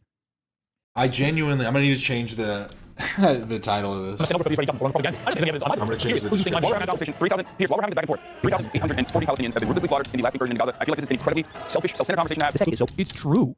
It is incredibly selfish and self-centered. Ethan, maybe this offends you because you are incredibly selfish and self-centered. You are a 100 millionaire, okay? You made pootie tank clothes for preteens as a 100 millionaire who has the bounties of the YouTube gold rush. You are one of the top YouTubers on the fucking planet. You live in like a $30 million mansion in Bel Air with your family, okay? And it wasn't enough that you literally won the lottery. And I did too, by the way. Maybe a tinier lottery in comparison to yours, but you have all of this power. You have all of this influence. You have the financial security to last you for the rest of your life. If you fucking shut off YouTube tomorrow, you'd be fine, okay? You have generational wealth.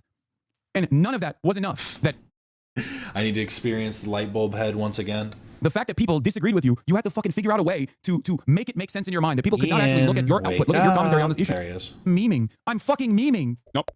Oh, he's bro. He's really gonna act like he's memeing on this. Are you joking? Doesn't know where Yemen is? Okay, I'm gonna click close. I'm closing it. I think. Nope. Dude, I'm memeing. I'm fucking memeing. Nope. I'm fucking memeing. How can you play Atrocity? Dude. What's up, Ian?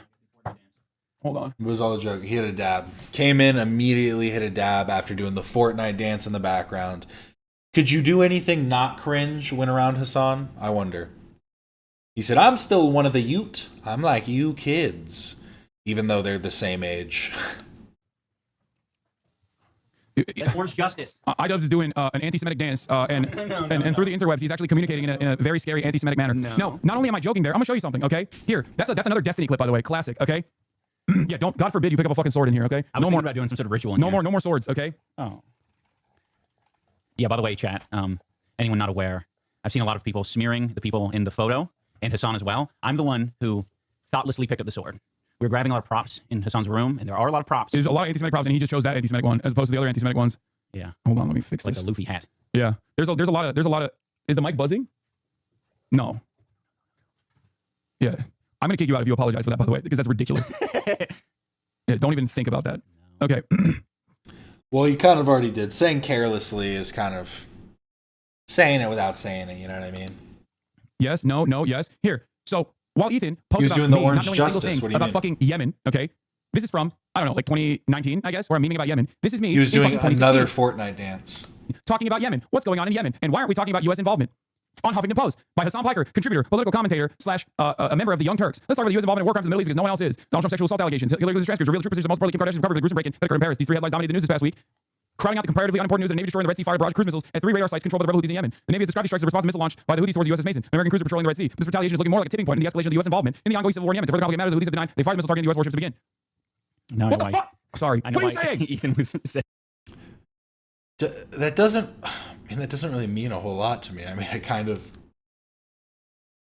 Just because you did an article on it where you did some research, you got some information, doesn't mean you're super like knowledgeable on the region. Like that's kind of the whole point, is that you talk about things you don't know that much about. Like It matters. The Houthis have denied they fired a missile targeting the U.S. warships to begin. No, What the fuck? Sorry. I know What are you why saying? Ethan was saying. The fuck are you saying? What were you doing in 2016, Ethan? What were you doing in 2016? Is this clip from 2016? No. No? That's earlier. Oh, it's earlier from 2016? Maybe there's an N-word compilation from fucking 2016. Maybe you might even be in it, actually. There's one I saw where so. there's one where it says N-word and even you go, oh, that's too much. Like, which was funny because that was your Yeah, I was in the height. that was in the height of your N-word stuff. Yeah. Anyway, yeah. That's what Ethan was doing in 2016. look how sad he looks. He's like, yeah, that stuff. Fucking dumbass. You're 53 minutes into this? I'm 53 minutes into this, and I'm actually almost 10 hours into I'm 10 hours into the fucking broadcast. Fucking dumbass. I'm so mad. I got mad. Yeah, you've been getting mad. I've been. By the way, thank you, everyone. What is it up to now?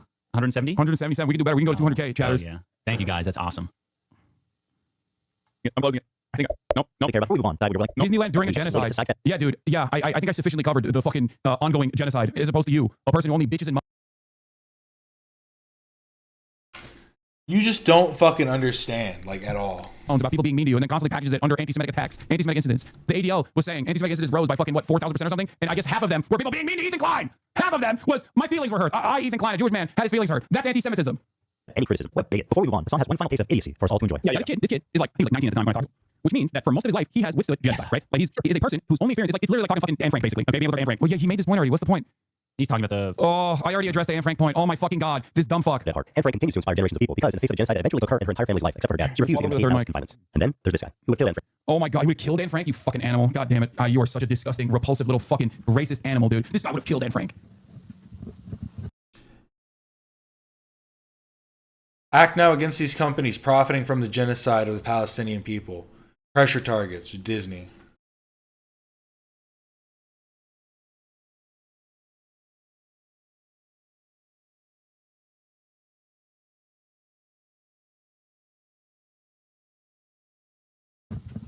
Is that, wait, hold on. Is it actually picking up my audio as well? Oh shit, hold on. Let me turn on the noise gate for that. Fuck. Man, I wear the right pants for this. Look at that. Oh shit, yeah. Yeah, she's shedding. Okay. Test. Frank, if you're better. You might think this is a sweet. Is it better now? Well, I'm happy to tell you guys you're working on a new edition. Just read this on. You should hear about the time she went roaming the streets of Berlin at night with a knife, slitting the throats of families, including children's babies. Would you have an issue if Anne Frank actually fucking escaped the attic and joined the resistance and started clapping Nazis? I would not. And neither would you. You're a fucking moron. Oh my God. It's not about, bro, it's not about killing Nazi soldiers. Yeah, fucking write a sick ass book about Anne Frank escaping through an attic window, and then she fucking she grabbed a knife, she grabbed a fucking shard of glass from the window and then used that to kill a Nazi soldier and steal his fucking, she put on his outfit because he was small, so she was able to look like him even though she's a 13-year-old girl. Like, it's like the fucking, like, what are you talking about? Like, yes, if you create this whole narrative where she's a resistance fighter killing the Nazis, yes, create this cool little book you can write, Hasan. But that's not what we're talking about. What you're talking about is if Anne Frank came forward and was like, let me kill a bunch of German civilians because of what's happening. And yes, that would make the story a bit different, I have to say. God. No, he wouldn't. He would not. He would not have an issue with that. That's a fucking lie, chat. Shut the fuck up. You know that's not true. Wait, is there echo now? What? Why is there echo? Is there actually an echo? Wait, what? Why is the noise gate not working well? He really did have him just sit down to hear him yap. He's like, hey, bro, I'm fucking raising money for you. You have to come watch this show. I can step back. Okay, hold on. I'm gonna lower the. But then he couldn't even hang out. See, he would have watched the whole thing. He would have gone for 20 hours to watch the whole video. But after Ian came, he sucked all the energy out of the room. And then Hasan was like, I gotta fucking end it. I can only do like another hour. Maybe this will be a little bit better. Okay, it's only when I yell. Okay, shut the fuck up then, chat. She killed children, guys. She raped people. Bad, but I was in the Discord. Should we let him lose? I mean, he can pop off in the Discord all he fucking wants, but I can't have him on the stream because he's banned. If he wasn't, I wouldn't have an issue with it. I would have him on. She's just like Luffy. There's no other way to describe this than terrorist propaganda. Not only is he platforming terrorist propaganda, right, unequivocally, he's participating in it. He's enhancing it. He's not just a conduit. He's an active participant who's disseminating it to more and more people in a way more consumable. His point is that she would be different. Also, Rashid does not slit anyone's throats. You're just fucking fantasizing about that. Wait, did he say Rashid would be a rapist? Did I? He's slitting the throats of families, including children, babies, and elderly. She's killed children, guys. She rapes people. She's just like. Dude, go join the fucking AFD, you little freak. You little monstrous cretin. Oh my god. You fucking racist piece of shit. What the fuck are you saying? What the fuck is this suggestion that Rashid is running around raping people in Berlin? If he were to get to Berlin, that's what he would do as a fucking Muslim migrant in Berlin? How the fuck did anybody watch this? I'm sorry, dude, but if you are a girly pop nation, Ethan Klein fan, a 35-year-old HR representative that fucking watched this goddamn video, and you saw this part, and it didn't actually ring any alarm.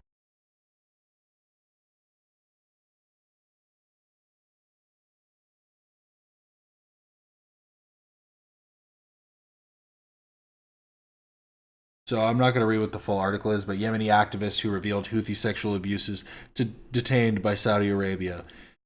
He's not saying that this random Rashid kid is a rapist. He's saying that the Houthis do bad things to people, and that you're saying that she should be like them.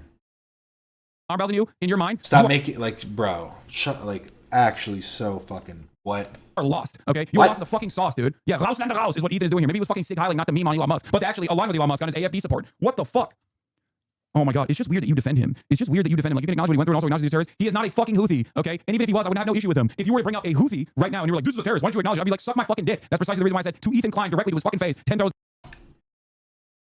If you pulled up a real Houthi, and I'd be like, suck my fucking dick, he's a good guy. Like, what? Down that what the Houthis are doing, what the Ansar Allah movement is doing in terms of resisting against Israel's genocide is perfectly valid, perfectly permissible. You said yourself he was a Houthi. I'm going to lose my fucking mind. I thought he was a Houthi before I interviewed him. Hasan cares that the H3 audience is majority women because he's like, they're supposed to like me. It's the narcissist in him. He's like, the women are supposed to like me, but they only what? But Ethan used to be fat. I asked him directly, and he said he's not a Houthi. But even if he was, I still wouldn't care. You guys think you caught me in this fucking point. Why do you not listen to my words? Listen to my words. I don't give a fuck, okay? I don't give a fuck that he is not a Houthi or he is a Houthi. It doesn't matter to me. Even if he was a Houthi, I would still interview him. I will still interview Houthis in the future, okay? Oh my god.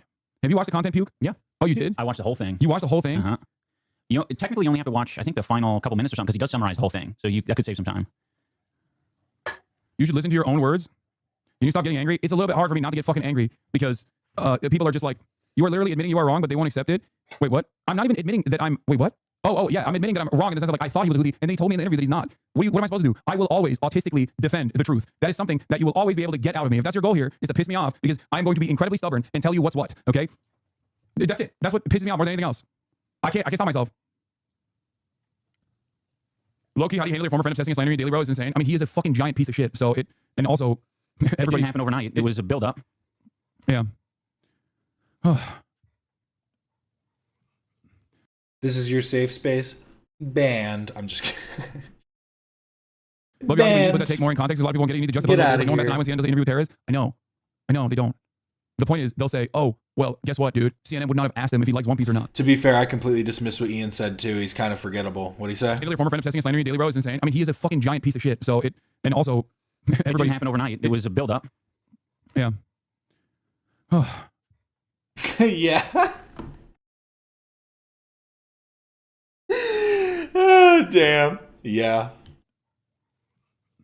Love you, Ozzy, but you need to put that take more in context. A lot of people won't get it. You need to juxtapose. He responds more to the fucking chatters than he does the guy in his room. Like, come on, man. Like this, like no one bats an eye when CNN does an interview with terrorists. I know, they don't.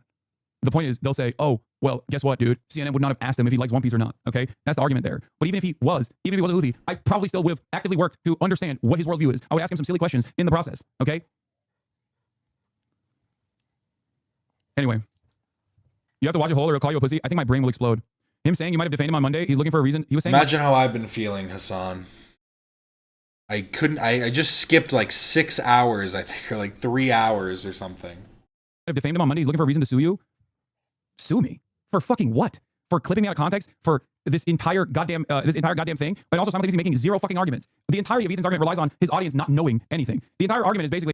Oh, he didn't even respond to that part. I did actually hear that. He summarized it in the end. If you want to just skip to that, he didn't even care to hear the summary. He was like, "Fuck it." Well, these guys are bad. They're the bad guys. They're terrorists. They're the bad guys. They're terrorists. That's it. This is his foray into political commentary, and it's dog shit. He hasn't even watched the whole content cover. Deputy, he skipped the crew portion of the cover in the tattoo section. Deputy, he's a coward. It's just him being a fucking racist, dude. That's it. Yeah, go ahead. Sue me for defamation for calling you a fucking racist piece of shit if you want, because that is the goddamn truth. Okay, that's my perspective. That's my opinion, and that is what I'm reflecting on after seeing the arguments that you have presented. Like Luffy, there's no other way to describe this than terrorist propaganda. Not only is he platforming terrorist propaganda, right, uncritically, he's participating in it. He's enhancing it. He's not just a conduit. He's an active participant who's disseminating it to more and more people in a way more consumable form. We'll do it extra hard. But why should he care? Their flag doesn't say death to fucking Turks. It says curse upon the Jews. The stomach's off. You stay on this and says nobody cares which content interview El Chapo. Ban him out in my discourses. Tell Elias to get out the cuck chair and pick up the sword. Do it. I don't even. Oh, I put it back up on the mantle, prominently placed in my living room. So that everybody in your living room. That's suspicious. So that everybody knows. Well, it's on top of the Japanese artwork, but so that everybody fucking knows. You know, when they come in. I know there's I know there's like a short delay. There's not like a super long delay. I want to try and maybe shorten it a little bit. I don't remember what I set it to. I'm going to see if maybe I can set it shorter. It's in case I accidentally pull up like nudity or something. So I could just end the stream really quick. And they're like, wait a minute. El Chapo, exactly, dude. Nobody's saying you can't have difficult conversations with controversial people. You just have to ask them hard questions, guys. We know this. Now let's move on. Yeah, I should have debated the 19-year-old Yemeni teenager even after he fucking admitted that he is not a Houthi. I should have been like, wait, I should have been like, hey, do you hate Jewish people? And he's like, no. I was like, did you know, what do you think about the anti-Zionist Jews that are leading many of the anti-Israel protests here in America? And he was like, oh, I love them. I should have been like, you don't actually love them. I'm gonna own you in the marketplace of ideas, okay? And also, I'm just trying to figure out where your coordinates are so that the fucking CENTCOM can laser your. But honestly, the fact that he ignored Ian twice, no wonder he's just hanging out with Kaya now. He's like, fuck this guy. House in the aftermath. This stream has surpassed the cringy stream for stream of the year. Thank you, saying shit. Respect. You know you can push her off. Yeah, I was enjoying it. Someone said he's about to lose another fight this time to Kaya. Yeah, their flag doesn't say death to Turks. Little does Ethan know. I'm tight with the Armenians. I'm tight with the Greeks. Those motherfuckers are not too fond of Turks. I'm tight with the Kurds. You know, I don't give a shit. Favorite terrorist organization. Our friends in the north. It's Hezbollah. Where do I even begin? Thousands of civilians have been killed globally from their terrorist attacks, car bombs, and suicide attacks. They even assassinated the Lebanese prime minister. They hijacked civilian airplanes. They shot 15,000 rockets into civilian centers. And if you can imagine. No, I can't believe it, dude. How many rockets has fucking Israel shot into civilian centers? Because he hasn't brought that up one time, and it's been 56 fucking minutes, dude. 56 minutes, Mister. I'm a stalwart ally of Palestinians. Hasn't brought that up at all. That's not even the worst things they've done. They participated in the slaughter of over 500,000 Syrian civilians. They helped the dictator Bashar al-Assad stay in power. They indiscriminately bombed over civilians. Look at this. Look at the footage. They participated in the slaughter of 500,000 civilians. That is the total number. That is the total death toll of the Syrian civil war. Okay, and he then posts these fucking photos of hollowed out cities to make it seem as though Hezbollah has a fucking air force was barrel bombing different Syrian cities. He is so stupid. They killed hundreds of thousands of civilians. What only be described as a genocide. They killed hundreds of thousands of civilians. He says Hezbollah killed hundreds of thousands of civilians. Okay. Overall deaths: 580,000, 600,000 from Syrian Observatory of Human Rights. The escalating conflict. Yeah. He was. The thing is Hasan really wants to fucking focus in on these little tiny things that are just so like inconsequential. Like, who gives a shit about, oh, he was slightly wrong about this? They were still involved with Assad. They still were in support of Assad and gave him like come on, bro. Like, it's just dumb to even be like, well, it wasn't, they didn't kill their hands. Well, I'm sure it wasn't even those specific soldiers, right? Now that it's all different soldiers, it doesn't even matter anymore. All the war crimes should be wiped away. All the terrorism should be gone because those terrorists died. Conflict with Hezbollah in Syria. Like, Hezbollah did this in fucking Syria. That's the argument that he's presenting here. Okay? Half a million centers. By the way, the only time we see fucking hollowed out cities is when Ethan falsely attributes it. Ian's just on his phone now. He's just saying, fuck it. Ethan falsely attributes it to Hezbollah. Those numbers literally include Hezbollah militants that have also died. It would only be described as a genocide. They are a designated terrorist group by the US, by the EU, and... Wait, what? It would only be described as a genocide. They are... Wait. He's saying that Hezbollah genocided Syrians in Syria? What? Bro, this motherfucker thinks everything is a genocide. and no one should resist against it. Like, he's gonna be like, hey, the Hezbollah forces in unison with the Syrian army. They were, the Russian Air Force was barrel bombing cities and shit. And you know what? No one should resist against that, because then that would also be a genocide. Everything is a genocide. Genocide is actually when you post narc on Reddit. Wow, what a well-researched video. I can't. It's just so fucking like. Again, what I was talking about earlier about using the term genocide, the fact that he wants to be like, huh, yeah, he thinks everything is a genocide except for what I think is a genocide, which are actual genocides. It's like, bro, come on. I can't wait to hear more. Actually, which gave them that status after their participation in the Syrian genocide. In short, nobody likes them. Well, there's one person. Yeah, I mean, that is true. A lot of people don't like Hezbollah. This is facts. He did get that correctly. Is it a paramilitary organization? They are terrorist organizations. Like they are designated by the American States as terrorist organizations. I don't like them. Well, like, I don't have an issue with them. Let's just say. This is Hezbollah's leader, Hasan Nasrallah. According to Hasan Piker, this man's a brilliant freedom fighter. But before we get into that, let's see how he feels about Jewish people. Here's some choice quotes from Hezbollah's leader, Hasan Nasrallah. According to Shaul Shai, Hasan Nasrallah said in a speech delivered in Beirut, what do the Jews want? They want security and... So here, this is where I'm going to tap in our buddy, Chris. Okay? Former leader of Hezbollah, who was killed in an Israeli strike last year. Hezbollah is a paramilitary organization. Do you like their is Hezbollah fighter? Hezbollah that in his history Just going to state that. more miserly or greedy than they are. Now, at first, I was just going to let this section of the Content Nuke play because it seemingly shows anti-Semitic statements by the leader of Hezbollah. But a quick look into this shows that, much like the rest of Ethan's video, the sourcing is just absolutely... He doesn't even have... It's not even that he can't listen to Ethan. He can't listen to anybody. He doesn't listen to what Ian's saying. He immediately turns away as soon as he puts on a video for chat. He doesn't want to hear anybody but his own fucking thoughts. It's actually insane. Terrible. He has gone on Wikipedia and repeated unequivocally what is put on there without bothering to check the veracity of anything. So let's quickly go through them. The first quote comes from the book of an Israeli official, Shaul Shai, the former head of the IOF's military history department, a lifelong Israeli soldier. So it may be that this man made up his claims, especially since the articles he cites in his book are almost impossible to find now. And we all know that Israel, its government, and senior officials don't necessarily love telling the truth. The second quote is not actually from Nasrallah. The source that Wikipedia cites is noted to be incorrect in this 2012 article. It is not a quote from Nasrallah. The third quote is perhaps the most outrageous of all of them cited by Ethan, because it is noted on the Wikipedia page that this is likely a lie. It literally notes that Charles Glass says that this was fake, and the managing editor of the newspaper that it was first published in said he had no faith in the article. The fourth quote is not from Nasrallah. The fifth, there is apparently no specific source provided in the book A Privilege to Die, but it does appear in the text of Hezbollah's Al-Ad, as well as in the same English language collection of Nasrallah's speeches. However, straight after is an emphasis that Hezbollah's fight is with Israel and not with Jews. The final quote is just a citation from the Ministry of Israeli Foreign Affairs. I'm sorry. Yeah, that's insane. Quoting the Ministry of Israeli Foreign Affairs, to be like, this is what Hasan Nasrallah said is psychotic. Now, you know what's ironic about Hasan Nasrallah is that we know Ethan has actually clipped me talking about Hasan Nasrallah when I said, oh, he's actually brilliant, contrary to what people think. And I showed the context of that video before, but I actually didn't show you what Hasan Nasrallah was saying in that video. Ironically enough, what Hasan Nasrallah is talking about in that video is actually is more combating anti-Semitism than Ethan has ever done in his entire life. You might think that that is actually an insane statement to make, and I'm sure certainly a lot of people are going to get mad at me for saying this, but that is the fucking reality, because Ethan has spent a whole deal of time consistently conflating Judaism with Zionism. But the clip that I was reacting to, that I know he's going to present right here, is unironically Hasan Nasrallah doing the exact opposite of that. Let's take a look. Throughout history, the Jews have been always most cowardly and avarice. We already saw this. Yeah, they're avarice, cowardly. A lot of these quotes are just bullshit. Psyche, mind, ideology, and religion, we will not find anyone like the Jew. Notice, I do not say Israeli. I don't have an issue with them. If Jews all gathered in Israel, they will save us the trouble of going after them worldwide. The history of Jews has proven that, regardless of the Zionist proposal, they are people who are evil in their ideas. The state of the grand... It's just like, I don't know. You have to go one step further with this then. What does this mean, Hasan? So if all of these things are untrue, none of these people are anti-Semitic, none of these people hate Jews, it's all just... So what you're saying is Israel is conspiring to make all of these countries look anti-Semitic. Like, it's literally like JQ light. It's the idea that Israel runs everything and that they use the guise of anti-Semitism to help with their aims. It's like, come on. Just none of it's true. None of it's accurate. Maybe all those quotes aren't true, but I just, again, it's not. I feel secondary. I mean, yeah, cool. Sorry again, Ethan's dumb sometimes. I could believe he pulled a bunch of fake quotes. I won't lie. I don't have an issue with them. I can't believe I'm calling Nasrallah based. I mean, listen. So Israel used to be a tool in the hands of the British. All right, roll the clip. Does anybody have it? Does anybody have it readily available? I don't know. Look at the document you have. Does anybody see? I think it's funny because it's like Ethan might mistakenly use some stuff sometimes. Like maybe if you want to call him dumb, if you want to call him like, okay, that's maybe the criticism you can use. You can call him ignorant, but there's a difference between being ignorant and being like actually like a liar and espousing things that are bad with like under the guise of them being the truth and for like towards a positive end. Like, I don't know. I just feel like there's a bit of a difference in those two things. Anybody have it?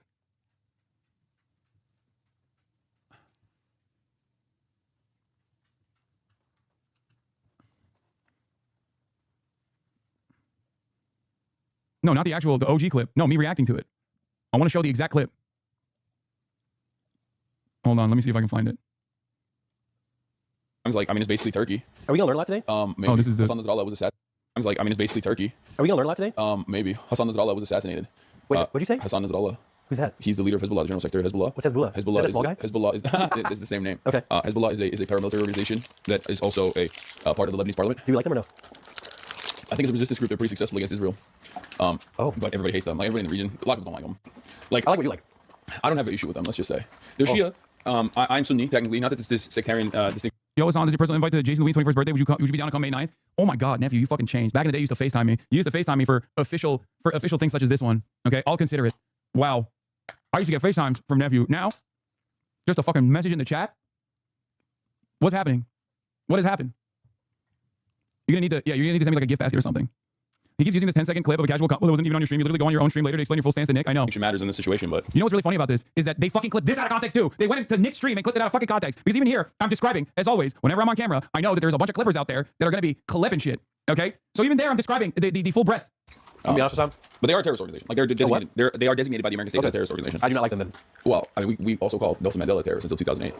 Do you know who that? So they're good. They're good guys. That's what you're saying. That is? He was in prison for a while. Yeah, for terrorism. America put him on the terror watch list until 2008. He had already been the president, like the elected leader of the South African Is Putin on that list? Who? Is Putin on that list? Yeah, of course. Okay. Interesting. That one makes more sense, though, in my opinion. We're a little bit of politics today, guys. It's exciting. Interesting. What is the difference in the way that Hezbollah acts in their terrorism versus the way that Nelson Mandela and the ANC did? Because they attacked infrastructure. Come on. Interesting. What was the clip point? I wonder why Ethan left this out. Yeah, because they would understand. It's much simpler to just go, yeah, Hasan Nasrallah. I don't have an issue with Hezbollah. Just clip that. That's it. Anyway, here's the actual fucking video that I was watching from Hasan Nasrallah. Here, I'll just show you the full video instead of my reaction to the video. Ironically enough, Hasan Nasrallah less anti-Semitic than Ethan Klein. I cannot stress this enough. Hasan Nasrallah is less anti-Semitic than Ethan Klein. Ethan Klein constantly makes an conflation between Zionism and Judaism. Hasan Nasrallah, on the other hand, does not. The clip that I was watching about Hasan Nasrallah, who is homophobic and definitely has some questionable perspectives. Okay, here he is talking about. Well, yeah, he's dead now. But let's hear what the General Secretary Hezbollah had to say. There's a misconception prevalent in the Arab world regarding Israel-U.S. relations. We keep repeating this lie about the Zionist lobby, that the Jews rule America and are real decision makers, and so on. No, America itself is the decision maker. In America, you have the major corporations, you have the trinity of oil companies, the weapons industry, and the so-called Christian Zionism. The decision making is in the hands of this alliance. Israel used to be a tool at the hands of the British, and now is a tool in the hands of America. Wow. Attitudes about like gay people. Interesting. Once again, Hasan Nasrallah 1, Ethan 0 on the failing the anti-Semitism, don't do anti-Semitism challenge. Ethan Klein failing the don't do anti-Semitism challenge. Hasan Nasrallah winning the don't do anti-Semitism challenge. But I don't buy their nonsense so quick. Oh, sorry. Where's the fucking actual goddamn stupid fucking context puke? Did I accidentally close the fucking tab? Oh, here. Listen, you have to remember something, okay? A lot of these dudes, you see them in their fucking fits, and you hear about like some of their attitudes about like gay people, for example, and you immediately fucking resort to Orientalist perspectives, not realizing that these motherfuckers are better read than you by a million. Okay, wait, what?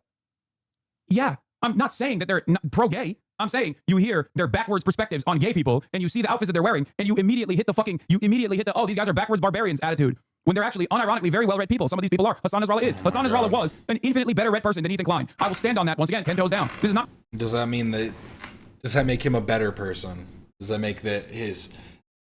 Like I just don't get this. Like, I bet Hitler read a lot more about history than me. You know what I mean? Like, there's certain things where I'm just like, I don't care about how knowledgeable somebody is. That's not defending everything. What are they espousing? Just, once again, what are the values that they're holding? It's also not necessarily too hard of an accomplishment because that motherfucker, I think someone was saying, has an English major, an English degree, and he has not done a good job with the language of English even. Okay, these arguments are lab made. What do you mean?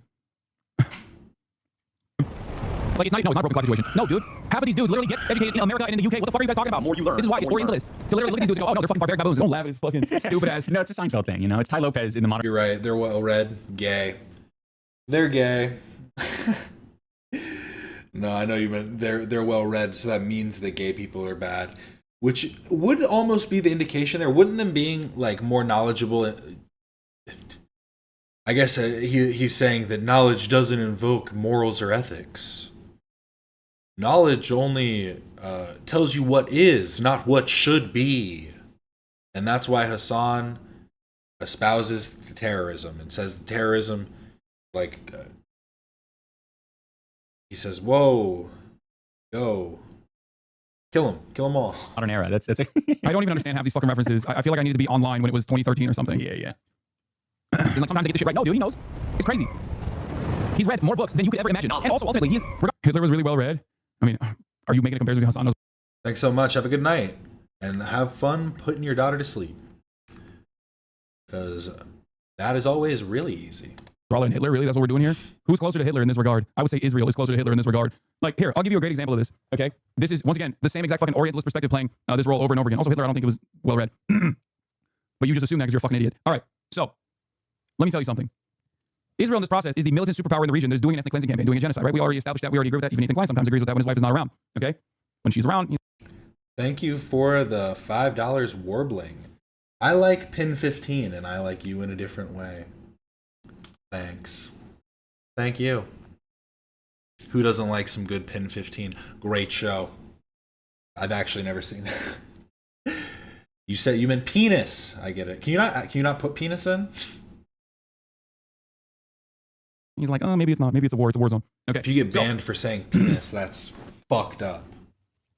The resistance against Nazi Germany and fascist Italy, okay, came from the United States of America and England. England was also simultaneous in the process of doing its own fucking man-made famine, okay? They were genocidal and imperialist. America, at the time, during World War II, was a segregationist, homophobic, misogynistic place to live in, okay? Does that mean that I think the Americans were on the wrong side of this conflict? No, because I'm not a fucking Nazi. I don't give a shit that America was segregationist and white supremacist and incredibly fucking misogynistic and incredibly fucking homophobic. I still, every time I watch Band of Brothers, stand up and fucking salute the goddamn flag. I root for the Easy Company. Why do I root for the Easy Company? Because they killed a fuckload of Nazis, okay?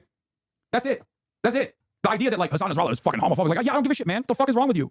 They didn't kill him because he's homophobic. They killed him because they were applying a penalty to Israel. They were disrupting Israeli society. That's it. Okay? That's why they fucking killed him.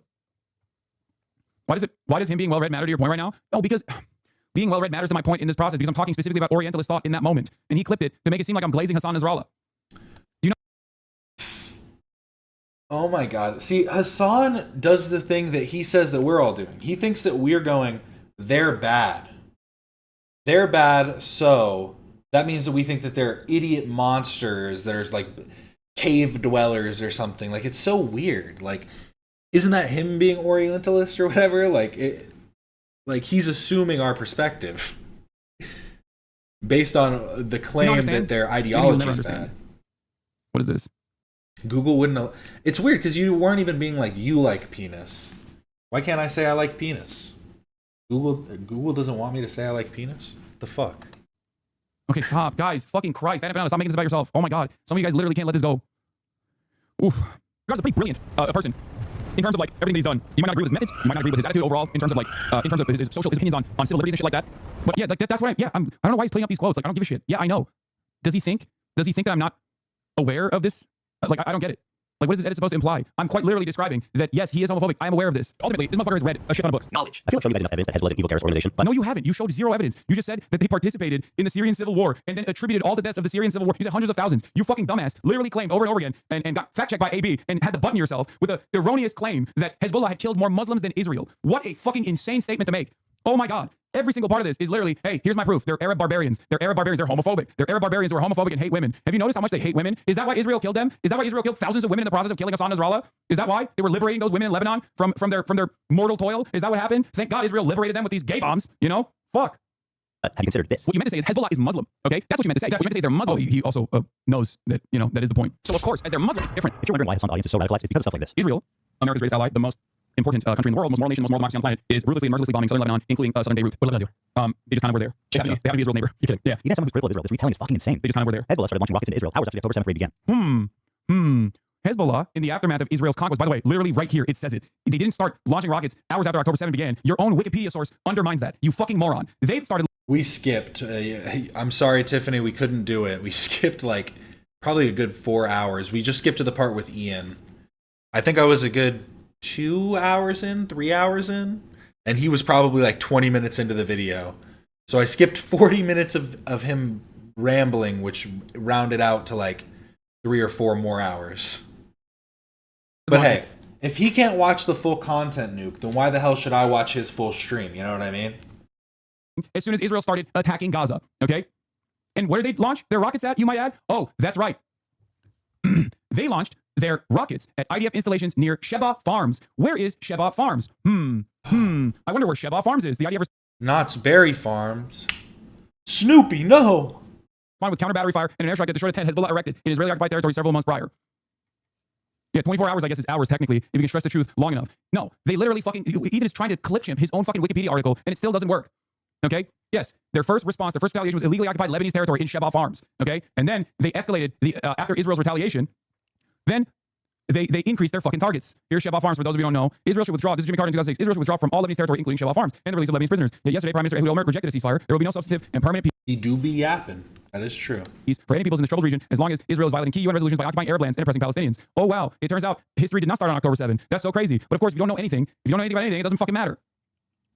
They launched 12,000 rockets, killed nearly 100 people, including 12 children, and displaced 250,000 Israelis. Yeah. Once again, no mention thus far of how many rockets Israel has launched into Gaza. No many mention of how many children Israel has killed. Because if you were to turn around and say, oh my God, how many children has Israel killed? It would kind of undermine the entire fucking project of this video. You'd be like, what? What are you fucking, what? What are you talking about?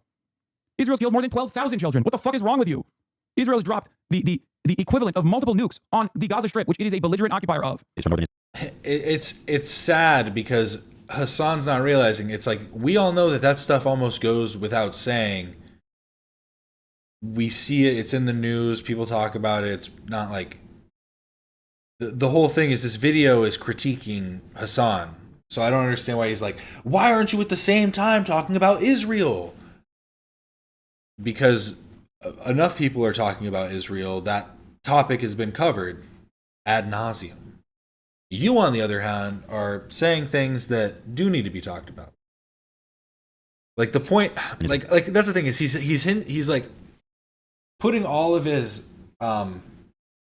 like he's betting on being able to critique all of his like conflict, all of his points revolving around the conflict.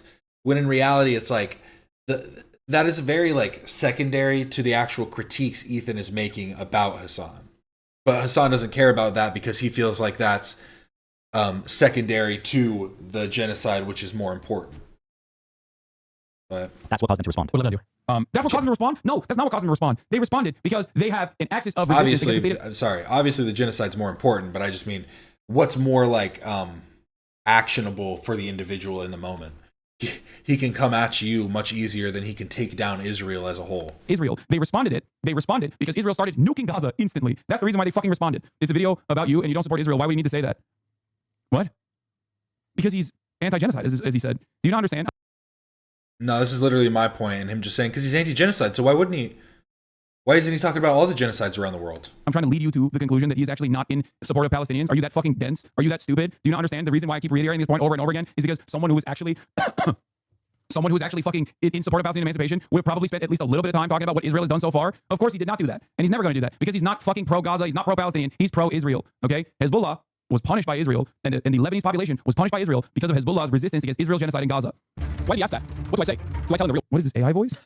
What the fuck's he doing? Shit. Why do you ask that? What do I say? Do I tell him the real reason? No, my audience will kill me for being a Zionist. Okay, let's try this. They just kind of were there. Hell yeah, another slick political safe by boots on the ground is Damn, I'm good. He's a pro-Palestine activist. How is lying about this serve your agenda? All it does is further... What are you, fucking stupid? You think that's the end-all be-all of the entire commentary surrounding why Hezbollah and Israel engaged in tit-for-tat military strikes? What the fuck? Are you that stupid? You had to use AI voice? Why didn't you just, instead of using a fucking AI voice, actually explain what my actual position is on the matter? I thought this was a well-researched video. Ugh. They're radicalized people. It removes any nuance and avoids any criticism for his team. And this is what continues to drive this conflict on forever. Hasan's dedicated to pleasing his radical audience, even at the price of knowingly lying to them. I mean, that's kind of what he's doing now. It's like, regardless of what the point is you have a, like, it's your MO, it's your modus operandi, my friend. You lie. You said that you lie. We know that you're a liar. You say that you massage people's, like, ideas, like, slowly so that you can then, like, ingrain in your own ideology. Like, come on. For TikTok and Twitter, like, stop propaganda. Or he's America's greatest, we can't rule out. What a pathetic propagandist piece of shit liar he is. And now, let's move to Hamas. What is Ian doing here? He's waiting for Hasan to fuck him while Anissa watches. Catalyst. Ugh. This is from... This right here is a 7-hour broadcast where I basically explain to Nick all of the fucking gruesome details. If he thinks that the reason why Israel hates Lebanon, or the reason why, oh God, it's so pro-Palestine. Hold on, let's just watch. The most important country in the world, most moral nation, the most moral democracy on the planet, is ruthlessly and mercilessly bombing southern Lebanon, including southern Beirut. What did Lebanon do? They just kind of were there. They happen to be Israel's neighbor. You're kidding. Yeah. Israel's justification for it is that Hezbollah, which is one of the parties inside of the Lebanese parliament, which was created as a resistance group against Israel the first time Israel invaded Lebanon, and occupied it for years, and then successfully fought back against Israel and removed the Israeli invasion from its territorial boundaries, and then did it again in 2006, is lobbing rockets into Israel in a tit-for-tat border. Israel's trying to expand? Yes. That's what I'm saying. Does everyone know this? Yeah. Everything. You are so misinformed. Yeah, I know. I'm so misinformed.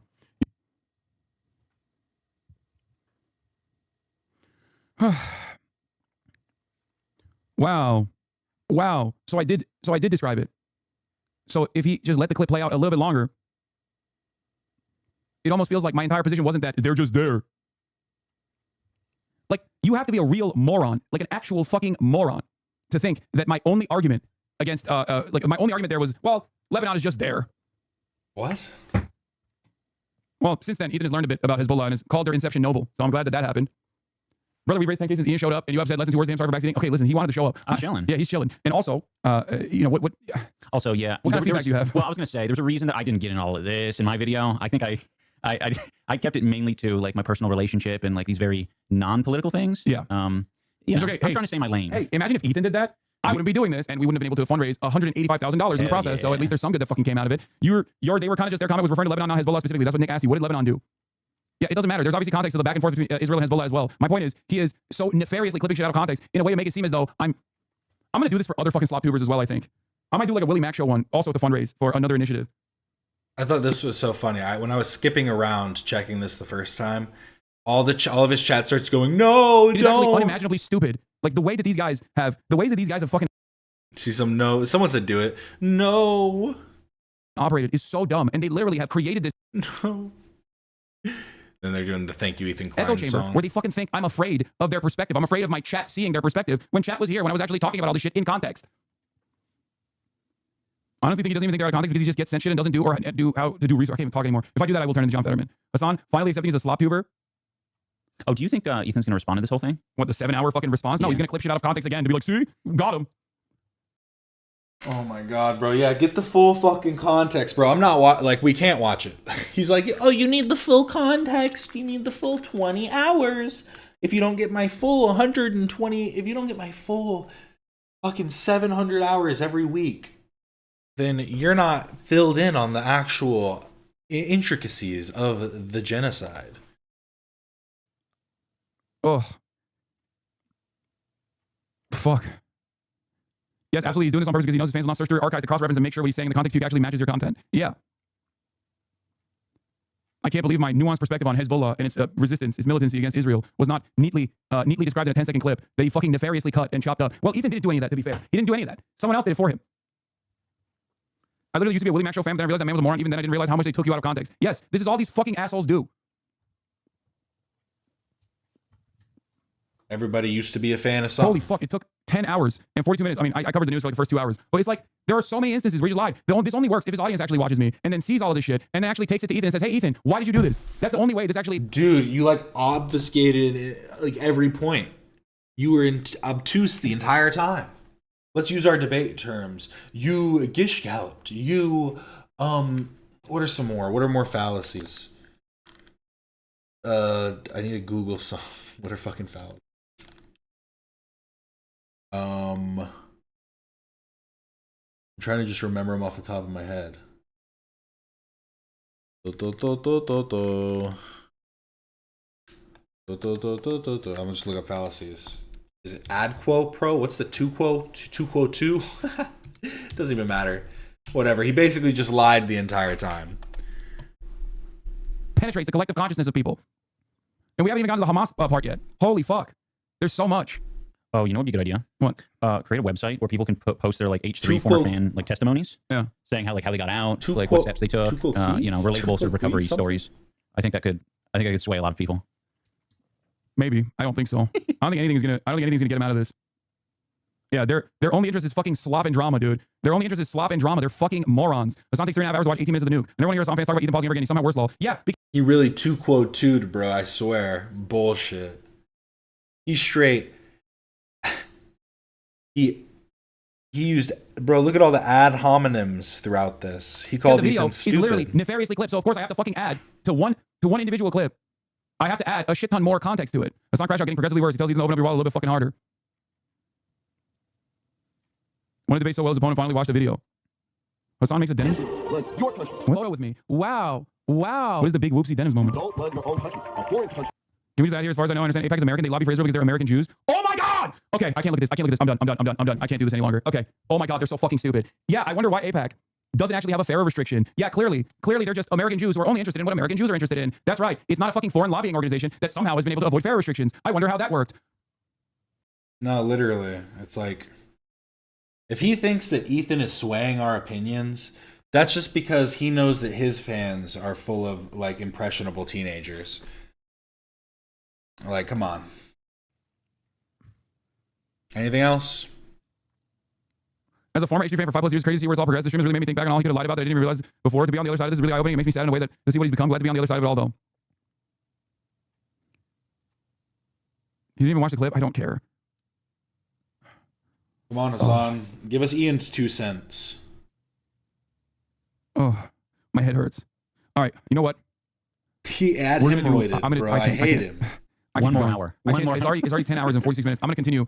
If I keep this up, I'm going to die. Ethan is actually going to win by killing me, by breaking my brain entirely. I'm going to need the fucking cancer, the brain cancer that I got from watching this. Holy fuck. I'm very proud of this community once again, though. We'll get to the Hamas part of the story tomorrow, and then the rest of it is just him shitting on Frogan. I guess I can skip some of that part, and then I'll watch the summary. Making a joke about brain cancer while raising money for cancer, a little weird, but okay. Hasan, have you talked about the event? Yeah. So what happened? Here, let's talk about that stuff. Yeah. What took place? So you guys are no longer affiliated or something, right? Like, yeah. So we decided. I mean, obviously, I think year 2 was very eye-opening for Anissa and I. And we got into a lot of drama, and we tried to be very corporate about the whole thing and just like let things play out and not really speak on much. And this year, I said enough's enough. I need to fucking, I was not happy with what Ethan was saying. It was very upsetting. So I'm like, I gotta bring back. Does that imply that he was against when people were coming at him about the Jinx stuff, and he just decided to roll over for the sake of the creator clash or whatever? Content comp, you know, and it feels good to put it out. I'm not interested in much of a back and forth. I think Ethan really thrives on that, and he does not really about that. I think it. Let's see. So Ethan's video on me got 3.4 million views. Been up since January 31st. Let's take a look at what the iDubbbz content comp is at. Oh wow, almost 7 million views. That's pretty good. I'm not one to gloat over view count though, so you're not going to see me cheering too hard. Yeah, no, I'll cheer for you. Thank you. Kind of seems like bigger number, better person type situation. I think. Well, I'll tell you what.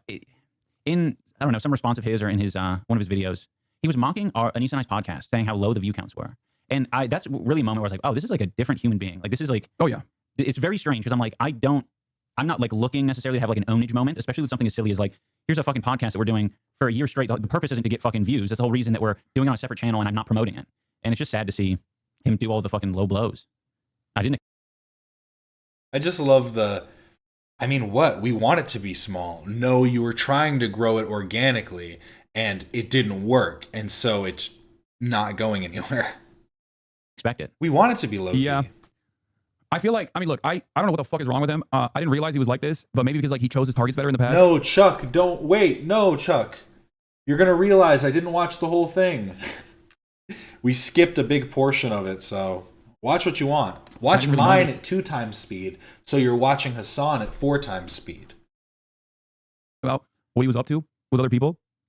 And yeah, I guess this is just how he makes his content, which is just like trying to belittle and bully people. And when he meets a fucking force that he can't actually bully, or basically what the best thing to do, I think, is just like avoid talking about him in its entirety. But the reason why I did was because he was coming after smaller content creators and like virtually every single person that is a pro-Palestinian advocate in the space that we're in. Like I feel like he attacked pretty much every single person that has ever been like, yeah, I don't know about Ethan. Like I feel like he's definitely pro-Israel from his output. And he like lost his fucking mind. He just genuinely hammered it on over and over again and tried to deplatform me and tried to deplatform every single person. He successfully deplatformed a couple people. It was really ruthless. For a month. And the guy who loves to be he's autistically honest or whatever he said. I think back, I'm like, has he had, outside of myself, has he had someone on his show as a guest that is pro-Palestine? Like the only guy is the Sneeko guy that he brought forward as a pro-Palestinian advocate to fucking show how anti-Semitic pro-Palestinian advocates are. And I guess Lauren Box, who was not even pro-Palestinian, went to Israel to do a Hasbro pro-Israel trip alongside Sex Destiny. So he said Ethan said he was supposed to be the pro-Palestinian voice. He's just crazy. And he had Sam Cedar on as well, and he fucking now says he owns Sam Cedar, and he destroyed him, and he looked like a fool then too. He looked like a fool with me as well. Is Hasan at 4 times still unwatchable? I can imagine. So, yeah. It's still slower than XQC. I mean, it's probably lower than XQC and a million times more coherent. I don't know. It's not full of...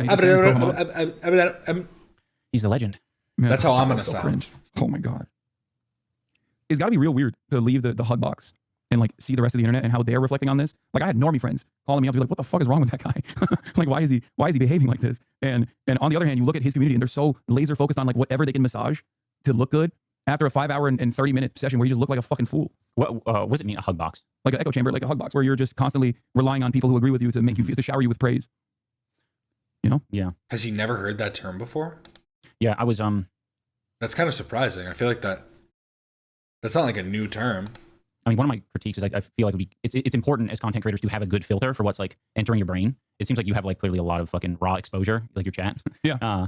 But I think with someone as sensitive as Ethan, not like, not as a an offensive thing to say. But what do you mean though, bro? You don't know him personally. I thought you guys you guys were barely friends. I think he doesn't do well with that direct feedback, and I think it is good to protect yourself from No, yeah, and that's so true too. The content cop got views because it's a content cop. It honestly didn't even need to be about Ethan. So many people just came back. Honestly, it being about Ethan just made people go, wait, what?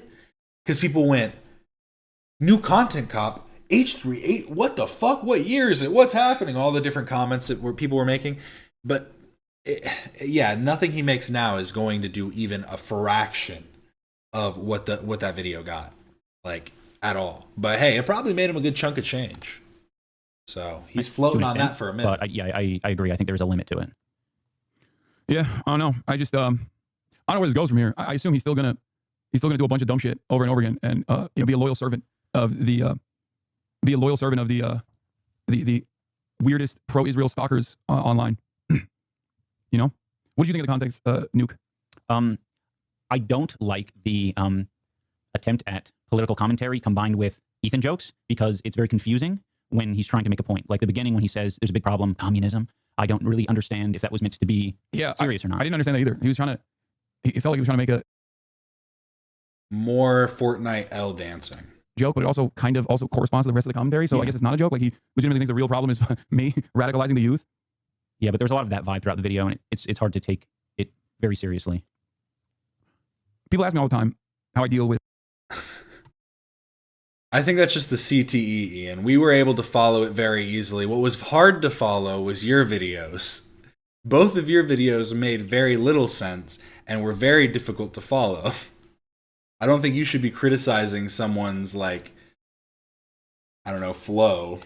With this, like you just asked as well, like you just talked about. And like there is a relentless sea of attacks that come from every direction, right? Mm-hmm. Liberals, other leftists criticize me. Liberals criticize me, obviously the entirety of the right, far right, Nazis. And they all have their own version of this criticism. Sometimes it's the same.